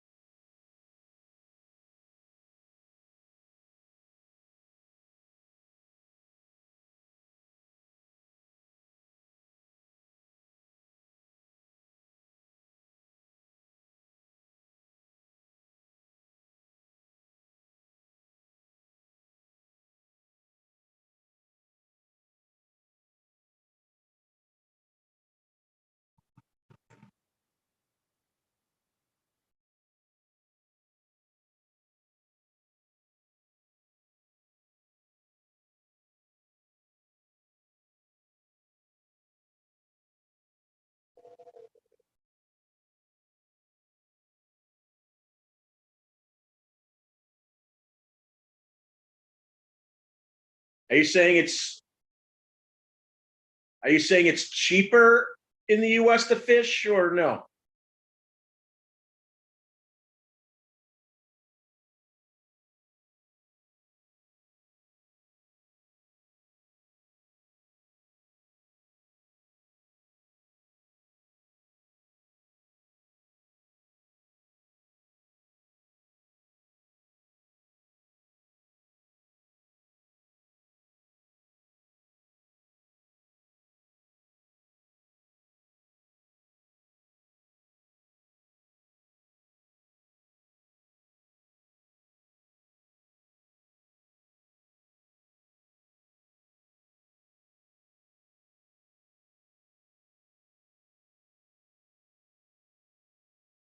It's even more of a reason to come out here if you like hunting and fishing. And one of the best places to do that is a place called Angle Inlet in Alaska. But where do your friends and family live in the United States?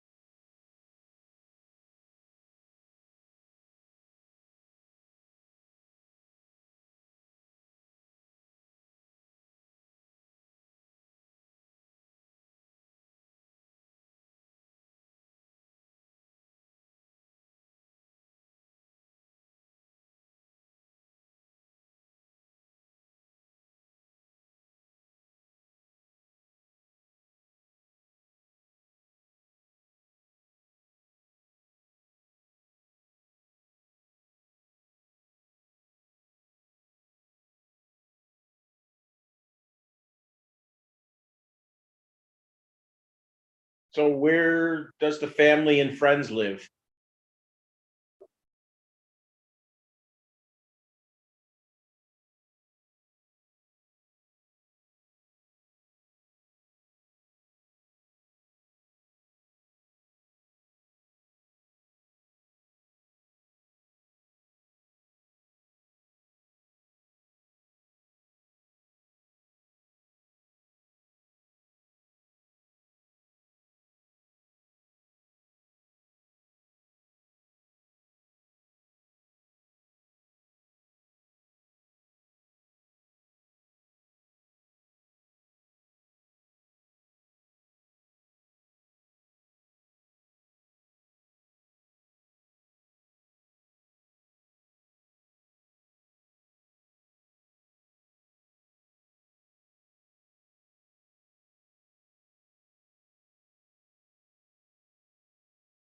Ah,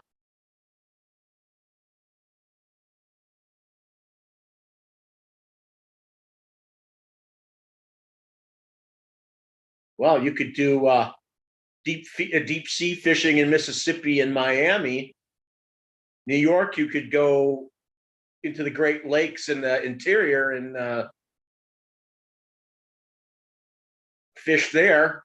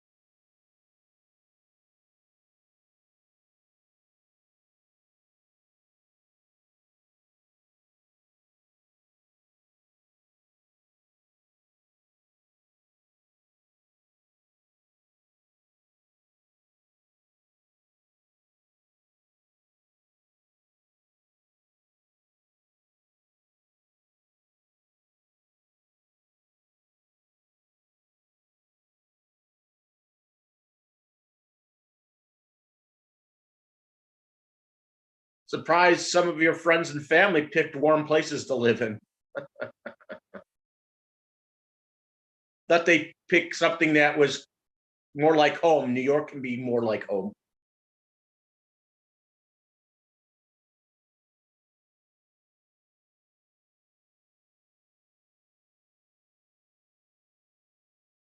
Nashville's on the warm side, but the lands would be similar to parts of Sweden, especially in the Blue Ridge.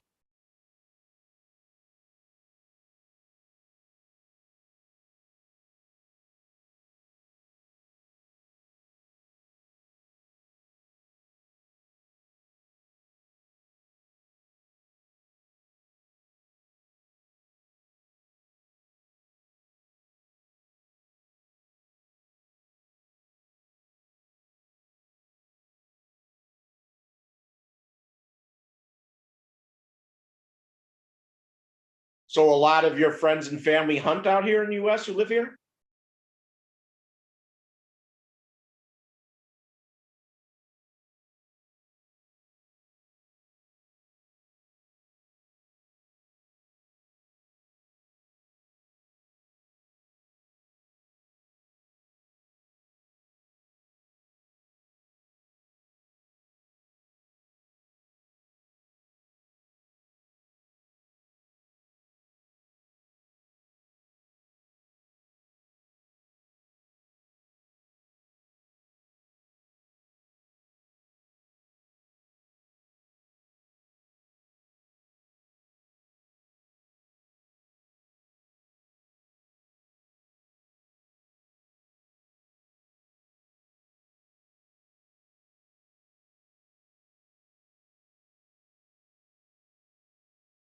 So how much krona would it cost for you to fly out here?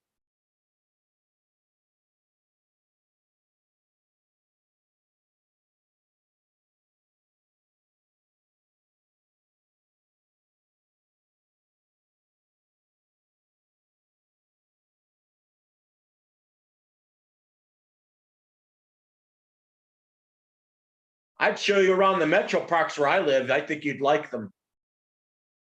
People fish in them. I run my RC cars in there. 60 miles or 100 kilometers of land to go through.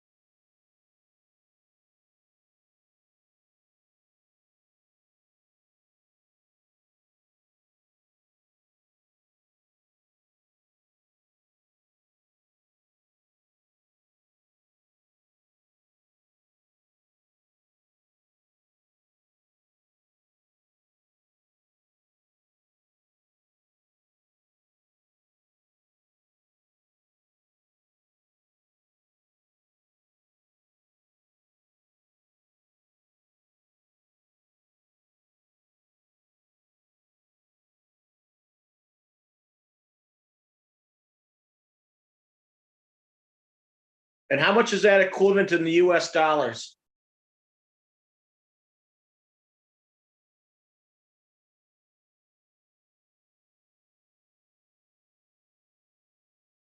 So you're saying it's like twice that much for a round trip ticket?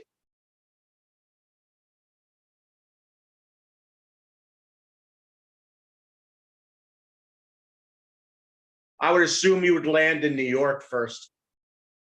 It's closer to you where you're from.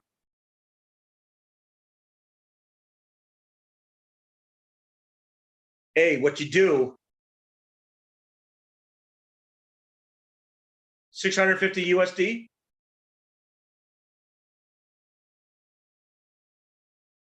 So you're talking about $1,300 USD to have a round trip ticket?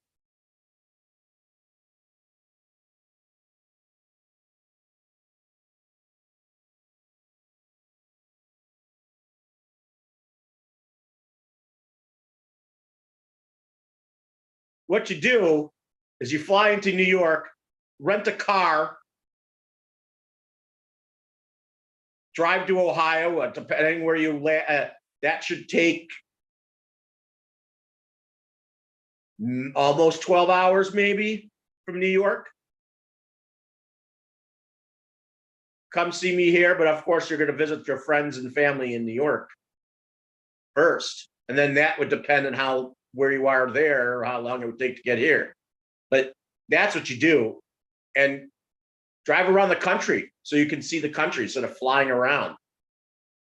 And then drive back to where you have to pick up the flight.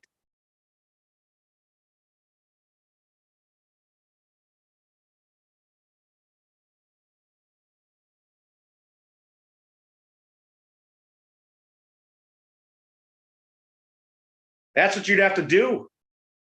How much vacation time do you get from your job?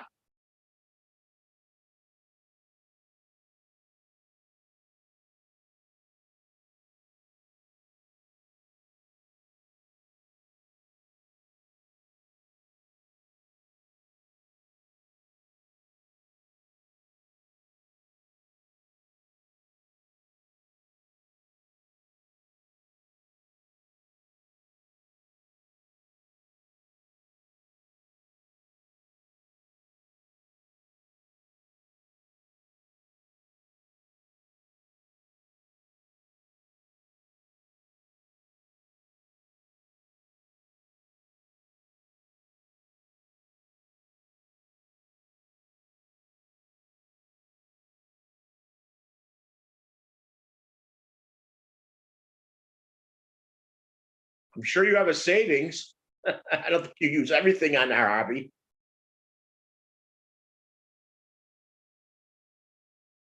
Gas is cheaper here, so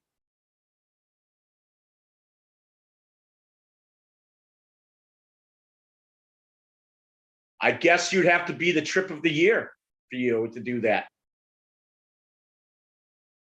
You should consider it if you ever have enough money stashed away. I met a guy years ago who was from Israel, and he traveled all over the country. He even worked here for a little bit. And then he went back home.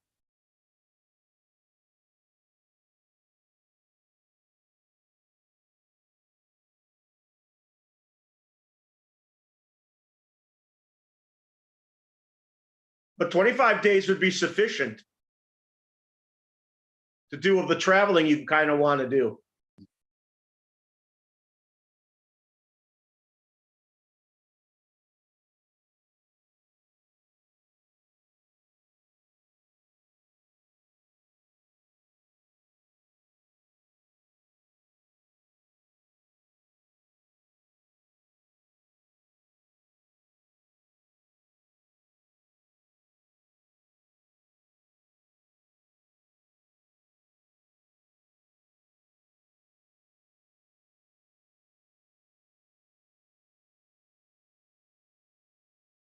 Sure, you have a passport because you probably go into other countries that are near you. occasionally.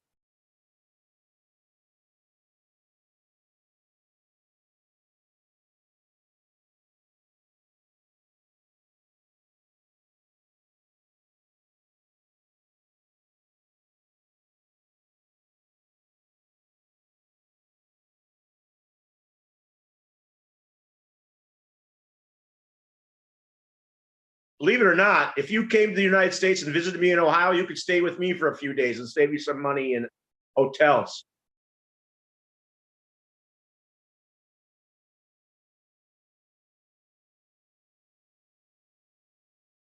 Oh, but you have one, right?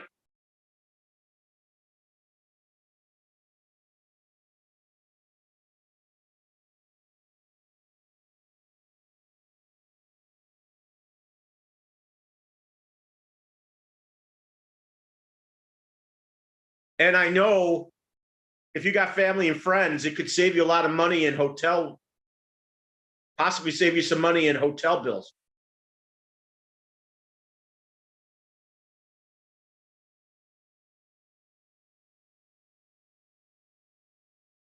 How much does a passport cost?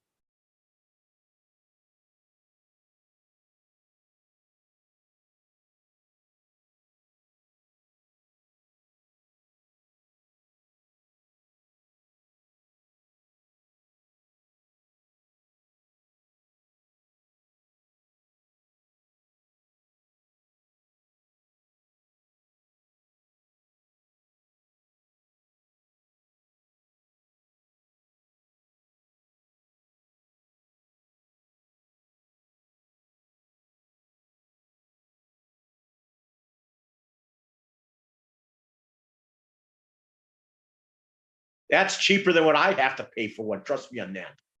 It costs double that for me to even get one to go to the Canadian border, which looks like a license to them, that to me and stuff. But then to go other countries, it's going to cost a couple $100. We pay a lot for our passports.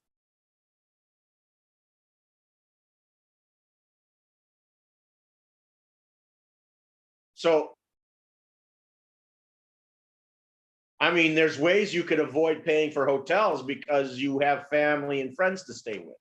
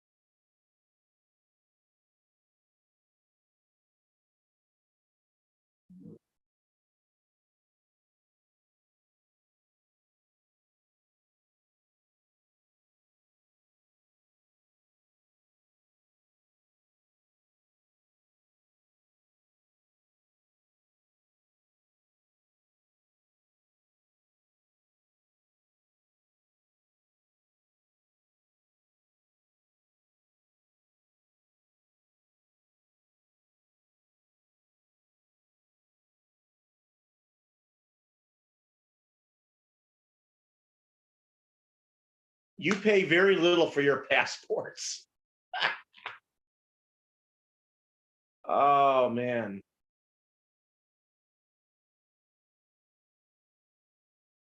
So to you, passport, but getting a passport would be not an issue.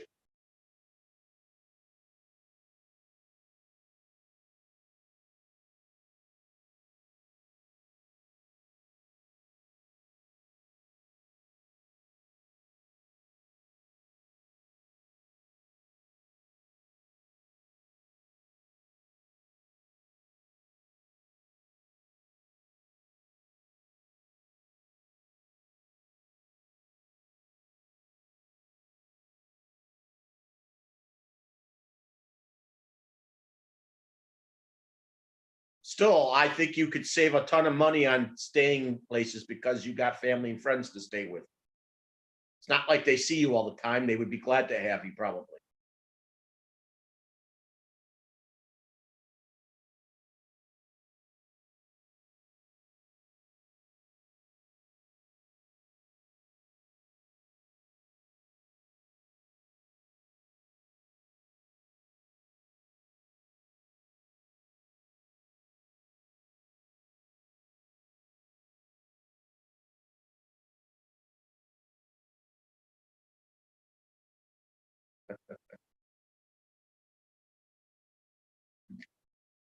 Yeah, it'd be an expensive trip, but to come out here almost once a year wouldn't be, I mean, would be worth it to you.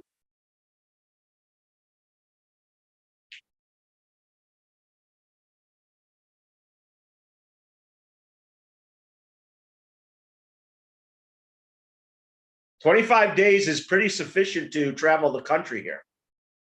You can stay places 2 or 3 days each week of 3 weeks, of a little more than 3 weeks.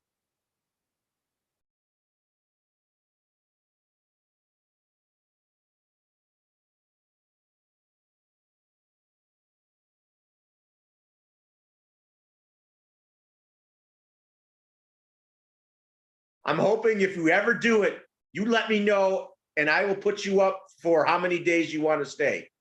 But I know you got a lot of people to see, so I wouldn't doubt, I don't think you'd stay more than 3 days here at the most.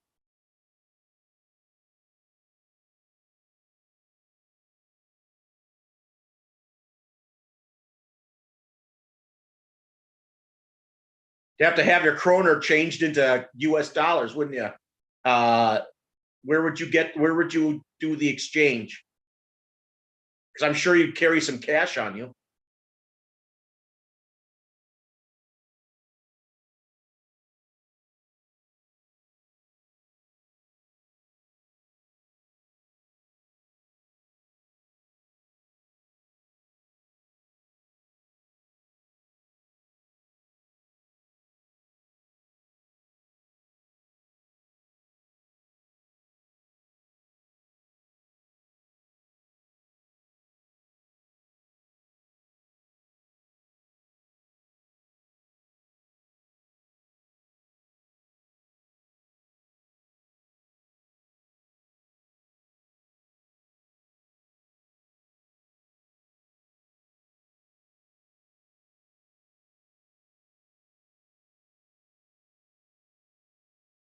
Hey, I have a friend who has traveled from here.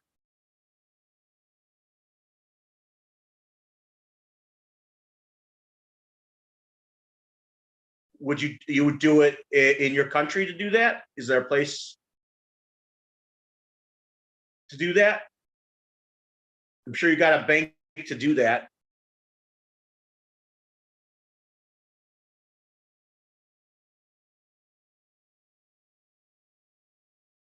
I'm sure you would use credit cards and some cash. I don't know how much cash you'd carry on yourself. You'd have a mix of the two.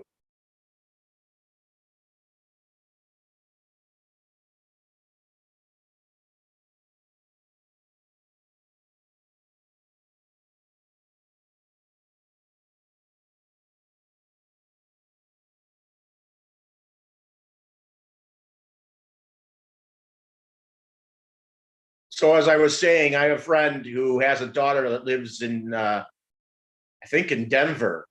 He can get from here to Denver in 30 hours from where I live.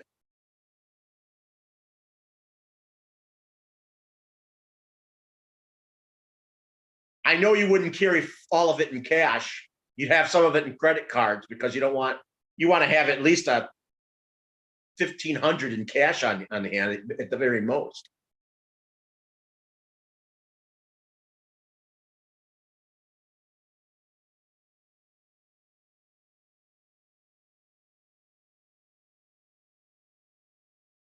Yes, cash is still very usable in our country, and credit cards would be easy, but you want to have a mix. You don't want to have all your money in cash, so it doesn't ruin your trip in case something bad happens.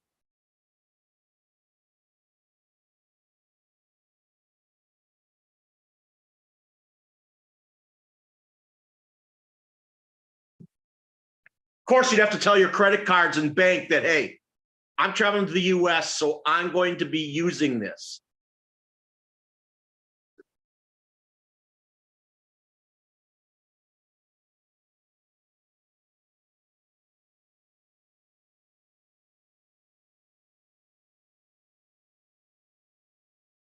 But if you, I mean, if you know you can get from where I live in Ohio to Denver in 30 hours, you know you could travel pretty far in a day or less.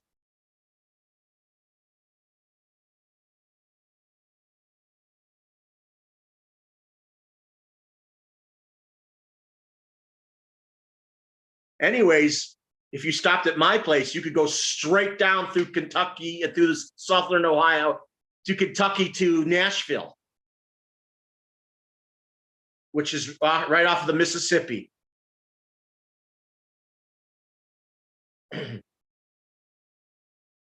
I would be on your way from New York, which would take you a half a day to get here, maybe less, depending on where you're coming from in New York.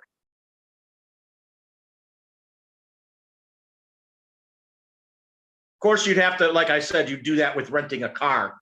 You don't want to fly from place to place. You got to pick, you'll drive. Anyways, you want to see the country in the first place, might as well do it on land.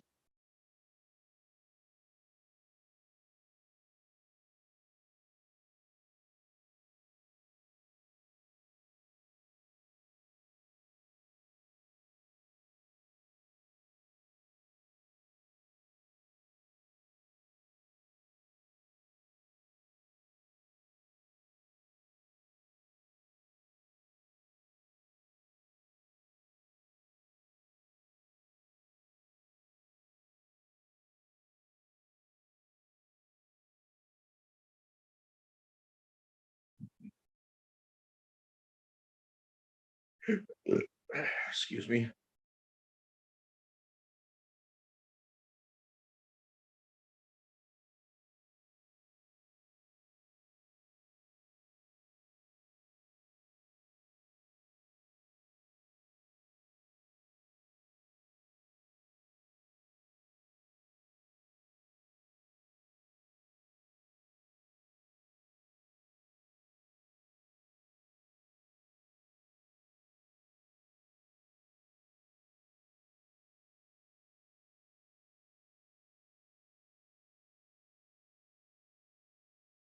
So how would you do that? Would you go to two states that you visit that year?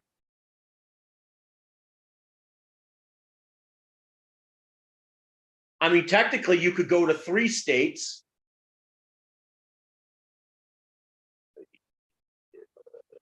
New York, if you wanted to visit me, Ohio, and then Tennessee.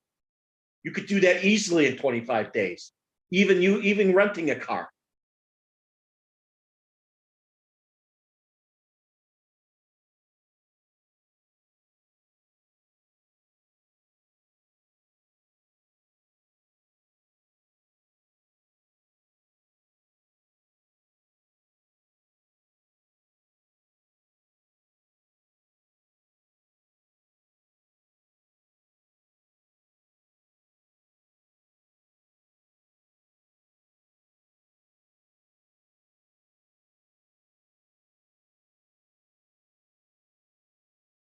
Of course, you'd do this during the summer, wouldn't you?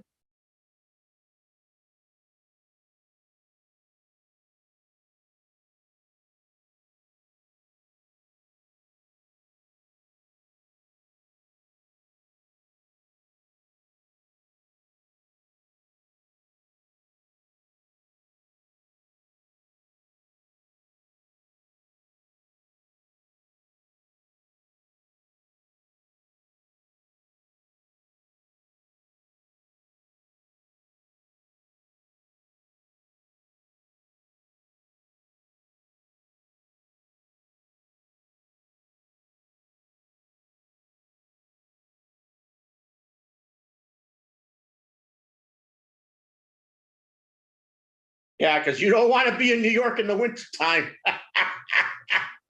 Probably, it seems now to you, it's probably one of the snowiest places in the United States, except for if you go into the mountains and out west. That part of the eastern United States is very snowy.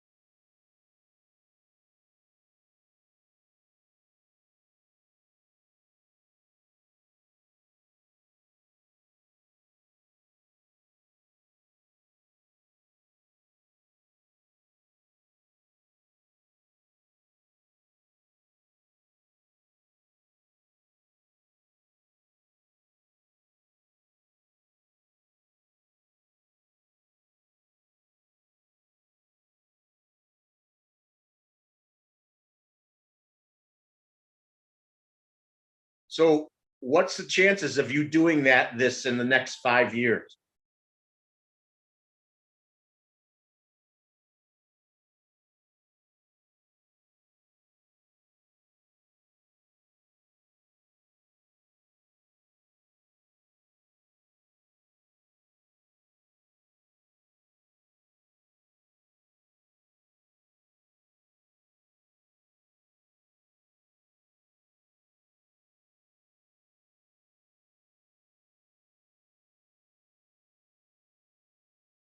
The only person I spend time with at this moment is my friend John Martin.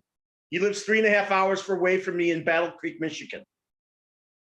He comes once or twice, maybe 3 times a year. That's what he's done. But that's a short ride if you think about it. He does it when he has a long 4-day weekend to deal with.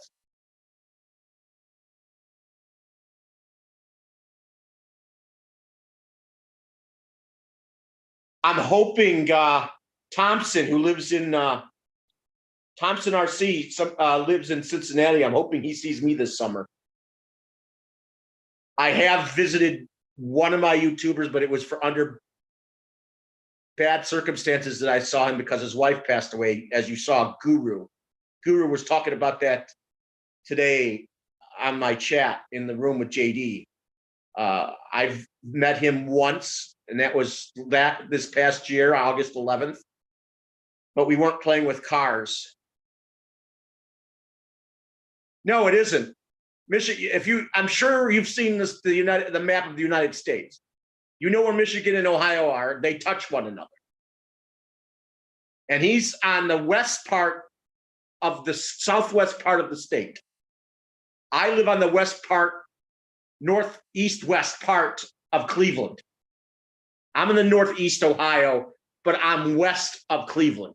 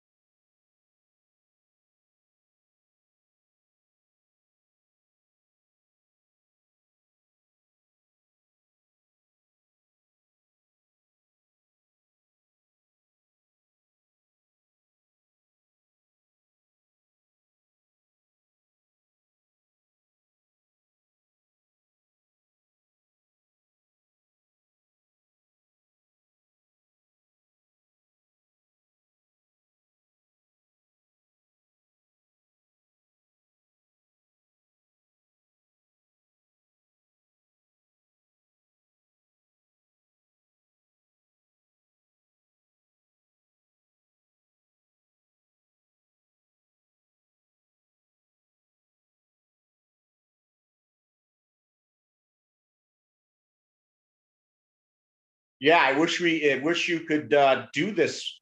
I wish you could come out here within the next year, but I don't know if that would happen.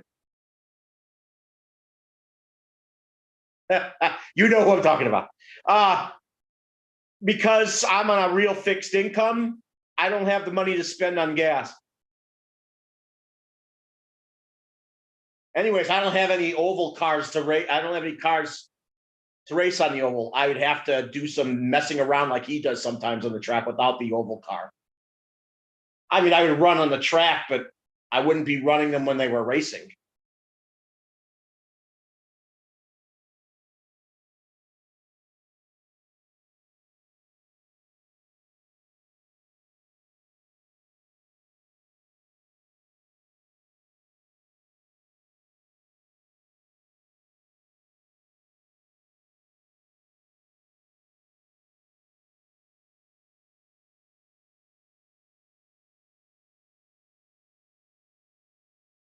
He's gone to Axial Fest in the last 2 or 3 years, so he goes to Indiana for Axial Fest in the Badlands. I don't know why they call it the Badlands, but you know.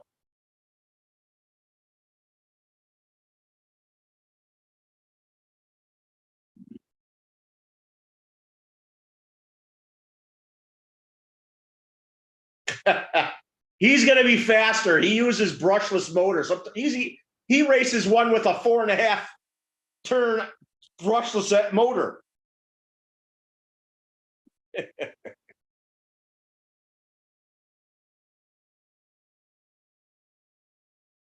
You know, the only way I could do that is if you came here and we traveled up there together, but you'd have to unfortunately pay for the gas. If you wanted to meet John.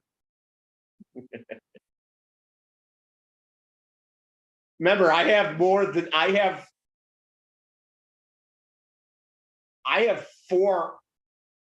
5 hoppers.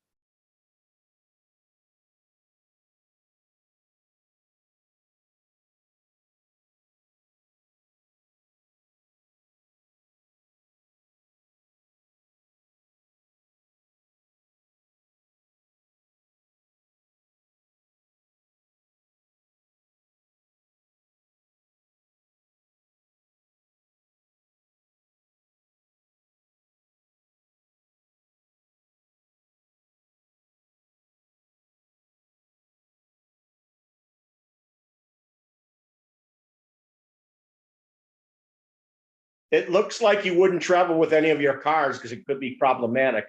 You'd have to use some of mine when you are out here.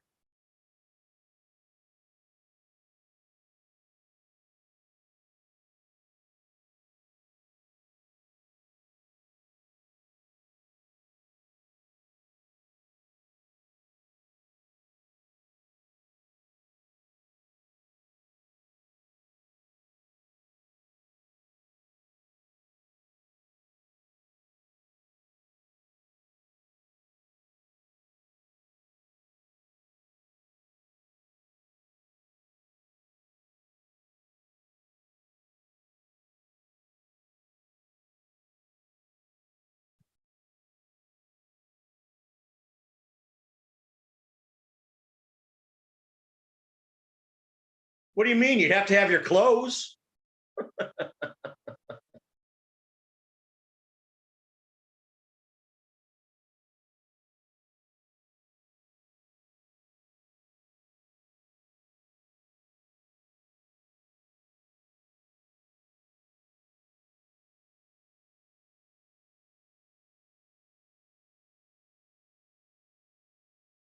Hey, Jake, you came back. I'm trying to see when Matthias could ever travel to the United States from Sweden.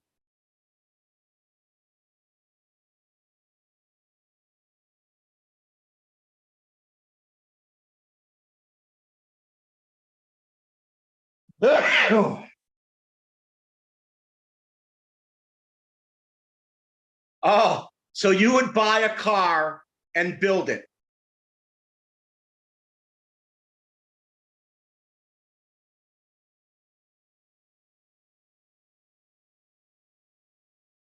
Oh, man, you've been an incognito, man, Jake.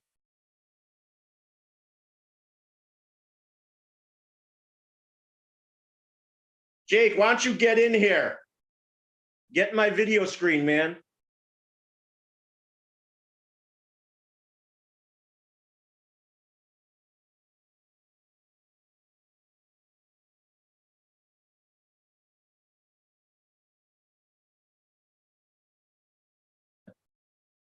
Well, I have a couple of hobby stores you could go to if you came to me.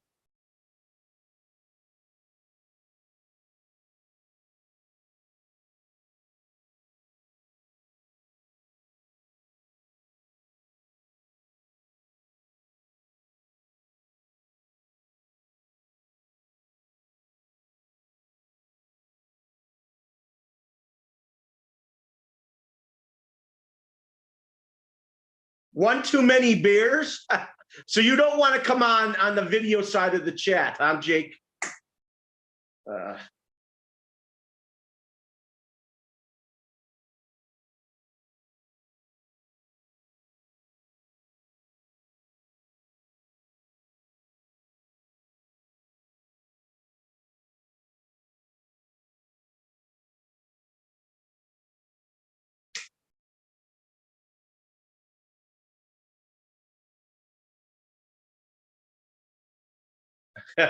Yeah, I'd like to know who those people are. Hey, Jake, I bet Matthias could hang with you on the liquor end. Hey, Scandinavians like to drink. And I bet you their alcohol is can be just off.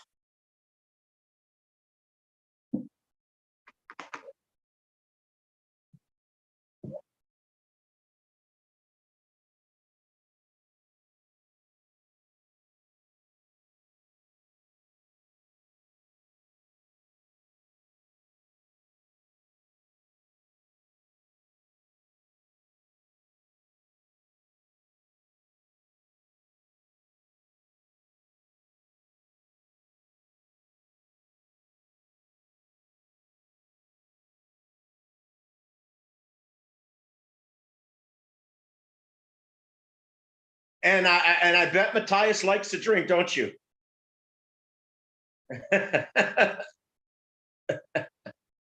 You see that, Jake? You drink vodka?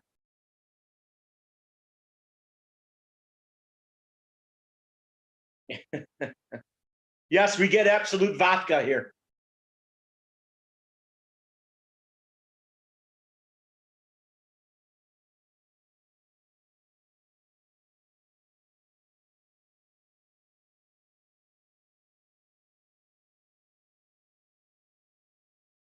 You know, Matthias, if you came and visited me, maybe I can get Jake to come down here to meet us.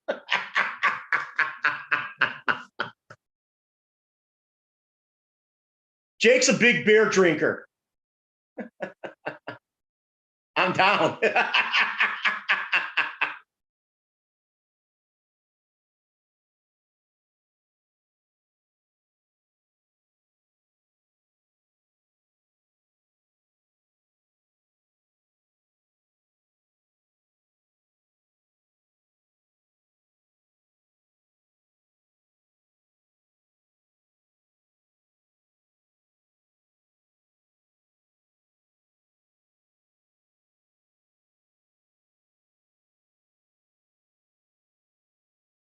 How far away is he? He told me 5 hours from where I live.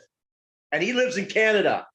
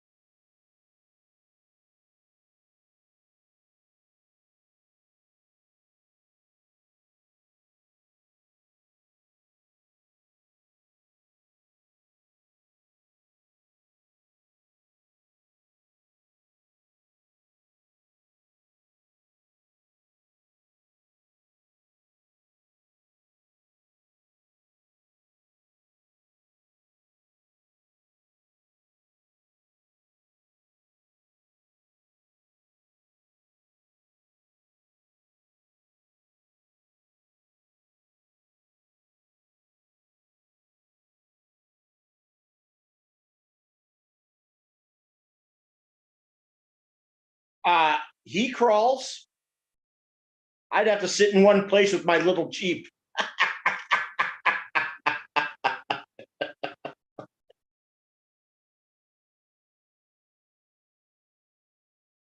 I know he has a crawler, right, Matthias?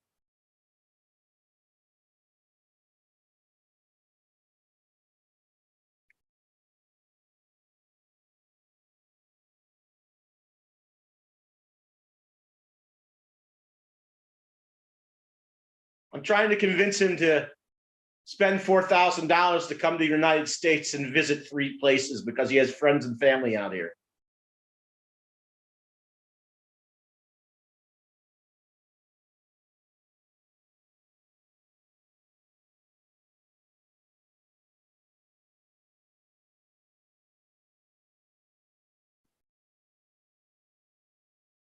So that means if you came here, Matthias,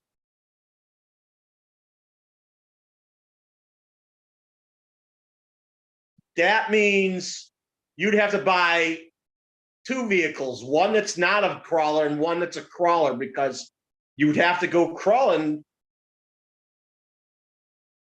if Jake came here while you were in town.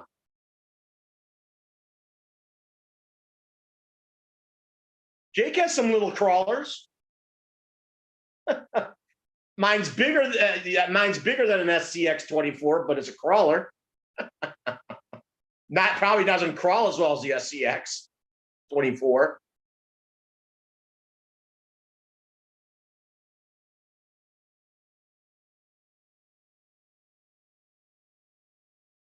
So, Jake, it looks like it would be a small crawling session with small vehicles.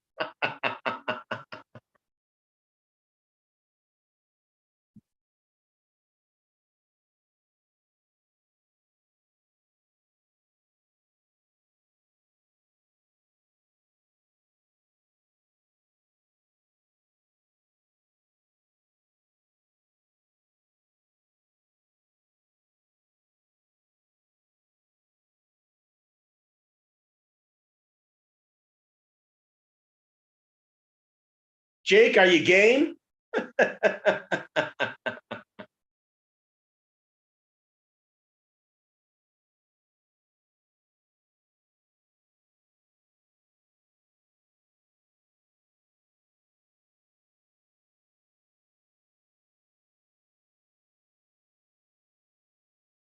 That's possible, but it'd be very tight in here, even with the small things.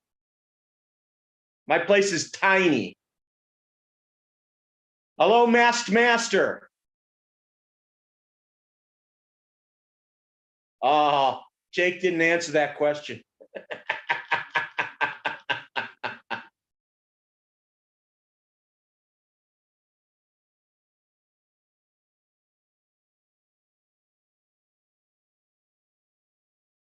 Jake, you're going to miss conversing with Masked Master.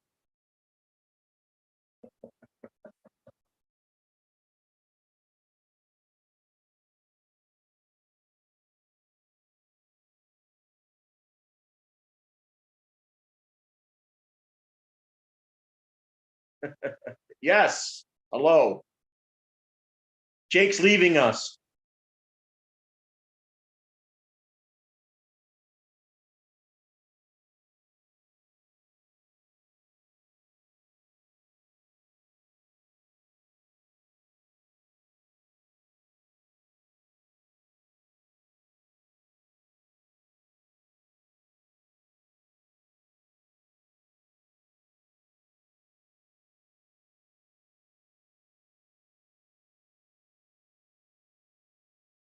Masked Master, I'm trying to convince Matthias to come and visit us in the United States.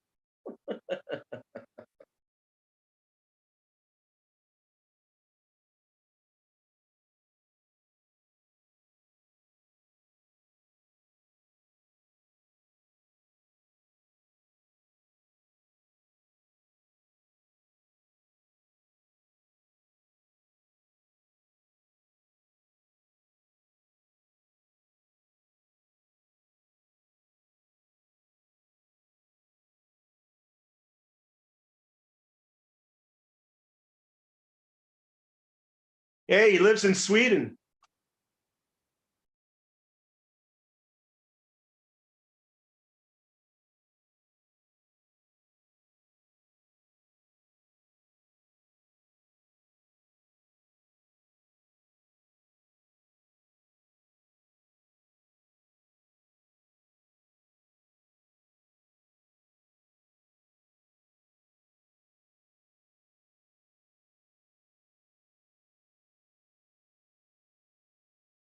Oh, yeah. Well, he's closer to you than he is to me. You see, he says he only gets 25 days a year for vacation time. And he says if he has people that live here, friends and family. And I said, you can stay with me for a few days and travel to the other places you need to go.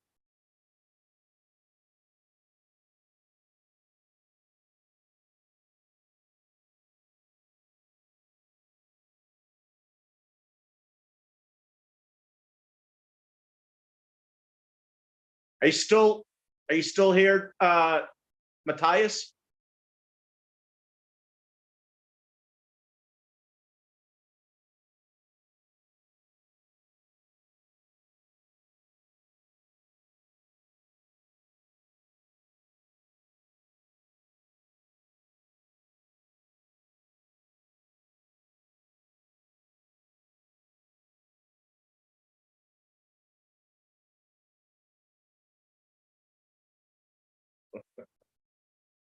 Yeah, I bet you would be even half the price to travel to Wales, wouldn't it?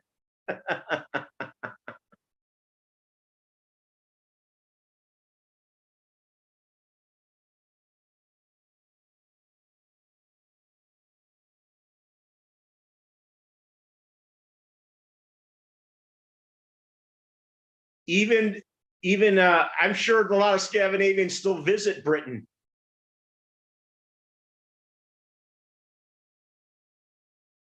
I mean, they haven't stopped, even though they were Vikings for a long time, going out there. Me, the United States. I mean, you're halfway in Wales from me, from him to go to you to me is halfway. You are halfway to where I live, practically, in the North America. I'm not saying halfway to Sweden and Wales. I mean, you'd be halfway point to the United States for him.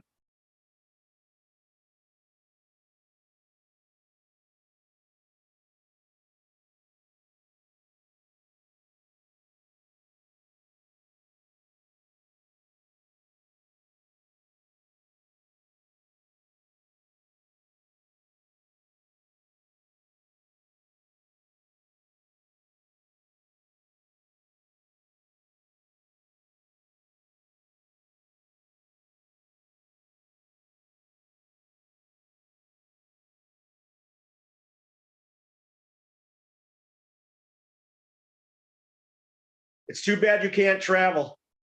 It probably cost you less to travel to me than it is for him to come out here. I know a lot of people would want to meet you, Master, because they buy stuff from you all the time.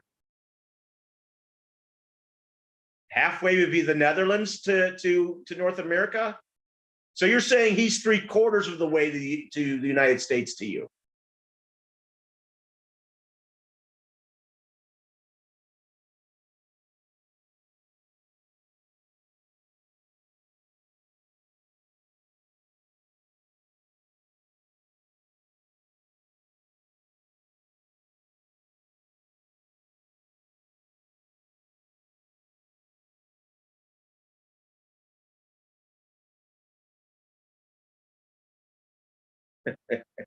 So, in other words, Master, you're 3/4 of the way to the United States for him. It would still be cheaper for him to go see you, for sure.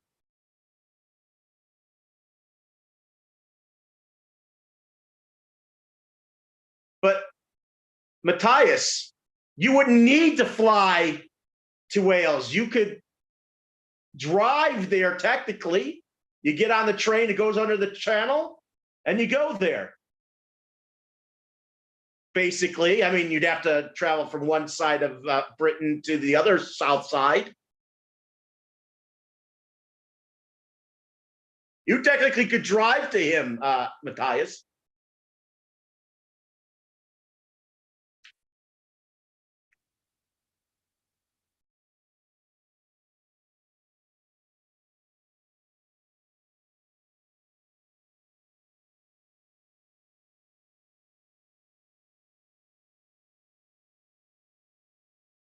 Yeah, you could.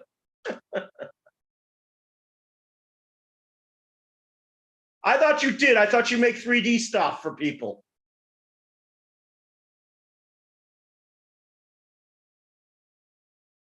Maybe I'm thinking of someone else. I'm sorry.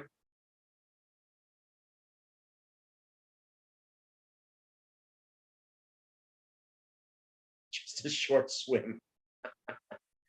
How long, Matthias, would it take for you to drive from Sweden to Wales? 25 hours with a car?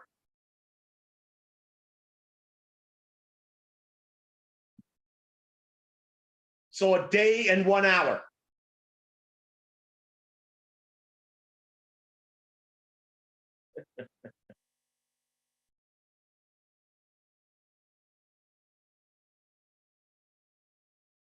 Isn't there what is the big a masked master? What is the big? Do you have a big airport in Wales? A month?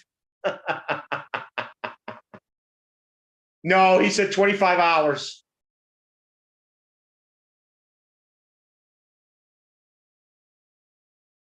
You'd be a lot of water traveling for you because you'd have to go through Denmark on the over water and land and islands to Denmark and then go into mainland Europe.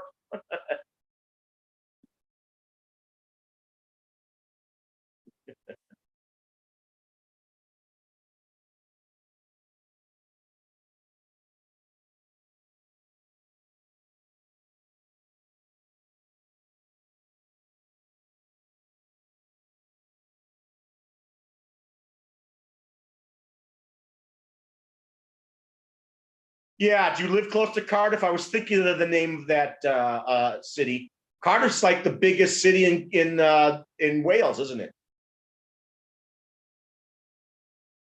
5 or 6 hours with airplane. Yeah, but it'd be more fun to take the car. It really would. Who knows? Would it be cheaper to take the car than fly there?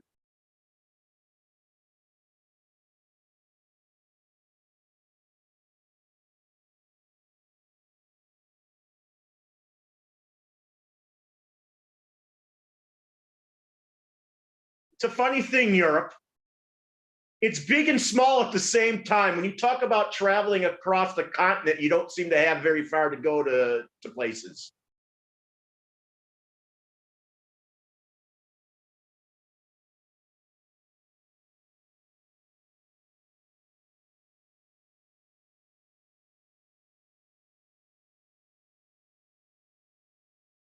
So you want your Viking friend to come out there?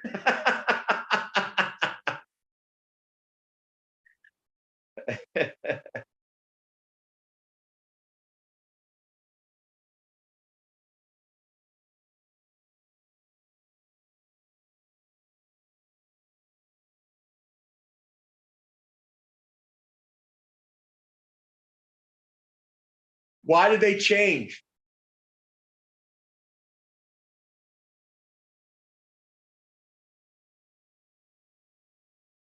That's odd that they would change capital cities for the area. Jakarta's planning on doing that too because how desperately populated they are in Jakarta. I mean, I don't know why they would do that there. I mean, it's not, you guys have what, almost 100 million people in the UK?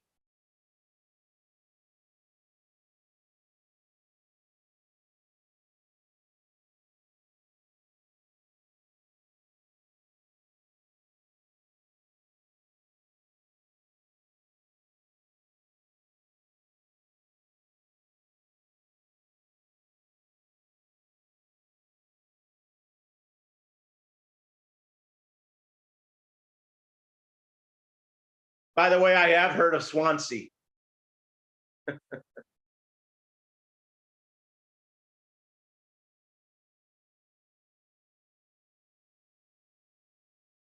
From what I've seen at Cardiff, it's a nice city.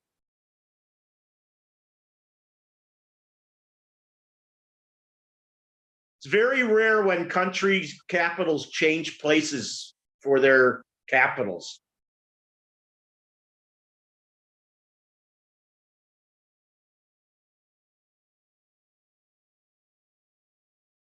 So, Matthias, would it be cheaper to fly there or drive there?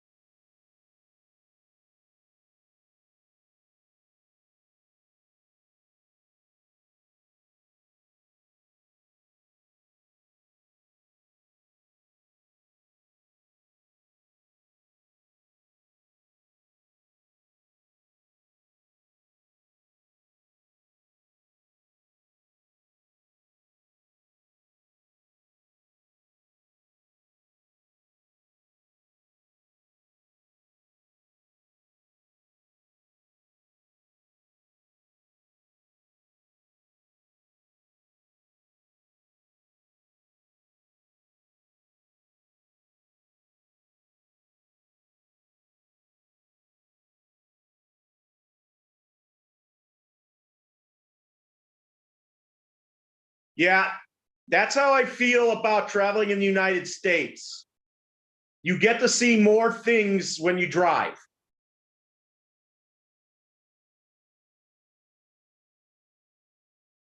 I wonder if he feels the same way about Britain.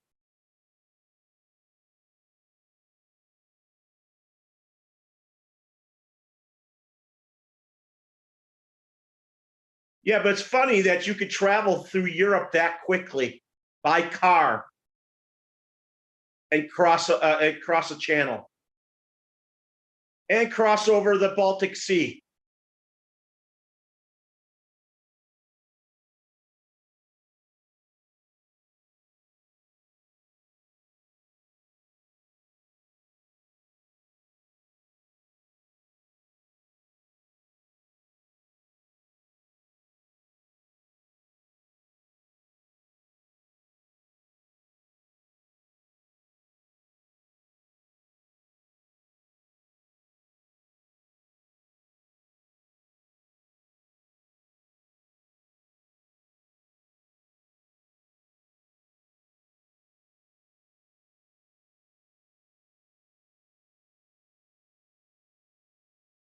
One thing's for sure, Matthias, you'd have to switch gears in your mind to drive in Britain because you'd have to drive on their side of the road. Got to have that ability to do that.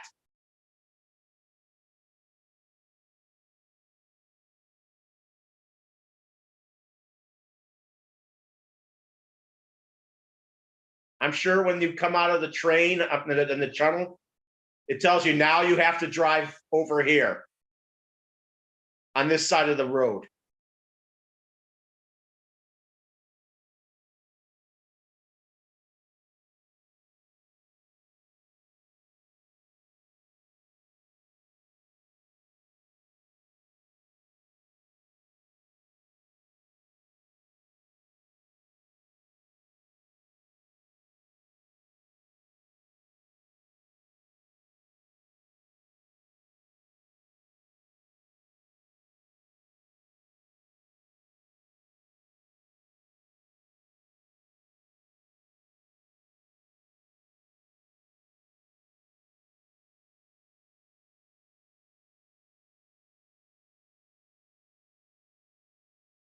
Master, you still there?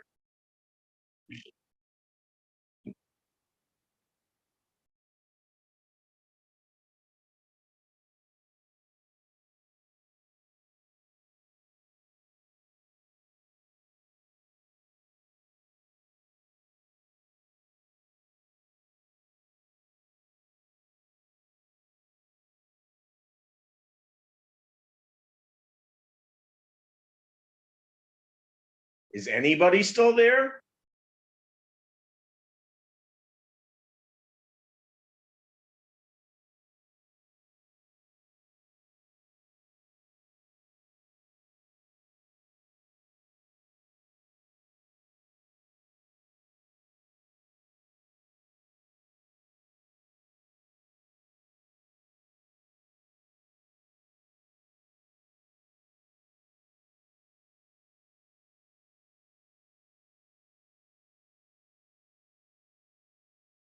I would love that.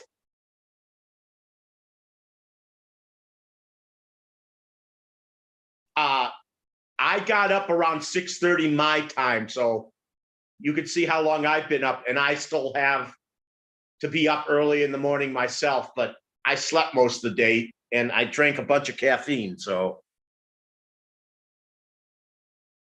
what time is it by you, Matthias? I assume you're an hour or two ahead of Mask Master.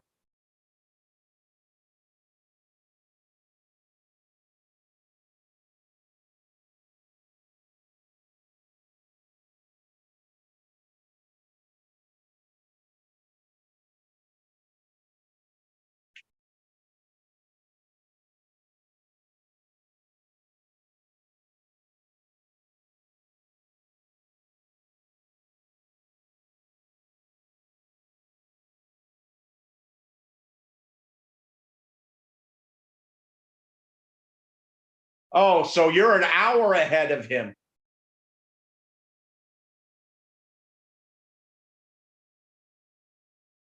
So you're scared of flying, huh?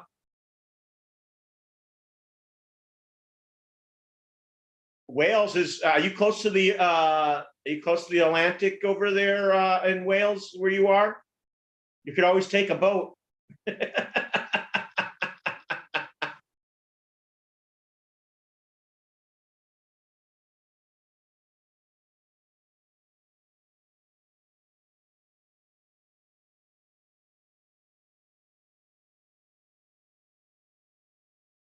Yes, you both are.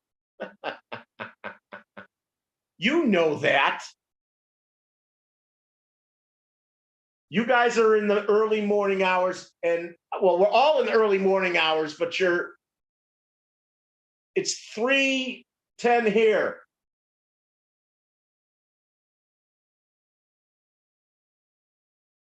You're 6 hours and he's 5 hours ahead of me.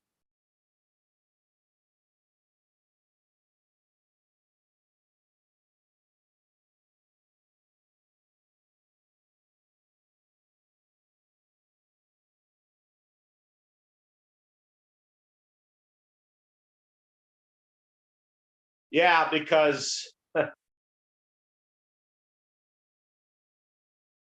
the closest place for you guys to land from Britain would be Nova Scotia or somewhere like that in Canada. And Nova Scotia, I think, is an hour or a half hour ahead of me.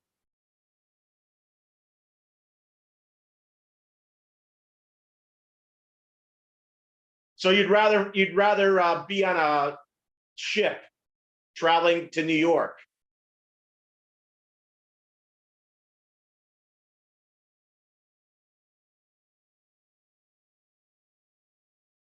Even though they say it's the safest way to travel. Yeah, but if it crashes, it's least you're less likely to survive it. At least in that car accident, you have a better chance of surviving it. They forget to say that, oh, it's the safest way to travel. Yeah, but survival of an incident is better in a car.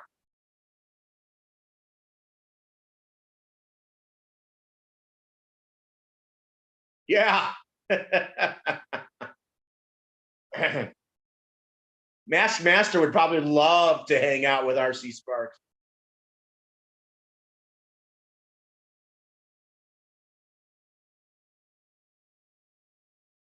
You feel, yeah, but a helicopter doesn't have enough fuel reserves to travel that far. Closest thing to a helicopter for you would be an Osprey, and I don't even know if that has the ability to fly from Britain to North America. And an Osprey is a military plane that can act like a helicopter. I mean, it can hover and fly that way also. So it's part helicopter.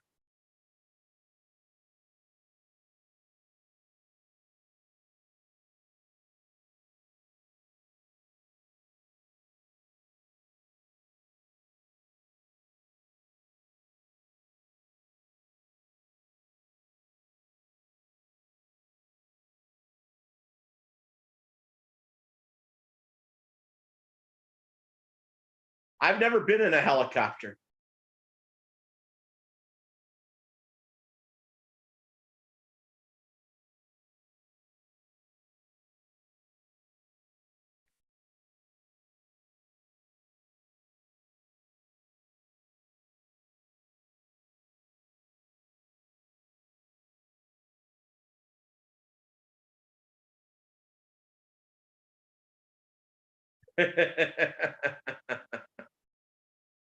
That's still, I still want to. What about a Zeppelin? It's the same difference. He's flying. And it would take a long time to fly by Zeppelin. Or as sometimes we call them in the United States, blimps.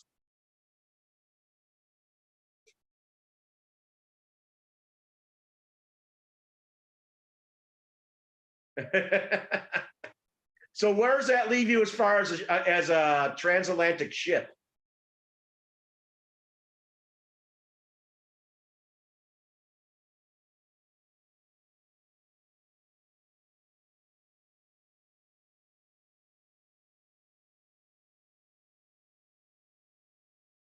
I'm sure you could catch a cruise ship from Wales to the United States.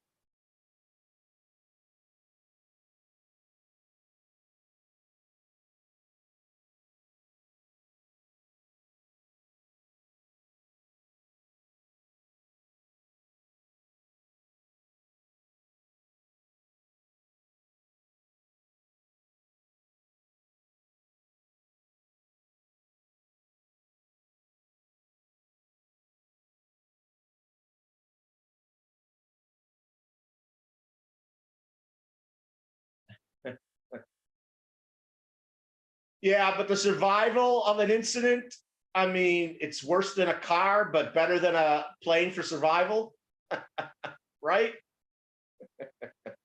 Kind of in that middle ground, isn't it?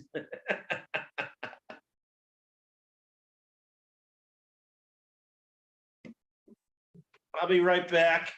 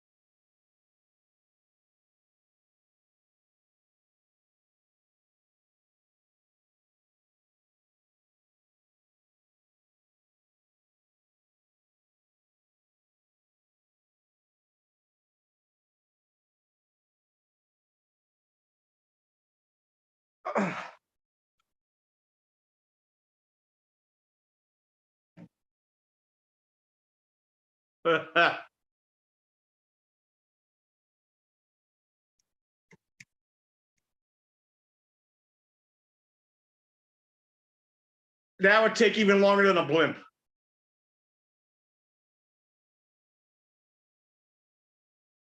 Yeah, but you can have time to get on a with the ship. At least you can get on a dinghy to get into it and drop to the water without going under.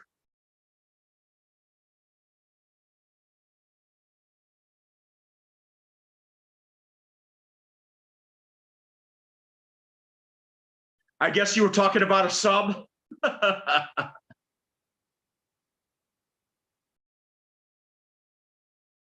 Like I said, a cruise ship would be in between the safe survival between a plane crash and a ship sinking.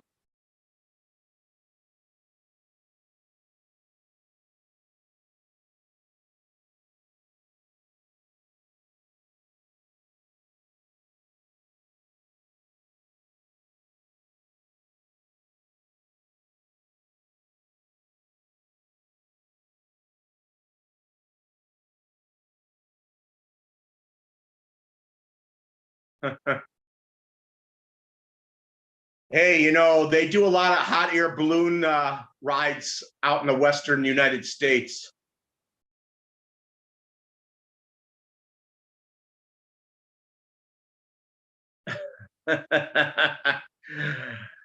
They've discussed having a high-speed rail going under the Atlantic from Britain to North America. They've thought about that.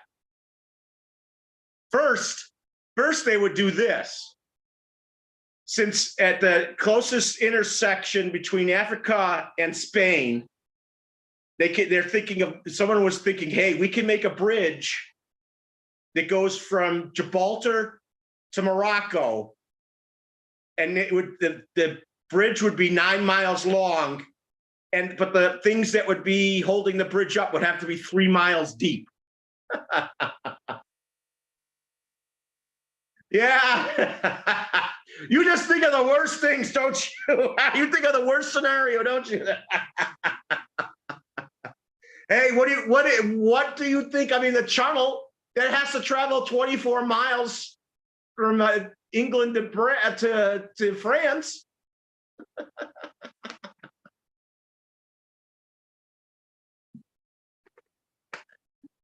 Same difference. Shorter, but same difference. I guess that's why you'll never travel the channel. Technically, Master, you could drive to Sweden.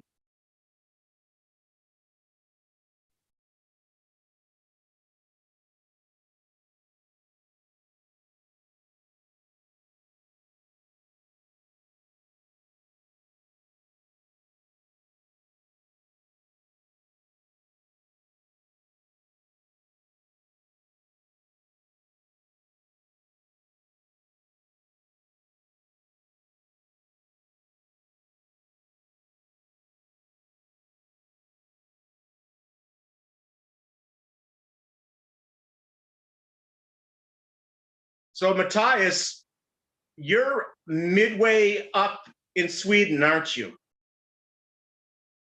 You're in the midsection of the country, because you say the Netherlands would be halfway to where I live. I wish I could. My brain is broke. There's your British humor. That Master's purely British, man. They have this. I think they have some of the best humor in the world. But they say it's due to their way their society has been for over 1,000 years.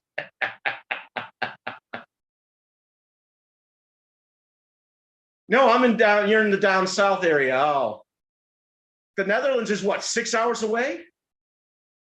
At best?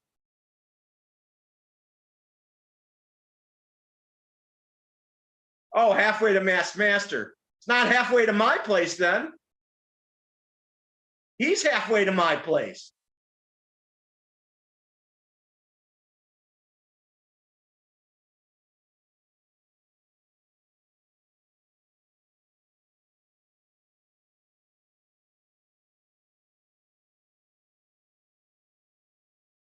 Trust me, I do a lot of worst case scenarios myself. You must like the Monty Python. You get their humor real good, don't you? Since they're your kinsmen. I'm sorry, kinsmen. At least most of them were.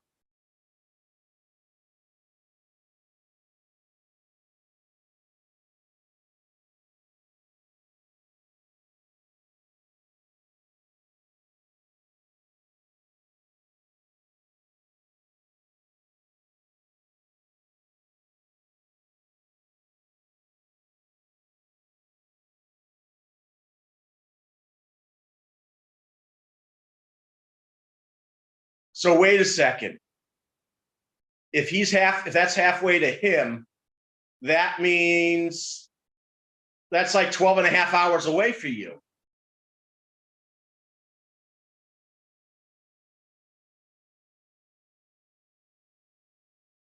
Am I right, Matthias?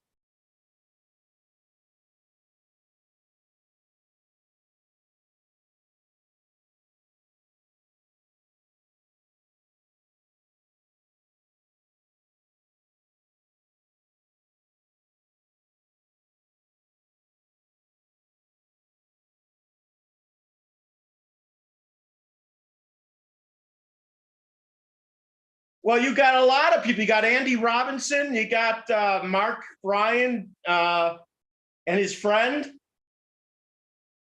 Talbot, if you're interested. There's a lot of guys in RC that aren't far from you, I would think.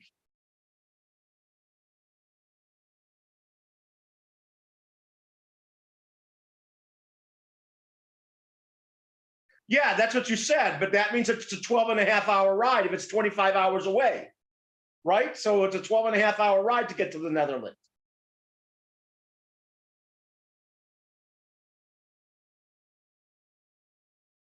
Because the Netherlands attaches to Denmark.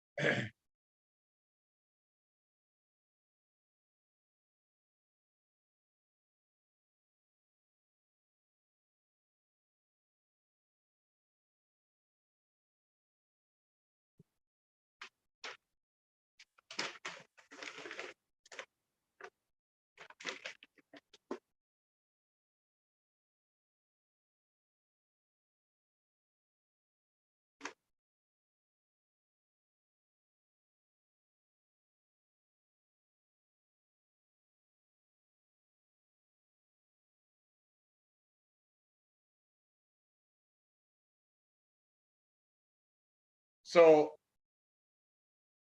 Matthias, the Netherlands is 12 and a half hour ride, right?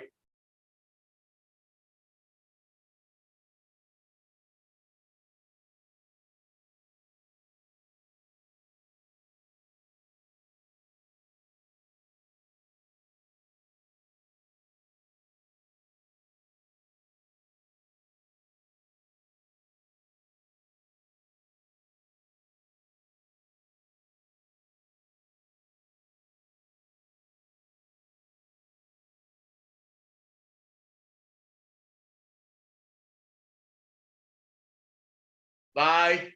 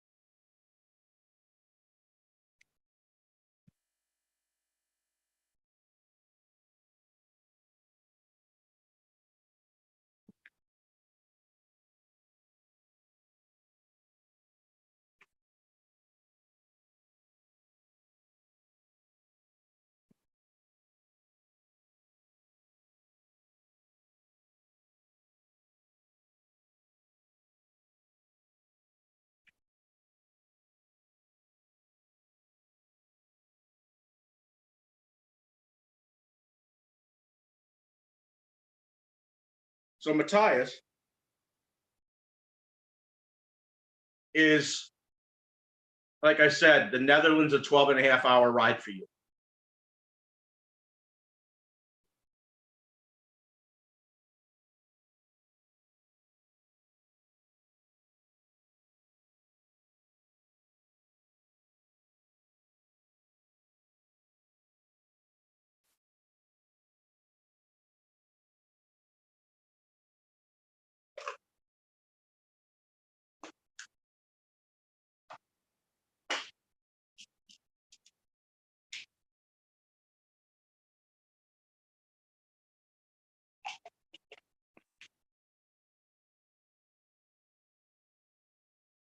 Still there?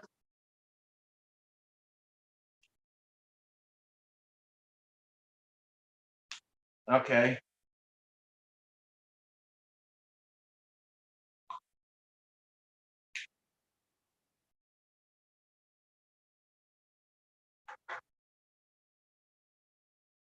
So to get back to you traveling to the United States,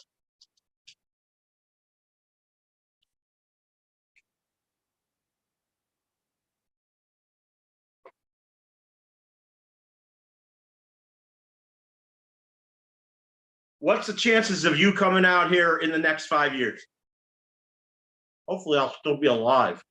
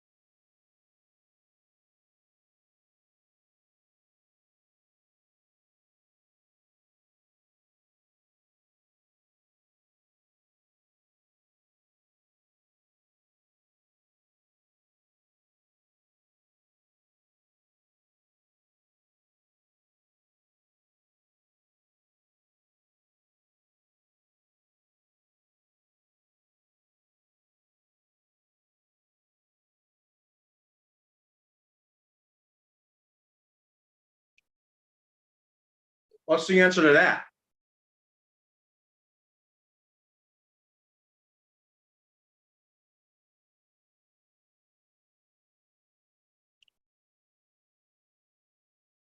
Well, I hope you do it.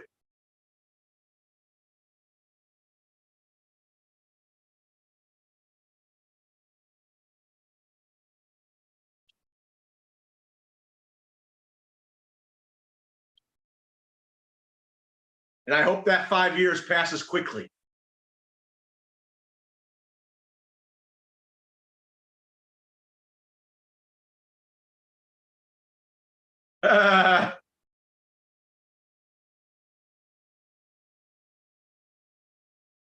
Hi-Fi? You have a hi-fi you want to buy?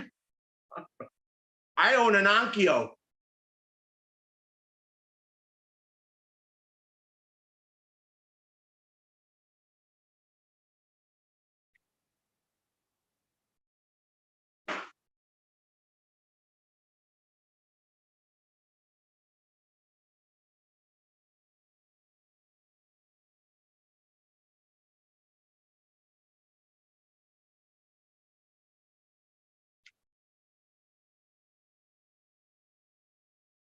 What is an MX?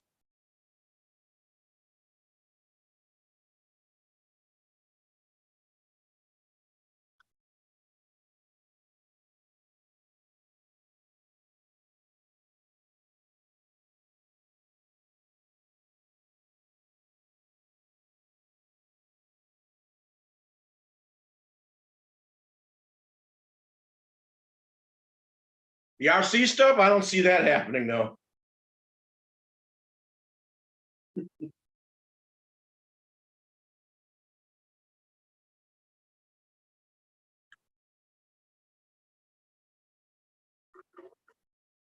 Ah,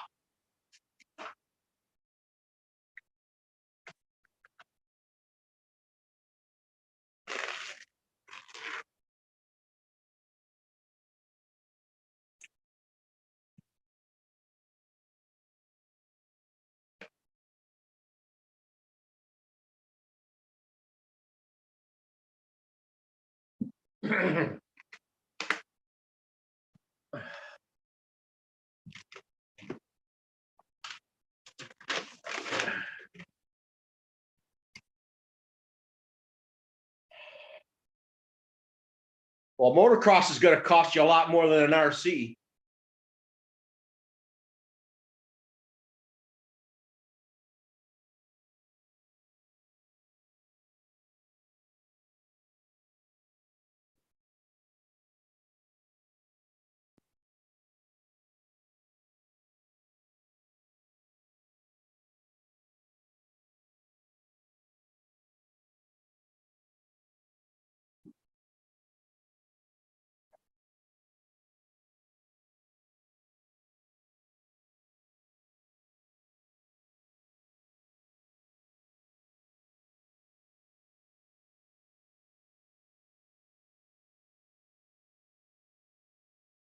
The hi-fi can be more or less than an RC.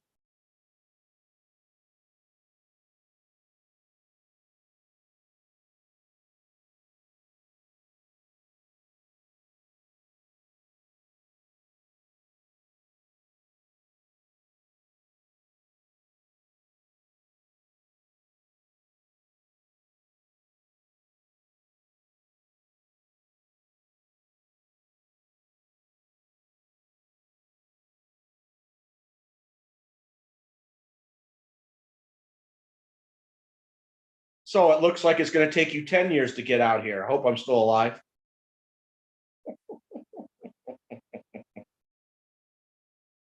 Hopefully by then you'll be on the video channel a lot before that. It depends on the hi-fi. My Onkyo, I got one refurbished and it was less than $400.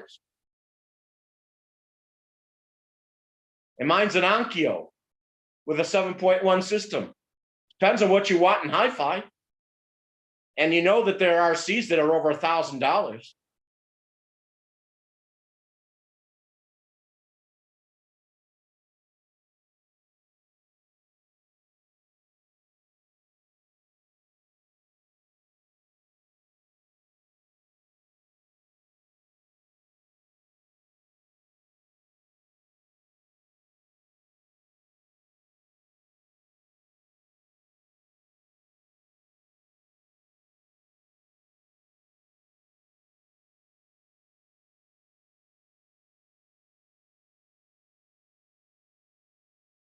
Don't forget, there are guys who spend tens of thousands of dollars on RCs that are from one vehicle.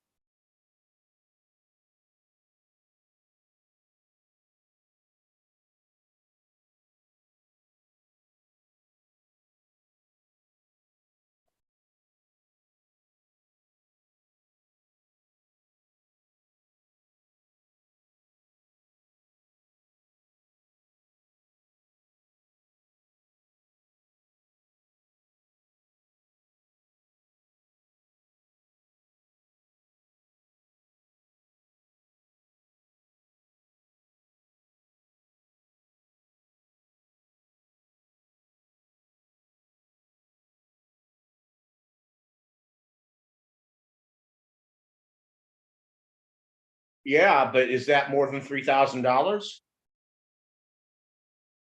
Has Krell sold in the United States?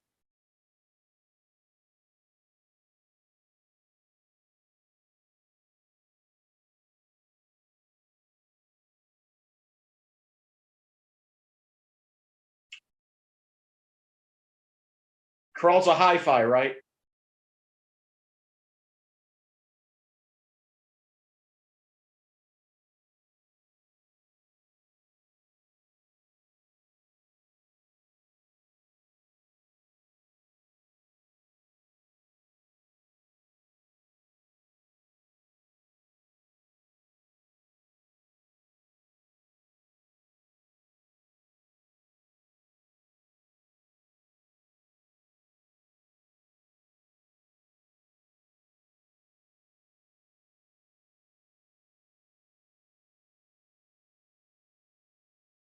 I mean, that lasso.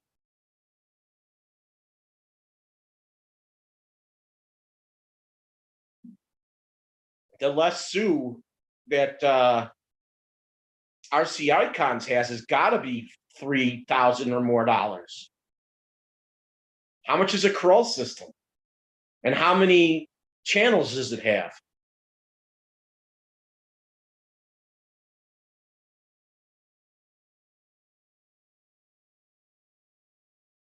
I mean, there's more expensive Onkios than one I have. Some that are 11.2 systems.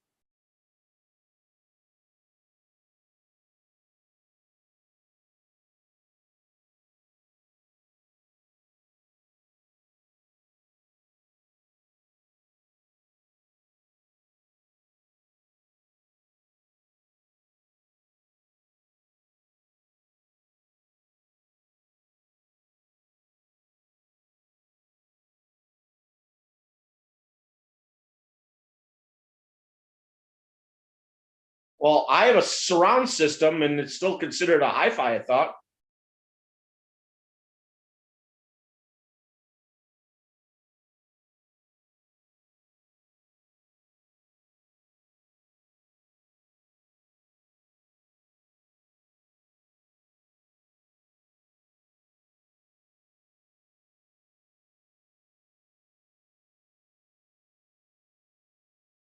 And do you hook that up to your TV?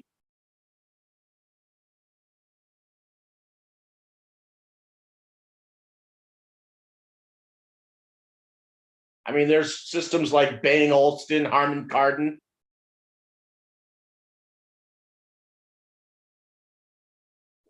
Why can't it be compared to a home theater system?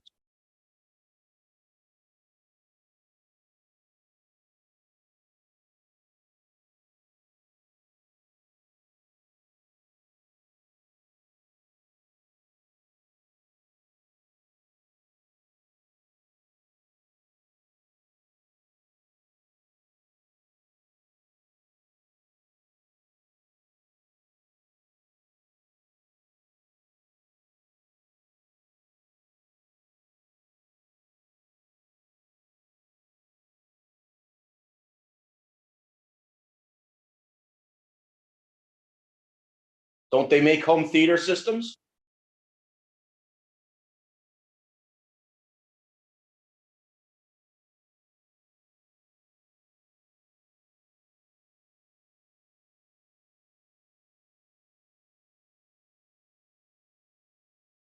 Corel must be made in Scandinavia, huh? Or is it made in Sweden?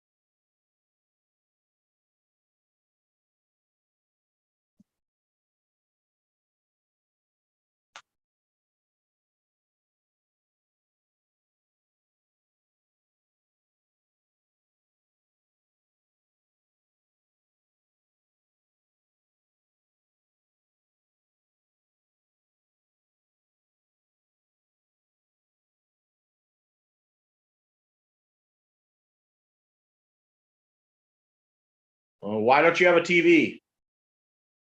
Do you watch shows on a computer?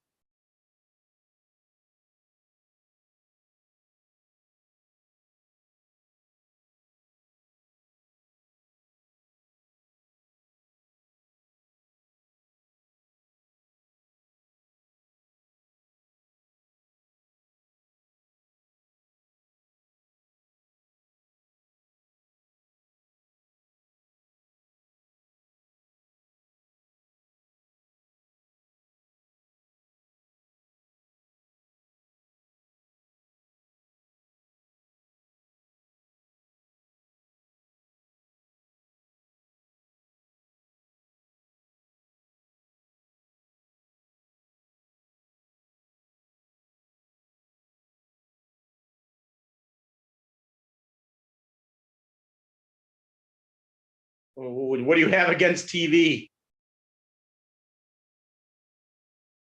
Do you watch movies?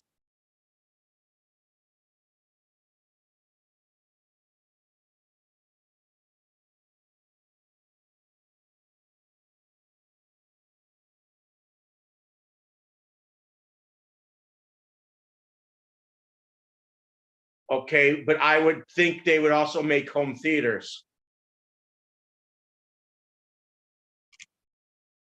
But Krell really sounds Scandinavian to me, the word Krell.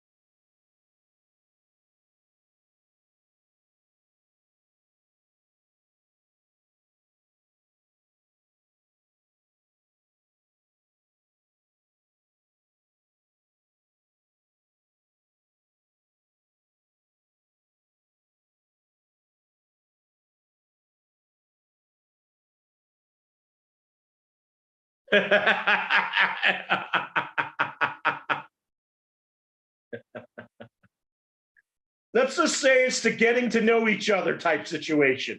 And it's us two anyways. I don't know if anybody else that's in the chat who wants to chime in or even get into the video side. I'm still waiting for when you can get into the video side.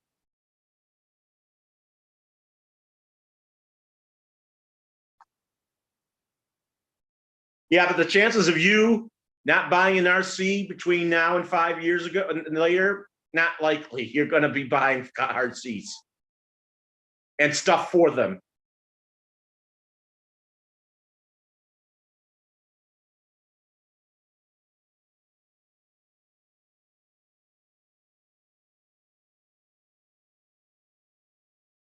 That means us. Unless it's 4 people altogether with us.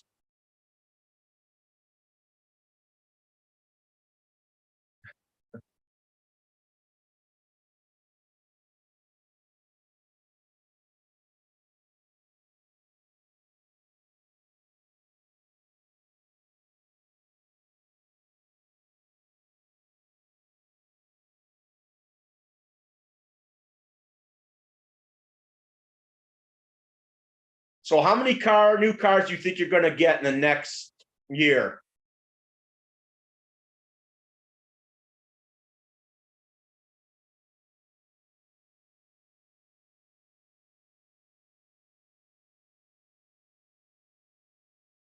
And how many more do you think you're going to have in the next year?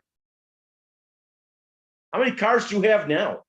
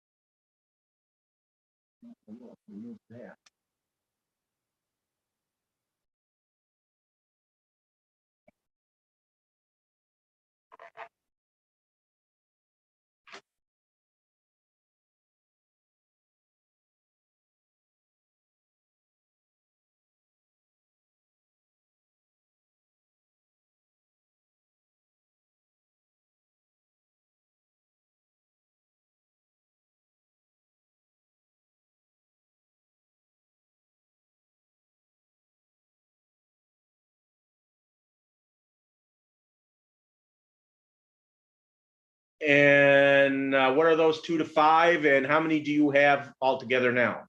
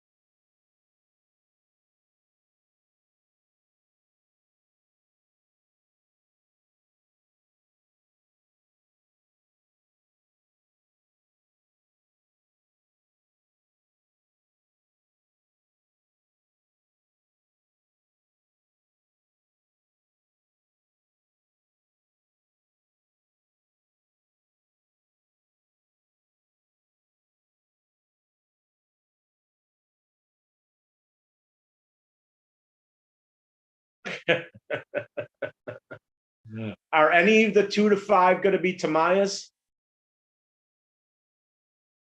or Kyosho's?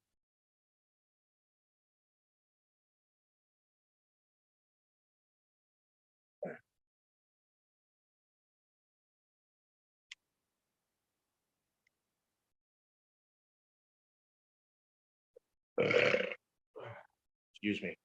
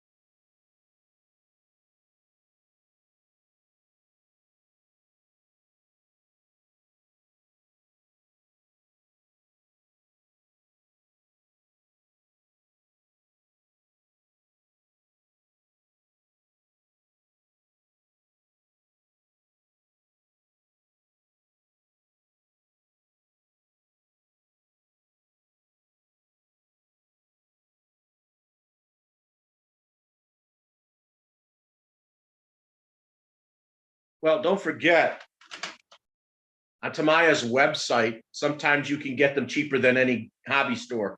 Sometimes they have sales with them.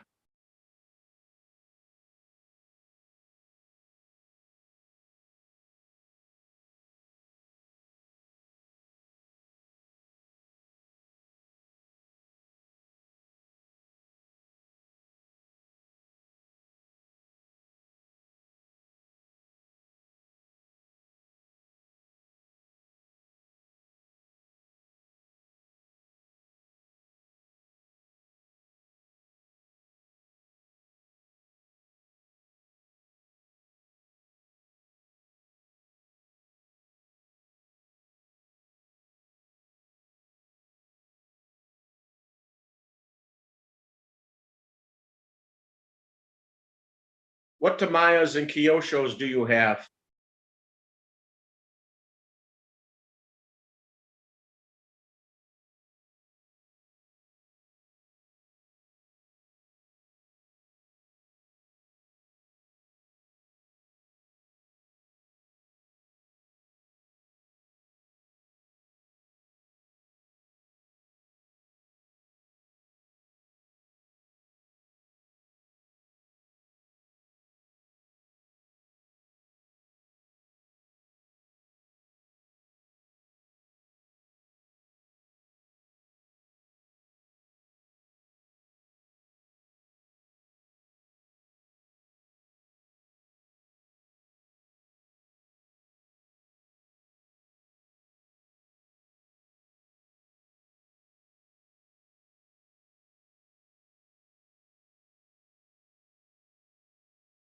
Oh.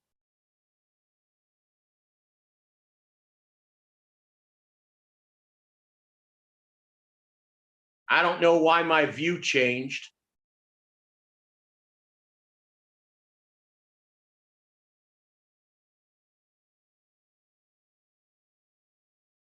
Frank?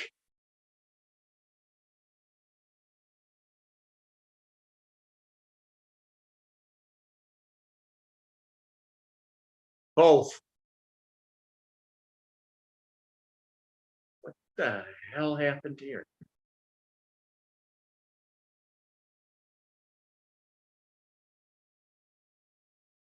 What the